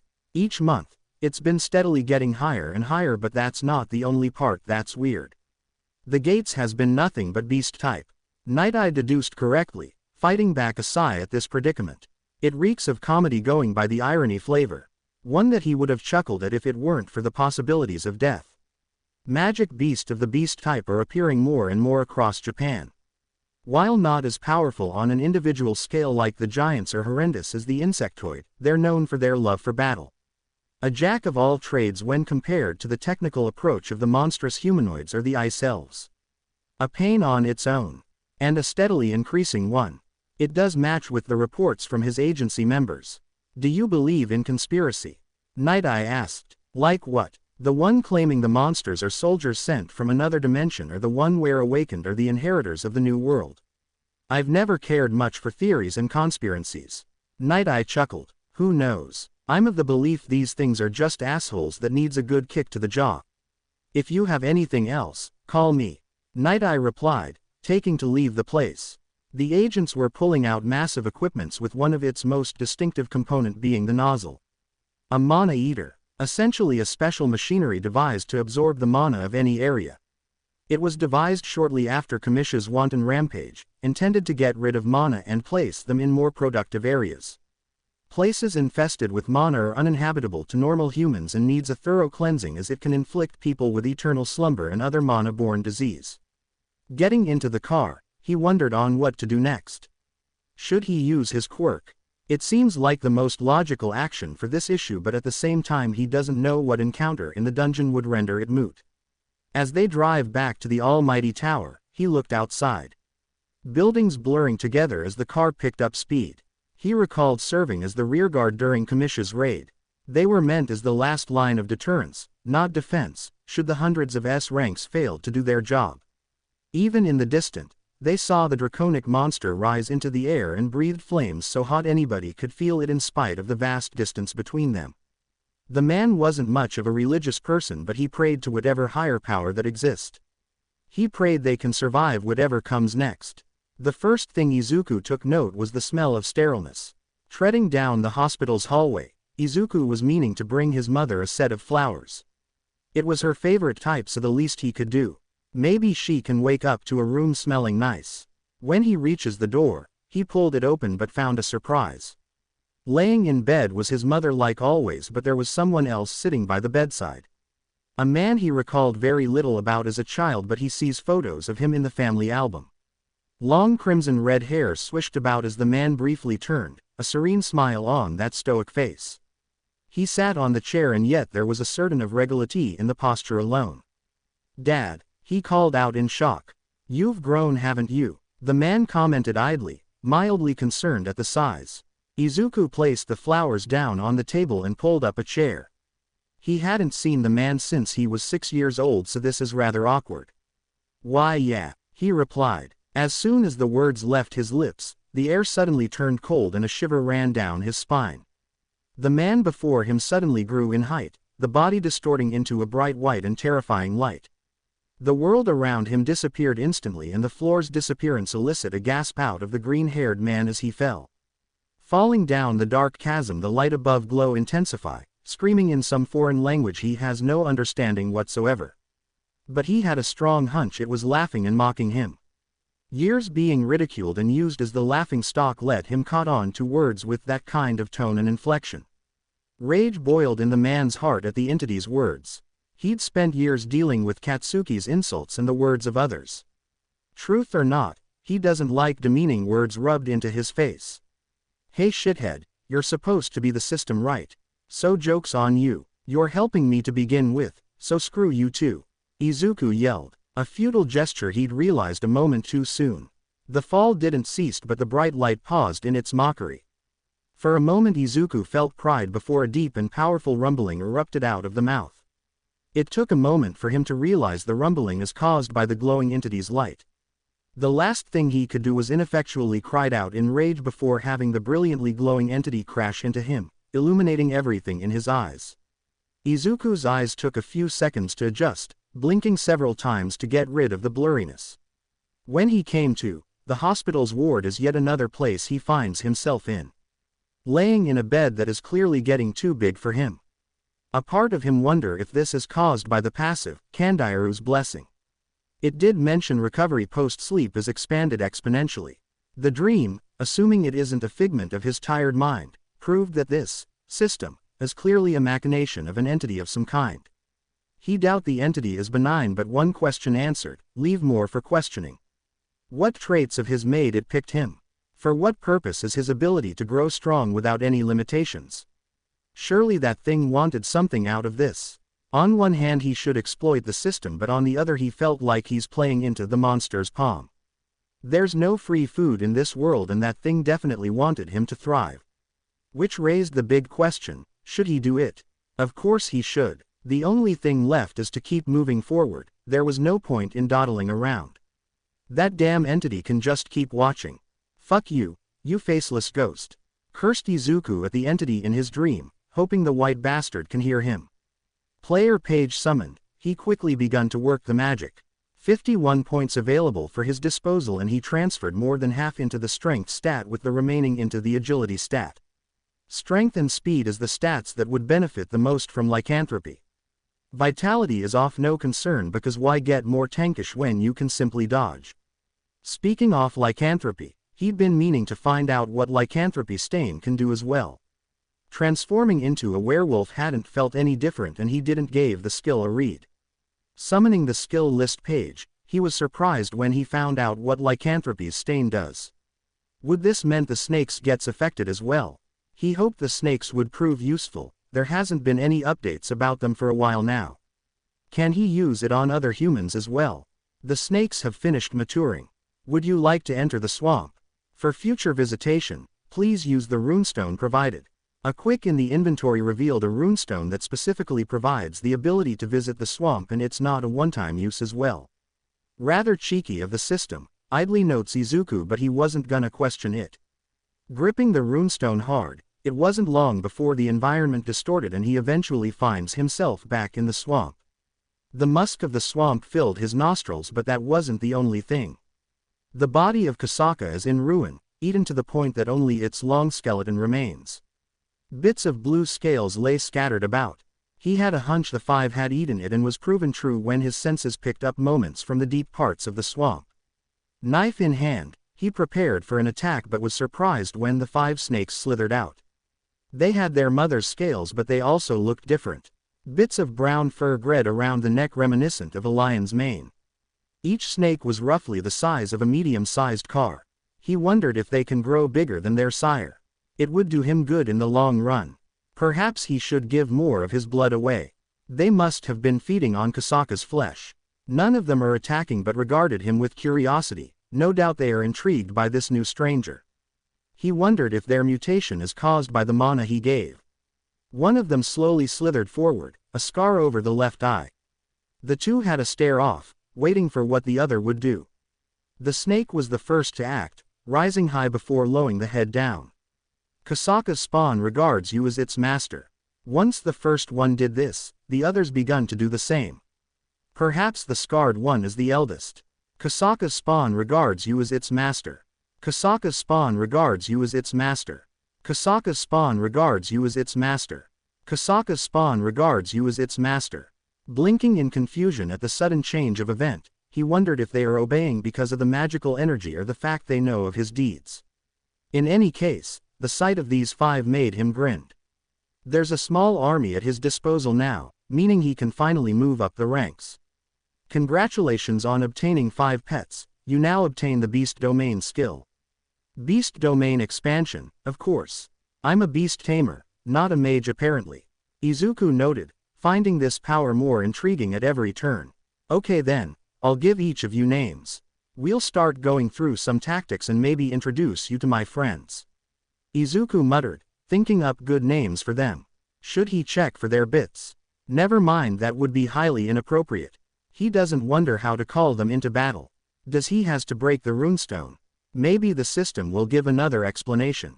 Izuku paused in his thoughts, waiting for a convenient explanation out of the system. A moment passed and the serpent's hissing was the only companion. Another moment passed but nothing happened, which caused the man to reconsider. Guess there's only one way to find out, he muttered, glancing at the snakes. Which one of you wants to eat some tasty meat? Their hissing and the glint in their eyes serves as an indication of what they truly desire. They doesn't need to speak to convey what they want. A grin wormed its way onto his face, the young man finding excitement at what he had built. Now he just needs to read the skill. Name: Izuku Midoriya. Class: Beast Tamer. HP: 500 megapixels, 800. Level: 56. Title: N.A. Strength: 80. Agility: 50. Intelligence: 40. Sense: 21. Vitality: 25. AP: 0. Active skill: Lycanthropy Level 7, Spear Hand Level 3, Telekinesis Level 6, Beast Domain Expansion Level 1. Passive skill: Kandairu's Blessing Level Max, Lycanthropy Stain Level Max. Beast Domain Level 1. The personal domain of beast and where they reside. The user can unleash a howl that incapacitates the enemies and sends allied beast into frenzy. The size of the roar is proportionate to the intelligence stats. Effect: Beast type gains an increase in all parameters by 15%. Lycanthropy's Stain Level Max. The mark of a true werewolf. Their blood is a potent substance that can vitalize any allies and is capable of inflicting lycanthropy upon others. Closing square bracket. Effects: Werewolf Supremacy. Any enemies inferior to the user is affected by delirium. Effects: Multiply the strength, agility, sense and vitality by 2. This is the gate? Asked Izuku, observing the blue portal. AC ranked gate just like the last one, this one having recently manifested a day ago and Saiko bought the rights for it from the commission. Well, it was Dong-suk who purchased it using the funds provided by Saiko. A private collector team was also hired through Dong-suk, although Saiko was the one who suggested them. The collection team was a 12-men group, all men in their early 30s to late 40s. Each one having at least a year's worth of experience. They will be the people tasked with collecting the deceased body parts while they handle the combat. A first step to his master plan, as Izuku knew, a hero agency has 3 groups. The Combat Division, the Collector Division and the Mining Division. Combat divisions are the sidekicks and leading hero tasked to combat and slay the monsters inside every dungeon to prevent a dungeon break. The names is on the nose. A strike force must consist of at least 10 people per the laws and legislation placed. A method to prevent unnecessary casualties and the formation of a strike force is up to the participating hero's discretion, but it is best to have a healer or 2. Collector Division consisted of awakened individuals who are specialized in dissecting and harvesting the body parts of a monster. Almost everything in the dungeon can be sold for profit: the organs, the shell, and even their reproductive organs. The last part disturbed the young green-haired hero, but he wasn't one to judge. There has been some research conducted by several countries in hopes of making supplements that can permanently increases the magical or physical resistance of heroes. Mining Division are the ones hired to mine mana crystals inside the dungeon. Most freelancing heroes and even low-ranked hero agency doesn't bother hiring one on account of how little mana crystals values are when compared with essence stones or the monster's body part. Izuku still recalled working with his old team collecting mana crystals. It was fun when it lasted. In addition to all of that, every member, regardless of their division and specialities, must be an awakened. Otherwise they wouldn't be able to enter the gate. There's also a dozen or so more rules, but they're irrelevant to him at the moment. Yeah, bought it at the first chance. I feel like we could clear this, so apology if I didn't open the application page. I see, Saiko muttered, her voice muffled due to the helmet. She was wearing a different set of armor. Unlike the last time, this one leans more into the fantasy design of knightly garb. An obsidian black armor with a pair of distinctively large shoulder guard. It's clear anyone can tell it is focused more on defense. Today she had designed to carry a poleaxe with a shield to match. It was rather hilarious to say the least. Would we be separating into groups of two? Saiko asked. No, we'll move as one. The collector team can keep up by following us. Dong-suk replied. We'll clear any monsters and they'll pick up the corpses. Carcass you mean? Corpses applies to humans, you know. People like us. Saiko replied tersely. Hey now, we're trying to own up to our mistakes, you know. Cut us some slacks. It's not like we know Sano and the others were scums. Dong-suk shot back with a smile. Izuku could tell the smile is rather forced. That just shows the importance of a background study. You never know what that person has been up to. Saiko spoke confidently. You were correct in that department. I'm glad we agreed on that front. Dong-suk replied plainly. Since we can't raid this gate because of its ranking, the commission had demanded us to raid it with some of their own members. Izuku interjected, hoping they could do away with the tension. The sounds of a van stopping had them pausing, turning to see a van parked in front of the park's entrance. 4 men got out of the car. One was wearing a 3-piece suit befitting a commission's agent, and the other 3 were wearing orange jumpsuits, clothing of criminals. He'd recognized the electric collar worn around the neck, having seen them several times before on the news. Awakened criminals, individuals who used their powers to commit crime. They must have needed to do this because they didn't lack enough manpower. Izuku also recognized their overseer. The purple-haired fellow had a look of mild annoyance. Hey, what a surprise. Didn't know we're working with a bunch of noobs. Laughed one of them, a blonde-haired fellow with predatory smile. Lion-haired fellow was the strongest while the multi-armed criminal was the second one. The baldy was the weakest of them all. Oh, if it's not Dong-suk, how you doing, buddy boy? Didn't know you went straight. The lion laughed. His laughter was cut short when the purple guy smacked the back of his head. Keep your mouth shut, scum. You're here for work, not talking. He shot with a glare. Lion guy merely chuckled as he rubbed the back of the head. Izuku could sense killing intent and resentment.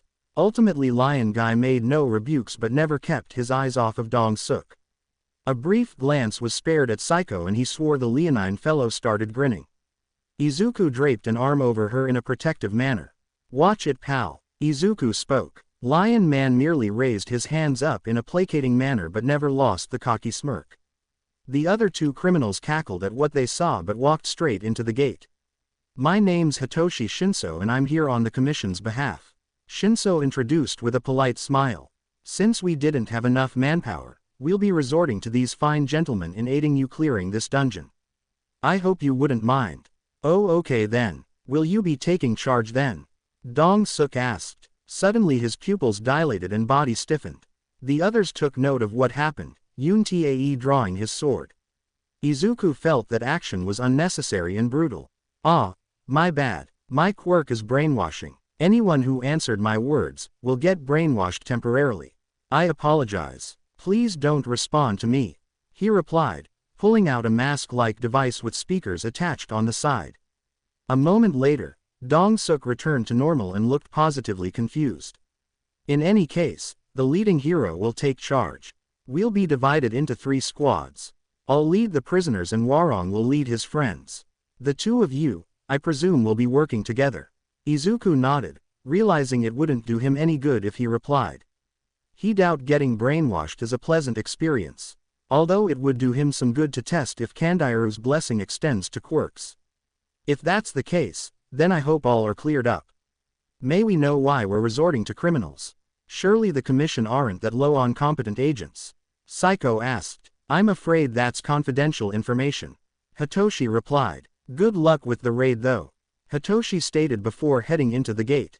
Watching the man disappear into the portal, the remaining heroes decides to no longer dawdle and head into the dungeon. Izuku jumped in with the others. The first thing Izuku learned about the criminals was that they were vicious and powerful. Lion Man turned into a full lion and started mauling any monster that got in his way. The multi-armed man hurled powerful bolts of lightning while the bald man simply punches any monster that got in the way. Lion Man must have been a powerful fighter while multi-armed fellow is blessed with sorcerous arts. The third criminal seems to have the standard superhuman prowess. In other words, none of them are rather weak, at a minimum C rank awakened as he had sensed. Hitoshi hadn't took part in the battle, occupying himself with observing the others perform. Judging by the knives sheathed in the back, the man must be skilled with knives. A weapon for speed-oriented fighters and the more pragmatic fighters. Going by the mana alone, Izuku would estimate the man as AC rank awakened. An odd thing to do given the criminals under him are clearly his equals and superior. While the others were engaging with the monsters, Izuku had settled for another approach. 2 snakes he'd brought out for the dungeon, Scar and Azula, were tearing through the hordes of goblins with ease. Saiko and his remaining party members could only watch in amazement as the serpents tore through the green little tykes. Scar was the first that bent the knee and Azula was one of the others he'd handpicked after demanding the remaining 4 fought against one another. He didn't demand her to kill her siblings off, just a small test to see who was competent. Even if they were just snakes, giant snakes possibly afflicted with lycanthropy, their approach in combat is vastly different than each other. Scar fought with finesses and deception, relying on feints and his fangs to tear through the enemies. Azula on the other hand was the polar opposite of her sibling, smashing through the goblin ranks using her crowned head and superior mass. One of them is a technical fighter and the other is a brawler. He wondered how the others would fare in this combat scenario. Perhaps he should have brought them out considering Scar's and Azula's kill lets him leveled up. They are also apparently getting stronger with each kill. Their journey can be summarized as stale. Aside from the couple platoons led by a goblin centurion and a goblin shaman, the monsters doesn't pose any threats.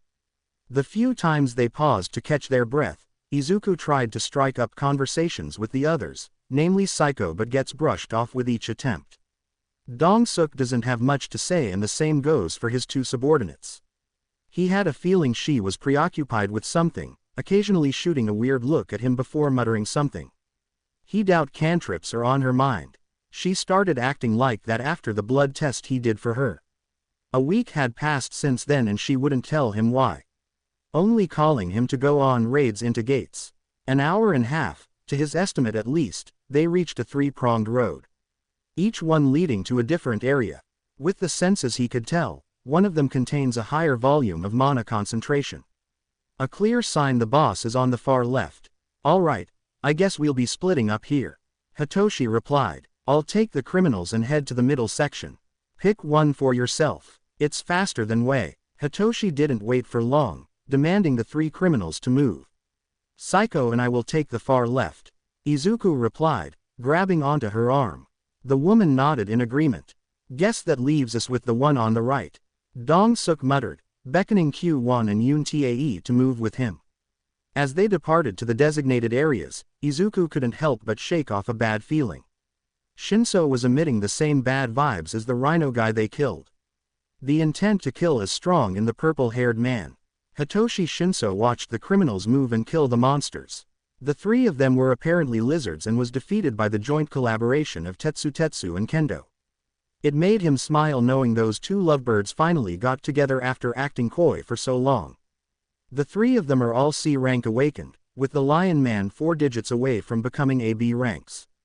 An unfortunate case for the Feline Man for what he planned. Another platoon of goblin was found as they ventured deeper. The green little critters were easily dispatched by the trio. Judging by their heaving and panting, they must be tired from fighting goblins. The perfect moment to strike. "Tell me, gentlemen, what do you guys think of these monsters?" asked Hitoshi. The three exchanged looks of confusion, none of them knew what to make of his questions. Shinso had seen this sort of reaction in his many victims. Some had assumed it was a test of character while others were just confused. It wasn't long until one of them spoke up. "Weak, really weak." One spoke up. "It's almost like beating up children. I almost feel bad for them." Another man replied, "Yeah, it was effortless. You just applied a bit of pressure and they go splat." "Haha, I agree with your thinking. E-ranks mooks like these are useless in the face of superior 4. Hitoshi laughed, applauding the three for their answers. "It's fun to crush those weaker than you. But you know what else is more fun?" Shinso chuckled. Pulling out the 2 knives he'd hidden, Shinso moved on the offense. The bald one was the first to go down. Man didn't even have the time to react. One swift thrust of the dagger into its skull and he went limp. The body fell as he yanked out the blade. The other one tried to hurl a bolt of lightning, but Shinso's hand was faster. One deft flick of the left hand sent a dagger flying faster than the eyes could perceive. Multi-armed guy screamed in pain and was silenced just as quick. The Lion Man was the hardest to put down. A combination of a powerful quirk and a decent awakening made him a threat. The neck was protected by the big mane of hair, so he settled for another spot. All 4 legs' tendons were the first to go, followed by the man's eyeballs. Camouflage made it easier, a gift he was thankful. Far more useful than the quirk his mother gave him. The 3 kills took almost 5 minutes to secure.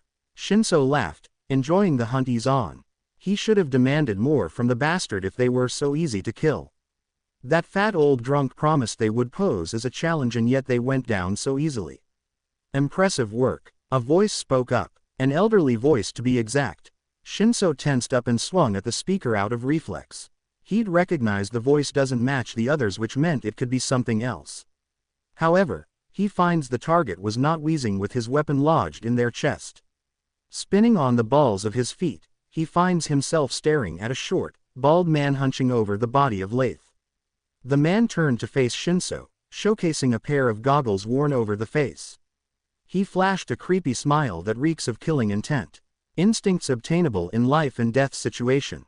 He'd fought several intelligent beasts before in the past. The orcs and cyclops are known for doing the same thing. A more pressing concern is why one of the world's leading scientists on Gates and Dungeon is doing in one. Kyudai Garaki was a highly acclaimed scientist, more famous than that monocle-wearing girl, for he was a well-known philanthropist. Half the hospital in Japan are funded by him. There wasn't any reports on missing people concerning him. When did he become an awakened as well? Ah yes, you must be curious at what I'm doing in this place. Kyudai spoke, lifting up Lath's face for inspection. The older man played with the mouth, flicking at the teeth and pulling on the gums before dropping the jaw. "Worry not, it's none of your concerns, of course. I'm just here scavenging for goodies. Thank you for your kind help. I've been meaning to get some more awakened."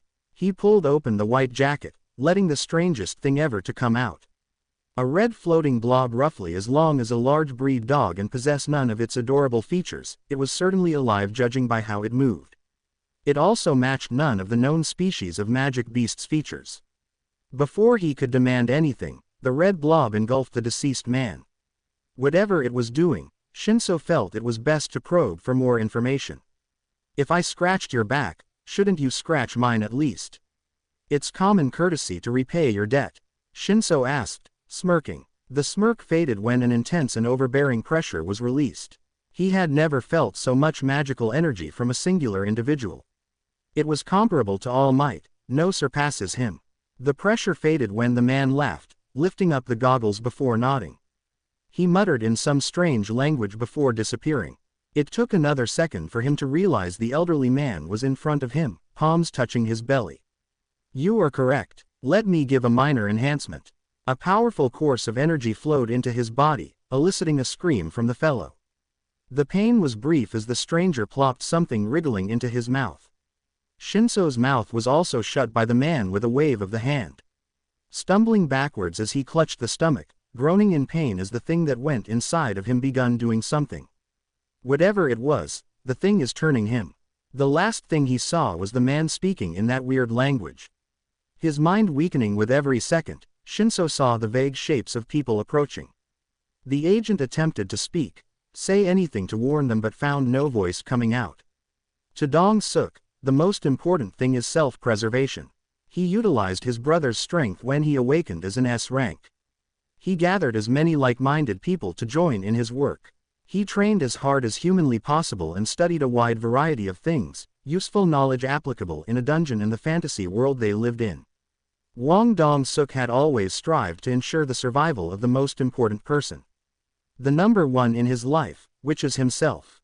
When he saw the convulsing government agent lying on the ground and the sinister old man reeking of pure evil, he did what any normal man would do.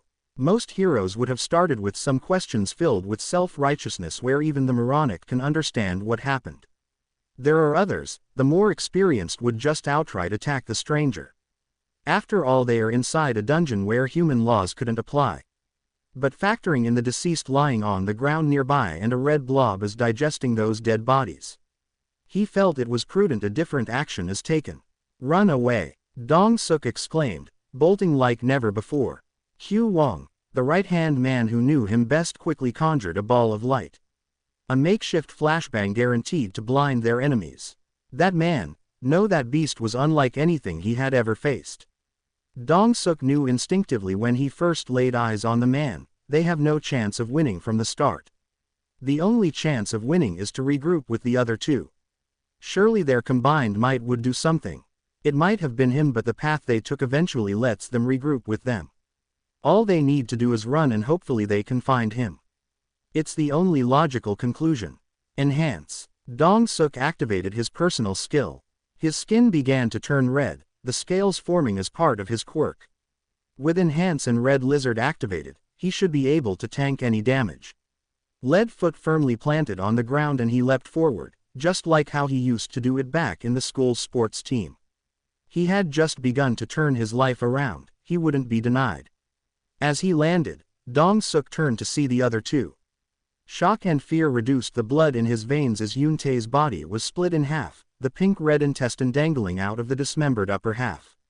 The lower half laying on the ground useless, unlike the upper half, held by magical chains that pierced through the hands and neck. Yun-tae tried to speak but was too busy choking on the blood. Hugh Wang suffered a painless but equally gruesome death. A magenta energy spear penetrated his head. The spear was as wide as a watermelon, as girthy, meaning the whole head was reduced to Hugh Wang's lower mouth. His pink tongue fell as the body fell forward. My oh my, you have an interesting power. I'll give you that much. Dong-suk's body tensed up when the stranger appeared in front of him. Sword in hand raised up while the shield is held forward, ready to defend. Dong-suk's eyes turned to the back, catching the elderly walking towards him in a leisurely manner. Had he made a clone? Is he a false ranker? There are so many questions needs answering. Yes, this is a work of mine. I've procured myself a lot of useful goodies. Harvesting quirks from the human body is so interesting. He replied. Hands alleviated, a bright magenta light flared into existence. It took shape a second later, morphing into the shape of a sword. Now, I'm sure you know what happens next, right? To be continued. I hope you guys enjoyed this video and make sure to like and subscribe to the channel. Now we will see you in the next video.